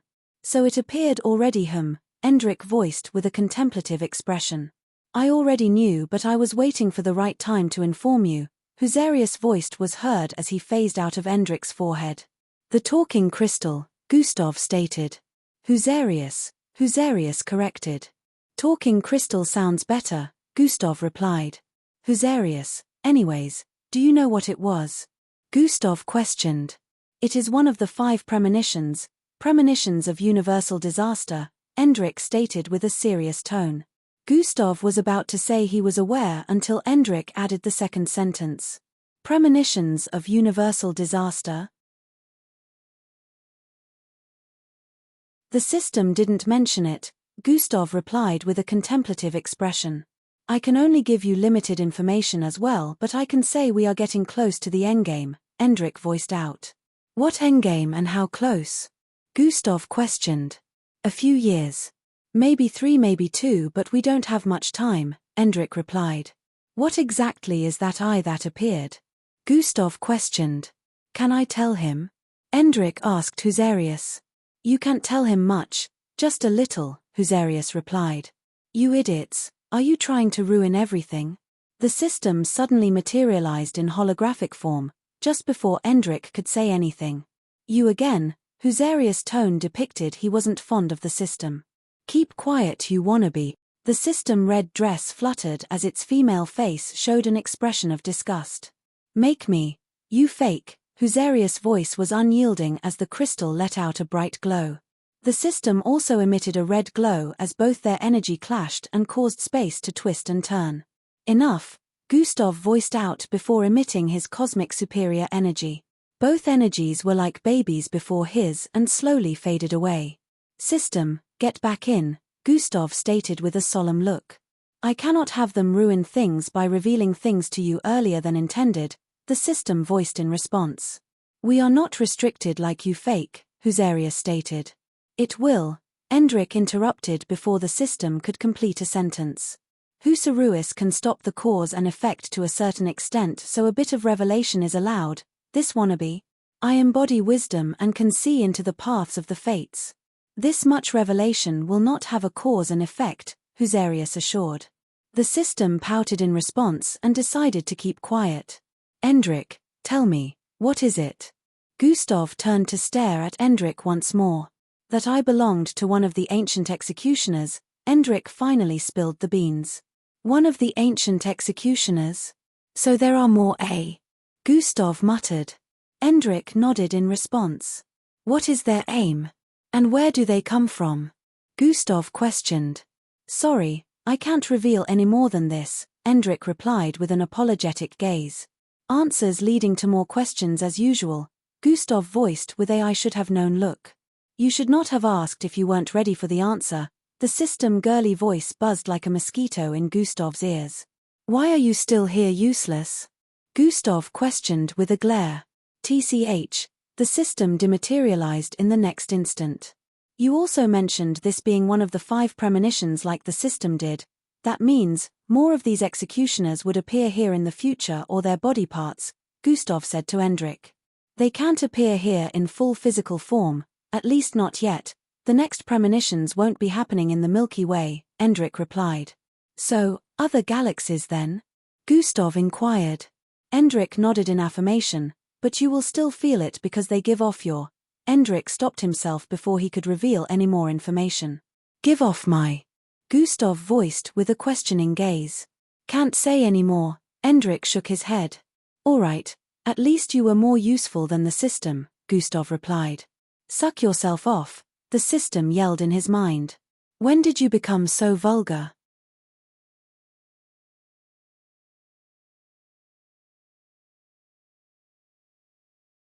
Chapter 1143, Suck yourself off, the system yelled in his mind. When did you become so vulgar? Gustav teased internally. I'm happy to be of help, Hendrik smiled while responding. One last thing I can reveal to you is, after the 5th premonition everything will end. Hendrik's smile faded at this point. But it is my job to make sure that doesn't happen, right? Gustav could more or less tell that this was the case. Yes, and every one of us will join hands with you to battle, Hendrik replied. All right then. Thanks once more for the information. Gotta go meditate now, Gustav waved as he walked further away from the oasis. Hendrik watched him walk away and could understand that Gustav would have so many questions, but there was nothing he could do in the meantime. Hendrik decided to head back into the oasis after this to further channel his bloodline. It embodies the energy of the universe, that is why it is called universal enlightenment, a figure whose body was made of constellations and galaxies voiced out within an unknown realm. I draw the energy of the universe? Angie questioned while floating in a cross-legged position. Not right now, you don't. You don't even know how to properly draw energy from your surroundings. You gather kinetic energy and discharge it when it could be used for other purposes, the figure disclosed. Oh. How else can I use it then? Within a fog of pitch darkness, a throne could be spotted up ahead with a figure kneeling in front of it. With the amount of concentrated darkness within the vicinity, visibility was at 0%. However, the figure kneeling in front of the throne could see rather clearly within. Another figure donned in a dark armor stood beside the throne. This figure didn't look human. It had hollow and sunken eyes which were also laced with darkness. The dark armor had weird carvings on them, and it seemed like it was the body of this unknown figure. Claws could be seen on its hands and legs as well. You have been using my power all this time, it is time for you to start using yours, the figure standing beside the throne voiced out. The figure kneeling had his eyes closed initially and a small mark was on his forehead. He slowly opened his eyes. Indescribable intent brimmed from his gaze as he stared at the unknown figure standing beside the throne. I don't want this power if it will change who I am, Falco stated. This is not who you are. This weak, pathetic low-life personality you have adopted is a facade, my king, the dark-armored figure replied. Shut it. I am who I am, and anything that will change that, I won't allow, Falco stated with a strong tone. Accept the darkness, the dark-armored figure stated. Embody the negativity, become our sovereign once more, the figure added. I refuse and I will keep refusing, Falco replied. You cannot stay like this forever, you fool. I mean, my king. I will continue to fight for you, but eventually, your true power will awaken. While the group were still in their trance-like state, Hendrik had returned to the 5th level to keep channeling his bloodline while Gustav continued meditating. Everyone seemed to be undergoing massive transformation that would take years to achieve. The world government seemed really hell-bent on winning the ISOP with the boost they had practically given the candidates. The substitutes did not get to enjoy the same treatment. After this endeavor, it was certain that the 20 who had been given a 1-week access to the oasis would surpass all of their peers by multiple bounds. They were already some of the strongest mixed bloods in the MBO, and now they would get even stronger. The night went by very quickly and the last day arrived. Gustav had spent all this time meditating and trying to heal his slightly damaged channels, which was going well, but he still wasn't completely healed. He was lucky this didn't affect his strength. He had no choice but to stay out of the oasis so as not to make matters worse. He opened his eyes after some time and insurmountable energy gathered around his frame. Zing tilde zing tilde zing tilde zin tilde zing tilde. Over 200 spherical balls containing destructive energy appeared all around Gustav. They were purplish in color with red lightning arcs swimming across their circumference. System, add some of that energy you absorbed to every one of these orbs, Gustav demanded. Huh. You know it's for backup, right? The system voiced internally. This is also for backup, Adem, Gustav replied. Okay. The system didn't know what Gustav was driving at when these orbs were already very powerful. Red energy phased out of Gustav as he stretched his hand forward to touch the spherical balls one after the other.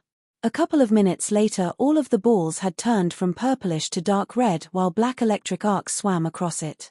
The all emitted fierce destructive energy which the air to vibrate intensely due to their existence. Gustav went back to his seating position after imbuing them with more energy and looked upwards before whispering, "Please visit Panda, N0VE1. Co, M combine." He snapped his fingers.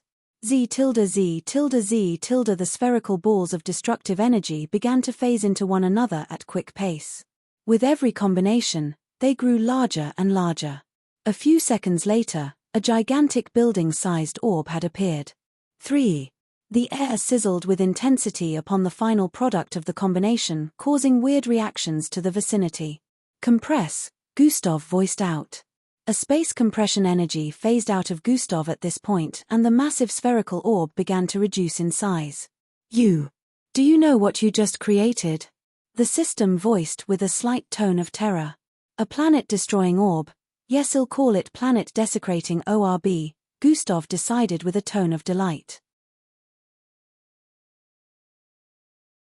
"You are crazy. That thing can destroy a planet almost twice the size of Earth," the system yelled. "Exactly why I call it backup," Gustav replied. "Now let's make more," Gustav added. Did this idiot even hear what I just said? Hours upon hours passed and Gustav spent half the day creating more planet-desecrating orbs. He didn't stop even after creating more than 10 of them. This couldn't be called a backup anymore. It was more like a backup that had multiple other backups. The system could only hope there wouldn't come a time where he had to use this, because whoever would trigger the activation of such an attack would have an empty graveyard. It was already evening time at this point and the others began to open their eyes.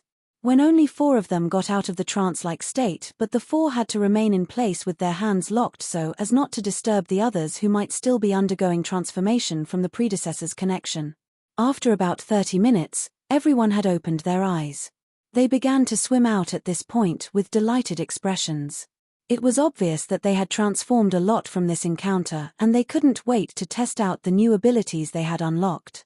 Fwy tilde fwy tilde fwy tilde. Upon swimming out of the oasis one after the other, they were met with a powerful pressure. "What in the world is that?" They all looked up with expressions of disbelief. In the distance, a large floating spherical ball could be sighted. It was as massive as a floating building and it emitted such destructiveness that they could feel they would get obliterated if it was to get activated. "What is going on?" Timmy and Glade, who had come out of the oasis last, voiced with looks of concern. "It's Gustav," Angie stated. "It is always him. That monster has increased in strength again." They headed forward as they spotted a person in the distance amidst the mist. This massive spherical ball had stirred up. Streak of black destructive electric arcs were swimming across the ball. One shot out unexpectedly in Angie's direction. Everyone had expected that with Angie's speed she would easily swerve out of the way, but to their surprise, Theorich said tilde the lightning streak arrived before her and suddenly made a spin around her figure before disappearing. Sniff. Angie breathed in intensely as her figure lit up for a bit before she turned around. Achoo. Boom. Angie's suddenly sneeze caused the first level of oasis up ahead to blast upwards as the surroundings vibrated intensely. The water blasted upwards, reaching a height of more than 300 feet before descending.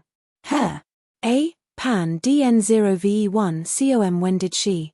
Everyone had looks of surprise on their faces after witnessing what just happened. Compress, a familiar voice was heard from within the mist in the next instant. Zizian tilde the massive spherical ball shrieked quickly before their very eyes and disappeared. Everyone's attention was drawn from Angie towards the person responsible for the creation of the spherical ball.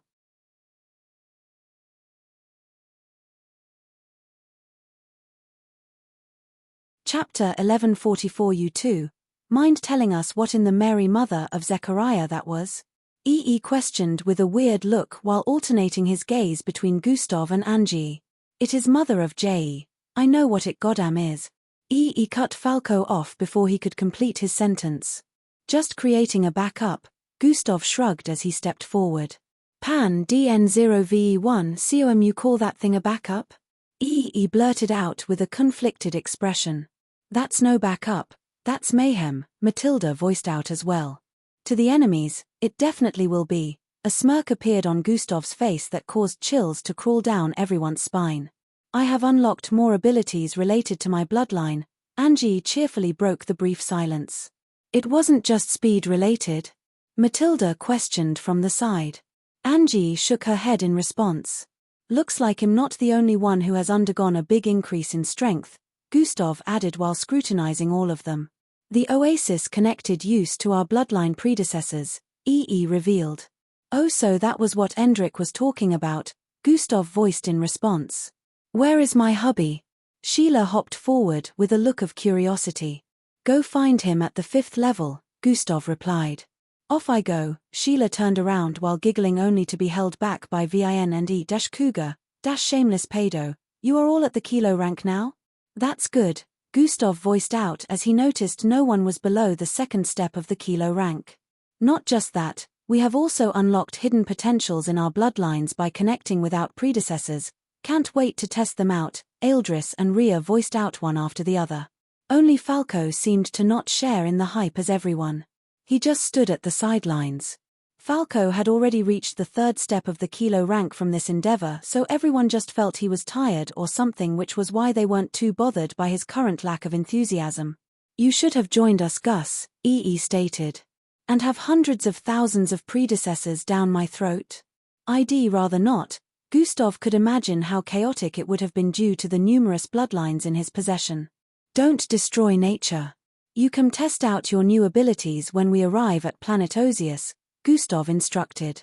This was quite hypocritical of him since any ability he tested would usually affect the natural surroundings. The entire group had jolly expressions and one could see that they had truly leveled up. With their current strength, they rivaled the strengths of even well-known squads in the MBO. We are leaving tomorrow. I hope you are all ready, Gustav announced. Everyone had sharp expressions upon hearing this. They were all fired up and ready to showcase their strength at the Intergalactic Youngsters Show of Power. I am hyped up, EE stated while rubbing his afro. Hours later, it was already dark and almost midnight at this point. Some were meditating and others were discussing all around the patch of beautiful flowers surrounding the 1st level of the oasis. The scenery was even more beautiful at night due to glowing stream ahead. Some of the flower petals had dim glows as well. You take that half while I take the other half, Timmy said to Glade. Why do you wanna have all the cool ones? Why don't you take that half while I take the other half? Glade responded with a look of disapproval. Such abilities would be wasted on you, Timmy responded with a look of ridicule. Oh, you wanna go now? Don't think for a second you're more powerful than me just because you've been unlocking the better abilities. Glade threw Timmy a fierce look. You never stood a chance, you monkey-tailed tramp, Timmy replied with a vulgar tone. Fuhum tilde, both of them unleashed their bloodline energy at this point, causing a great clash. The vicinity vibrated as winds blew. Knock it off, you two. The others came to separate them before anything could happen. On the other side of the stream, Gustav laid on the patch of grass while Angie laid her head on his chest. Her hands were slowly caressing his face as they both laid in place with peaceful looks on their faces. She could hear his heartbeat. It beat in a slow but firm rhythm, almost like Gustav had an unshakable heart. Please visit Panda, N0VE1. Co, M Gus, Angie called out to him with a soft tone. Gustav responded with an without raising his head. Don't worry about me during the competition. No matter what happens, I want to be a support, not a hindrance, Angie voiced while slowly turning her face towards his. I know, Gustav replied. I know I have been naive in the past, but I won't fail to do what needs to be done when the time comes, Angie added. Angie, do you know why I always liked you even though I pushed you away? Gustav suddenly asked. Hey, her. What are you saying? Angie's face reddened up as he voiced out. You reminded me of myself when I was young and full of heroic dreams. I also used to want to be a savior, a protector of the weak, a pillar of light. Angie's mouth slightly hung open as she heard Gustav say this. It is never wrong to harbor such a mindset, but it is wrong to harbor such a mindset thinking your journey is going to be one full of roses, Gustav stated. Can you bear the suffering? Can you carry the weight of guilt on your shoulders? Can you be decisive when it is required? Can you make choices that might brand you a villain? Gustav added. The world's logic of a hero is flawed, which is why an anti-hero is more of a hero than a hero most times, he voiced out once more. Angie's face showed a look of contemplation after hearing this before she spoke. So, do you still wanna be a hero? Angie asked. I just wanna be me. Not a hero or a villain, just Gustav doing the things he wants to do. Becoming unhindered by the ideals and restriction of the world. No White Knight or Dark Lord, becoming one who writes his fate, because at the moment, I only have it written for me like a script that an actor has no choice but follow. Angie felt Gustav's last sentence was hinting at something deeper than it seemed, but she couldn't place her thumb on it. One could say Gustav wasn't very controlled at the moment, since he literally did what he wanted and even disobeyed higher-ups when their decision wasn't suiting to him. Only Gustav knew what he truly meant. I will stand behind you like a pillar, Angie voiced out. You can lean on me for support, she added. You're the one leaning on me right now though, Gustav stated. Angie chuckled and moved her face upwards. That's because I want to do this, Angie said before placing her lips on his. Lip-smacking sounds could be heard faintly in the background as the two engaged in a passionate smooching session. The night went by very quickly, bringing the arrival of the next morning. Our aircraft is here to take us to the first base, Gustav voiced while pointing at the direction that led to the top of the mountain. Everyone was gathered together already in front of the oasis. First person to get to the aircraft gets $1 million, Gustav announced. The announcement instantly caused an uproar as everyone instantly activated their bloodline abilities. A vortex instantly appeared in front of which sucked him into it. Angie blitzed forward instantaneously, causing her figure to disappear within a millisecond. Boom! Heavy winds blasted across her initial location in the next instant. The same moment and Angie used their bloodlines, the others didn't slack off as well and did the same. Eldris opened his eyes and instantly drew himself to a color above, causing him to close in the distance instantly. Rhea had sunk into the ground instantly and Timmy's entire body had been covered up with a red glow. He proceeded to dash forward with immense speed too. All this while everyone was activating their abilities. Gustav had already faded away into oblivion. Boom. Boom. Boom. Boom. All that could be heard at that particular instant was the sound of numerous missile-like explosions. The three people to arrive at the top of the 4,000 feet mountain were Rhea, Finks, and Matilda. They had only arrived a second later, yet they found out the others arrived milliseconds earlier than they did. Maniacs, Finks yelled out, regretting she didn't met the requirements to mimic a person with speed before the race. They had moved 4 times faster than the speed of sound, yet everyone got to the mountaintop before they did.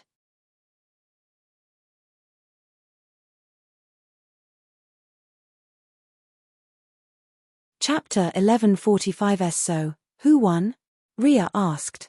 Timmy shrugged before answering. They got here before me, he said while gesturing at Eldris, Elevra, and Endrick. They got here before us. Eldris went ahead and passed the baton to Gustav and Angie, who were already seated in the aircraft in front. When did they? These monsters, Yonder voiced with a look of astonishment. So guys, it was a tie, Gustav announced.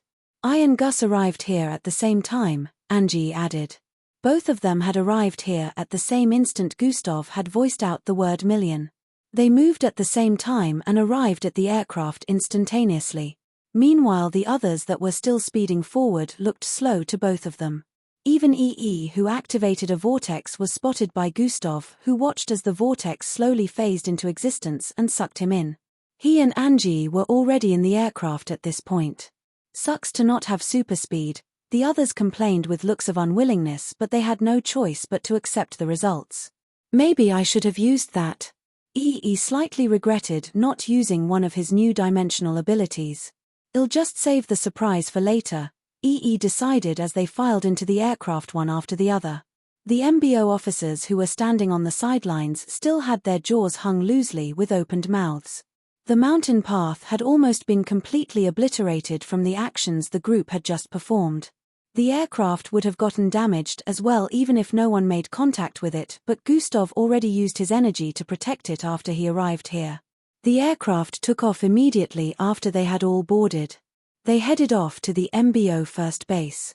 Deep within space, a ship could be seen in a stationary position right behind a massive asteroid. It was as massive as a football pitch with a pentagon shape and 4 pillar-like extensions at the edges. Greenish floating rocks could be seen in the vicinity, which would make one wonder how this spacecraft managed to arrive in the midst of all these without collision and damage.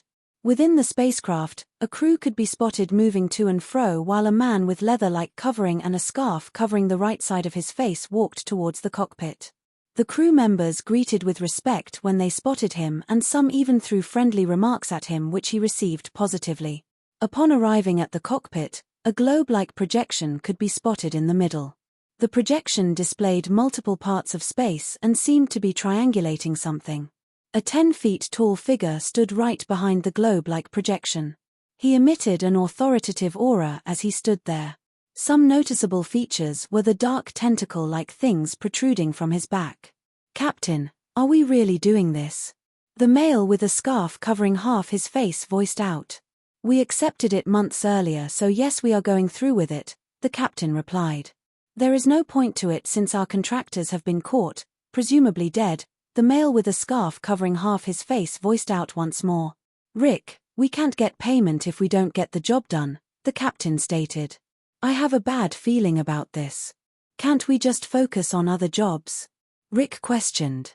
"The payment can get us going for the next 50 years without having to work a single job," the captain voiced out. "Pan DN0VE1CM, that is why we have you, Rick.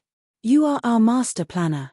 The crew will follow whatever plans you draft up, so I'm sure this will go well," the captain voiced with a dismissive tone. "And since the contract has long been drafted, we get the money regardless of their demise so long as we complete the job, so pull up your big boy pants. We are doing this," the captain added before turning around with a giant smirk on his face. "Of course I am coming with you lots." "Did you think we were going to let our main candidates go alone?" Grand Commander Shen voiced out to the group of 20 before him.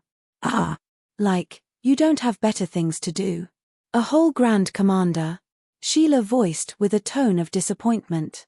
"Is that any way to speak to your great-grandfather, little Sheila?" Grand Commander Shen didn't seem bothered by her disrespectful tone and smiled. Gee Grandpa, you still owe me 12 boxes of chocolates, 16 crates of beer, 24 packs of cookies and 32 carts of juice," Sheila listed while folding her arms with a pout. "Dash shameless lowly, dash this shorty drinks. Dash her. They are related." The group threw out remarks of disbelief one after the other. "Please visit Panda, N0VE1.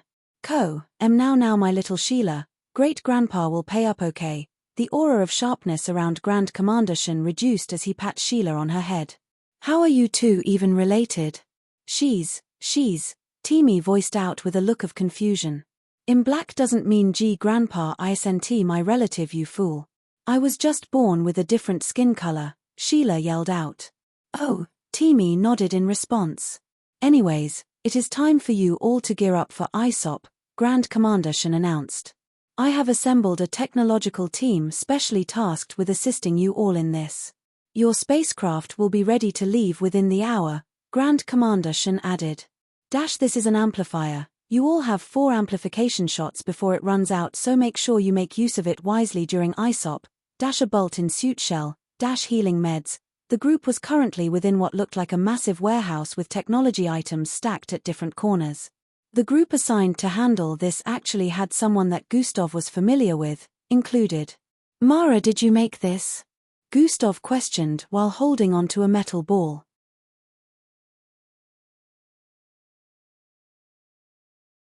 "Yes, and the combat suit too," the beautiful red-haired girl who had a slight semblance to Boss Danzo replied.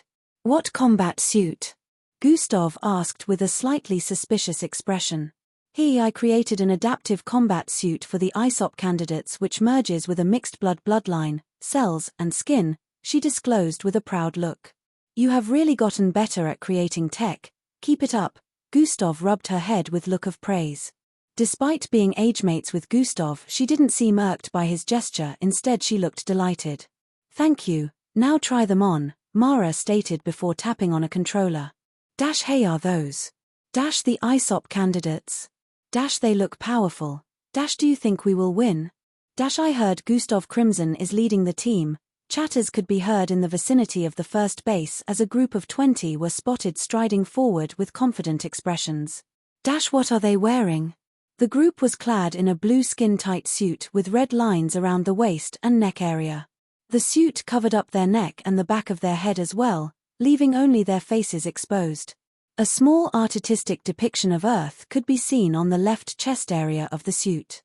The group could be seen heading into the area where aircraft were kept. A visible spacecraft could be spotted up ahead. It was so much larger than the aircraft parked in the surroundings that it could be seen vividly even though it was positioned at the far end. The group moved towards the spacecraft where a bunch of MBO officers could be seen standing around it. The spacecraft was as massive as a small skyscraper in a horizontal position. It was at least 7 stories tall too. It had designed with a red, green, and blue color, depicting both the Earth and MBO organization. It looked quite majestic. It is time, Grand Commander Shun voiced out from his position in between 2 Grand Generals. Are you ready to represent the Earth and win this competition? He questioned. Yes. The group yelled with enthusiasm. Grand General Shun nodded at them and gestured at them to move into the spacecraft. Gustav couldn't understand why they decided to make them travel in such a large spacecraft, but he wasn't too bothered by it. The travel to planet Osius would take more than 3 weeks of journeying through space. Even with the multiple dimensional gateways set across space to make the journey faster, planet Osius was located in a distant galaxy, so this was normal.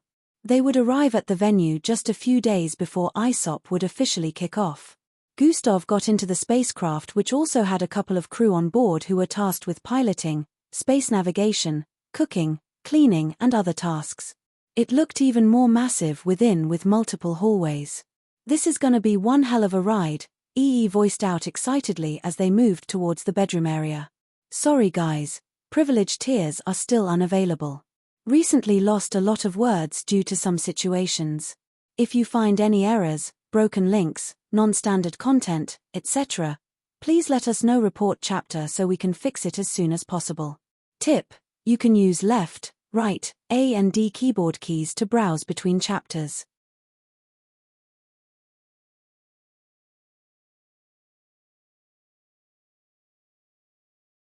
Chapter 1146. This is gonna be one hell of a ride, EE voiced out excitedly as they moved towards the bedroom area.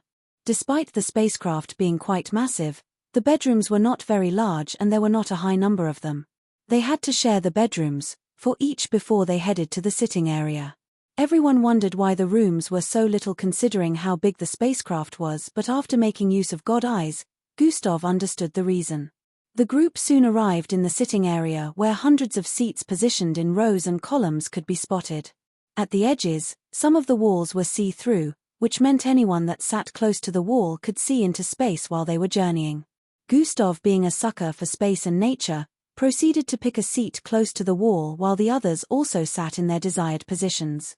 The substitutes will be joining us in a few, Grand Commander Shun announced after arriving in the sitting area. Gustav wasn't surprised about this since it only made sense for them to follow. This meant they would be around 60 of them journeying on this spacecraft to planet Osius. Up ahead in the seating area was the cockpit where the pilot and navigators were situated. The journey would begin the moment the substitutes came on board. The Earth's ISOP candidates are leaving for planet Osius today. As you can see, they are moving into the spacecraft with the Earth and MBO design. We can only hope for the victory of our young participants, all across the world. The area where the spacecraft had appeared was be displayed all across the world on different media outlets. The media outlets also made reference to how the ISOP competition would be broadcasted on Earth when it begins. Of course, there were people who had the privilege to witness ISOP in person, but the slots were already full. Only a limited number of people from each planet participating was allowed. The media outlets displayed the spacecraft lifting off the ground and disappearing into the sky after a while. 5 days later, I thought you would go with him, Gradia Xanatus voiced out to a beautiful lady clad in all-white garment. This takes priority. Besides, he is safe with that grandpa, so it's fine, Miss Amy replied. Oh, I guess you are right, young miss, Gradia Xanatus nodded. My avatar will remain on Earth while I try to find out more both here and on my planet, Miss Amy informed. The team we sent out haven't discovered anything yet, Gradia Xanatus reported. I am not surprised, even I can't sense a shred of its existence after its disappearance, Miss Amy replied. In times like this, I always send the kid to investigate and somehow he always discovers something that even experienced officers and researchers are unable to find. Gradia Xanatus felt Gustav always managed to crack every mysterious situation without a lead. That reminds me, he must have witnessed it too. How did he react? Miss Amy questioned. He had just returned to the tower then. We didn't speak much about it because he was busy with getting permission for the ISOP candidates to visit the oasis, Gradia Xanatus disclosed. I see. Miss Amy decided she would still hold a conversation about this with Gustav later to see if he had any idea about it. Looks like I will be attending that ISOP after all, Miss Amy voiced out. Oh. It is already quite late to leave by this time, young miss. The people attending already left 2 days ago and it takes 3 weeks of journeying. Gradia Xanatus was still explaining when Miss Amy cut him short. That is no problem, I'll journey there myself, she stated. Should take about a week, so I still have a week more, Miss Amy muttered with a calculative tone. Huh. Gradia Xanatus' eyes widened slightly. Do you wanna come with me? She questioned. Young miss, I still have a lot to. Gradia Xanatus was still answering when she cut him short again. So that's a yes then. Good, see you in a week time, she stated before walking out of the room while waving. Gradia Xanatus, keep me posted if you discover anything, she added before completely disappearing. Deep in space, a spacecraft moved at incredible speed, parting a cloud of red dust in the path. There were never-ending speck of stars, but due to the speed of the spacecraft these stars were soon left behind. The aircraft was moving at more than 100,000 light-years per hour, which was considered insanely fast. Within a particular part of the spacecraft, a group could be seen standing in front of an holographic screen. Will he break the record? He probably will. Dennis Shaw is strong, the group chatted amongst themselves as they watched a display in the screen above. A purple-haired male could be seen gliding across a turbulent-looking sea on a small piece of block. This male avoided the lightning strikes from above and even parried them sometimes as the small piece of block kept taking him forward. Please visit Panda, N0VE1. He is getting there, Glade voiced out. Do you really think he can surpass Fildhor's record? Falco questioned. Doubt it, Teamy and Glade responded at the same time. They briefly glanced at each other before turning away. On the screen, a golden-colored lightning bolt suddenly descended from the sky and landed right in the turbulent sea. The sea suddenly rose with intensity, throwing the purple-haired male high into the sky. The piece of block kept spiraling intensely in the air as he reached out to grab it. However, before his hand could make contact with it, 7 lightning bolts descended from 7 different positions in the sky and struck him down. Bam! His figure evaporated in the next instant and a display of Game Over was shown on the holographic screen. Some of them let out disappointment sounds as a figure who was standing up ahead pulled a transparent helmet off his head. I have a plan, but I can't go through with it till nightfall, Gustav disclosed. Really? Is everyone gonna be saved? Yusha's face brightened up as she questioned. If it works, yes, Gustav replied. At this point Yusha was all beams and smiles. But it only has a 50% chance of working. Her face turned a bit sour after this follow-up revelation. Is there any way to raise the odds? Yusha questioned. Gustav shook his head in response before saying, the only thing that can be done right now is secret evacuation. The MBO will handle that. I can't believe this is happening. Yusha sighed. Her figure plummeted, leaned back against the chair. In case it doesn't work, not everyone has to die at the very least, Gustav added. There must be a way to save everyone. Yusha couldn't handle the fact that her concert would cause death despite the fact that it wasn't her fault. Like your employees said, don't try to inform them. The MBO plans to evacuate the fans discreetly. Nobody will be informed about it, Gustav said in response. What will you be doing till nightfall?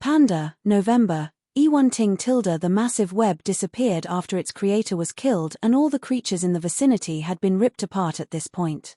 The milky glow coating Gustav's hand slowly dimmed and disappeared completely, revealing 2 blooded palms. Looks like whatever that was is stronger than atomic disintegration. Gustav wasn't surprised with this result. He would have lost his fingers and even his entire body would have been ripped to shreds if atomic disintegration didn't manage to hold up for a bit. Coupled with the sturdiness of his body, he only suffered a light casualty compared to what he should have suffered. Level 52 cleared. Does Gustav Crimson wish to progress to next training level? Yes, no. Just as Gustav was about to give his answer, a voice called out to them. Guys, let's try the gaming room. Gustav recognized this voice to be that of Timmy's. He had a slightly contemplative look on his face before he made his decision. No, logging out Gustav Crimson, a spectrum of light blinded his vision for a bit before everywhere turned completely whitish. Gustav pulled the transparent helmet from his head and turned around to see that the others in the circle had taken theirs off as well. What is this about a game? Angie questioned. There is a gaming room right next to this one, Timmy replied. Gustav already knew about this since he scanned the entire spacecraft from the first day they left Earth. Please visit Panda, N0VE1. You guys have been using the training room since the first day we left Earth. It wouldn't be bad to play games for a bit, Glade stated. Well, technically the training rooms are similar to the gaming room since they are all simulations, no much different in training and gaming, Gustav disclosed. Lighten up a bit, man. Training won't be as fun as playing games. He tapped Gustav on the back with a persuasive look. We've been training for months too, so maybe a little slacking off won't be bad, Matilda nodded. Alright guys, Gustav finally gave in. They proceeded to leave the training room right after. In another part of space, a spacecraft as massive as a football pitch with a pentagon shape and 4 pillar-like extensions at the edges could be seen floating in this part of space. Just a couple 100 kilometers to the northwest of this spacecraft was a giant wormhole. This wormhole, like any other wormhole, twisted the space within, which was like a tunnel. It obviously led somewhere, but it was unknown why this spacecraft remained stationary not too distant from the wormhole. Within the spacecraft, the crew seemed to be positioned at different corners of the spacecraft. They had taken some unknown formation and had serious looks on their faces. In the cockpit area, 2 male figures seemed to be discussing. Is everything ready now? All crew members are in position and ready to take action at the appointed time. That is good. Estimated arrival time? 12 to 13 hours. Let's do this. Within the ISOP candidate's spacecraft, the pilots of the spacecraft stared at some readings from the navigations with a slightly troubled look. The Orion gate seems dysfunctional, the main pilot voiced out. The readings state that the dimensional energy within is a bit chaotic, one of the navigators informed. We can make a diversion and head for Orion Gate 2, the second navigator suggested. That will set us back 12 hours, the second pilot had a slightly concerned look as he stated. It will, but it definitely is safer, the second navigator replied. Both pilots glanced at each other for a bit before nodding. They already made their decision without even exchanging a word. The spacecraft made a little turn but continued ahead unhindered. In a couple of minutes, they phased past a gigantic wormhole and continued heading deeper into space. Meanwhile, in one of the spacecraft rooms, chants of ES name reverberated across the gaming room as a group of more than 20 watched an holographic display up ahead. In the display, was spotted riding an hover car that was escaping the raining of flaming projectiles in the vicinity. The projectiles rained down uncontrollably as ES' vehicle sped forward while swerving from side to side. Is pretty good at this thing, Falco couldn't help but voice out while Gustav smiled and nodded. He was glad was having fun. It looked like he had finally returned to his usual cheerful self. He is reaching the high score. A girl yelled in excitement. Everyone fixed their eyes on the projection with even more intensity at this time while Gustav's face suddenly displayed a weird expression. He turned to the side while his face scrunched up. Angie seemed to have noticed this and moved close to him. "Is everything okay?" she questioned with a concerning tone. "I hope so," Gusart replied before turning around to walk away. What do you mean?" Angie's face displayed a look of confusion, but before she could voice out her question completely, Gustav was already gone. "Are you going to ask them about it?" the system questioned while Gustav walked through a brightly lit corridor. "They are the pilots, so I'm sure they know what they are doing, but I'm curious as to why we skipped a gateway. Wouldn't that make our journey slower?" Gustav muttered while walking along the corridor. What Gustav had just sensed a while ago was a massive cluster of dimensional energy. He had sensed this up to 5 times since they started this journey, but this was the very first time Gustav sensed they moved past it.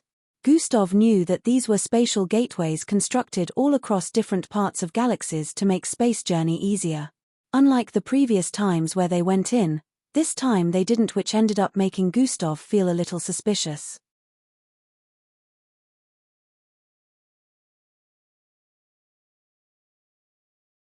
Chapter 1148. Unlike the previous times where they went in, this time they didn't, which ended up making Gustav feel a little suspicious.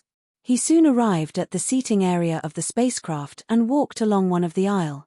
Only a few substitutes and candidates were at the sitting area. Most of them were in the gaming room.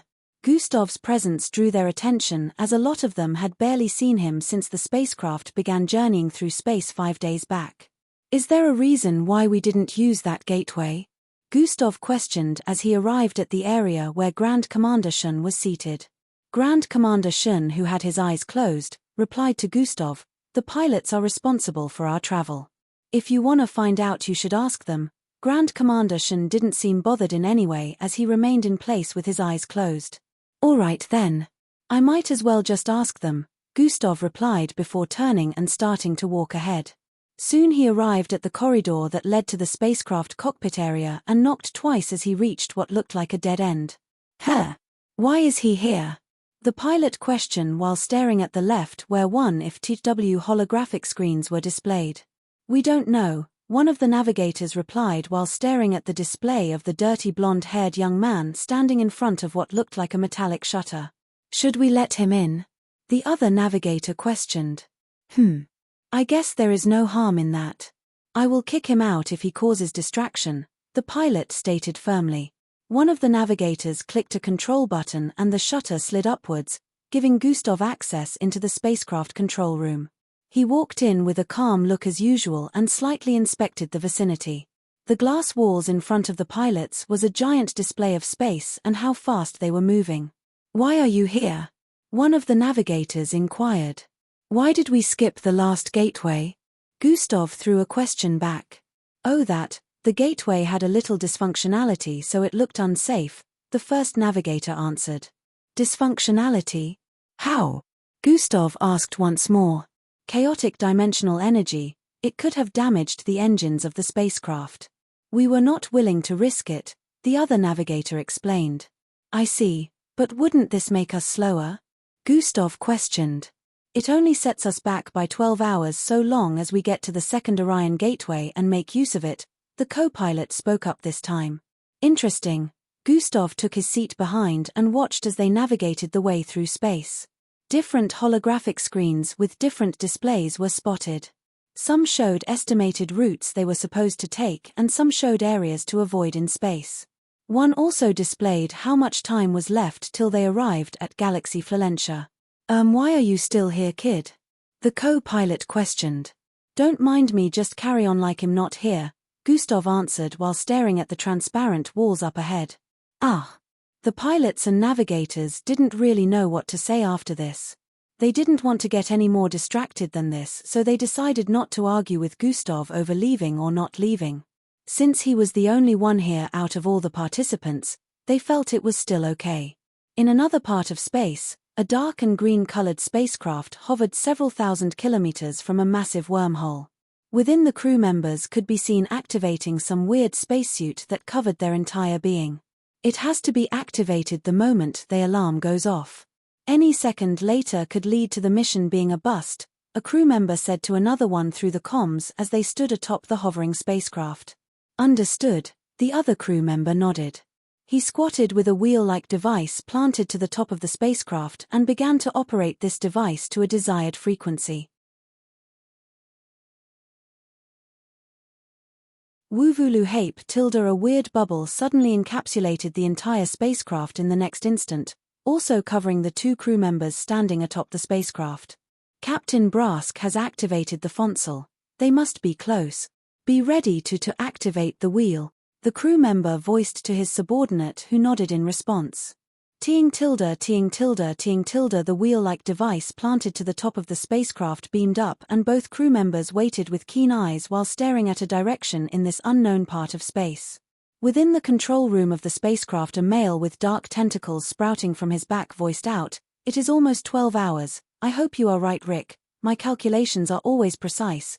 They will appear at any time from now," the man with a scarf covering the right side of his face replied. The captain was about to speak out again when, we tilde blaring alarms suddenly began to go off. "Activate it now," the captain yelled through the comms. "Please visit Panda, N0VE1. The 2 crew members atop the spacecraft heard the command and the one squatting quickly raised his finger to tap on the button in the middle. At the same instant his finger was descending towards the button, a piercing starlight far ahead the massive wormhole had appeared. This starlight looked like it was moving but with so much speed that even though it was thousands of light years away, it arrived before the wormhole in a couple of moments. Tap. The instant the finger of the crew member made contact with the button, the starlight also arrived before the wormhole. In that split second, it could be seen that the starlight was actually a large spacecraft movement at incredible speed. The wormhole suddenly made a fluttering sound as it changed color, then instant this spacecraft flew into it. Zzzing tilde, it turned completely violet. Sucis. Yes. Within the spacecraft that had been laying in wait since, all of the crew members rejoiced with loud voices. "You did it, Ray. I knew I could count on you," the captain voiced with a joyful tone. "We can't celebrate yet until we confirm he is dead," Ray replied with a normal tone. "He will be. They can't escape there without us, so they will all meet their end without our intervention anyways," the captain replied. Ray slightly raised his left eyebrow after hearing that. "Yes, I haven't forgotten our agreement, Ray. We're only killing the boy but we won't harm the others," the captain voiced with a cheerful tone while tapping Ray's shoulder repeatedly. "Lighten up," he added. "Mph, this job really put a lot on me. Let's finish it properly," Ray voiced in response. "Let's finish it." A smile appeared on the captain's face as a vortex appeared in front of them which their spacecraft got sucked into. Ging tilde upon their disappearance, the Gaint wormhole returned to normal. SSSF, the portal that would lead to the conventional center floating about 50 feet above, were still trying to get in. At this point, hundreds of MBO officers were headed towards the area to clear them off the premises. It had been over 30 minutes since Gustav started trying to create the projection and so far, he hadn't been successful yet. The MBO could no longer take any chances, so the next move was to get everyone within the vicinity out of the premises. This time they didn't care about the Jenksodus figuring out that they were aware of the nanits planted. The aim was to save as many as possible, and there were still millions in the premises that will be affected if the nanits go off. What is going on? Why are there MBO officers here? Some of the fans within the vicinity who were initially dancing and vibing to Yusha's performance stopped as they noticed the MBO officers arriving in droves. The instant the MBO officers arrived, they commenced the operation. Spreading out, each of them placed a circular and metallic-looking device on the ground within the multitude of fans. The fans were clueless as to what was going on, but no MBO member gave any form of explanation. Dove C planted, Dove E planted, Dove H planted, Dove V planted. The MBO officers reported through the comms one after the other, and in a couple of seconds, a command was heard.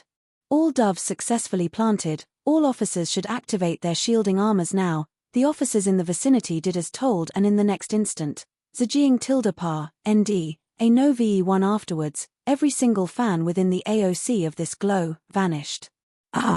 The fans that were left in the vicinity and had witnessed the disappearance of the others became wary. Some of them tried to run and escape the area, but of course, The MBO officers were well skilled and more powerful than ordinary mixed-bloods, so they easily handled the situation. With every planting of the doves and activation, up to 50,000 fans would be teleported in an instance. You're tuning in to the Celestial War YouTube channel. Don't forget to subscribe and join us on this journey to catch the most captivating stories.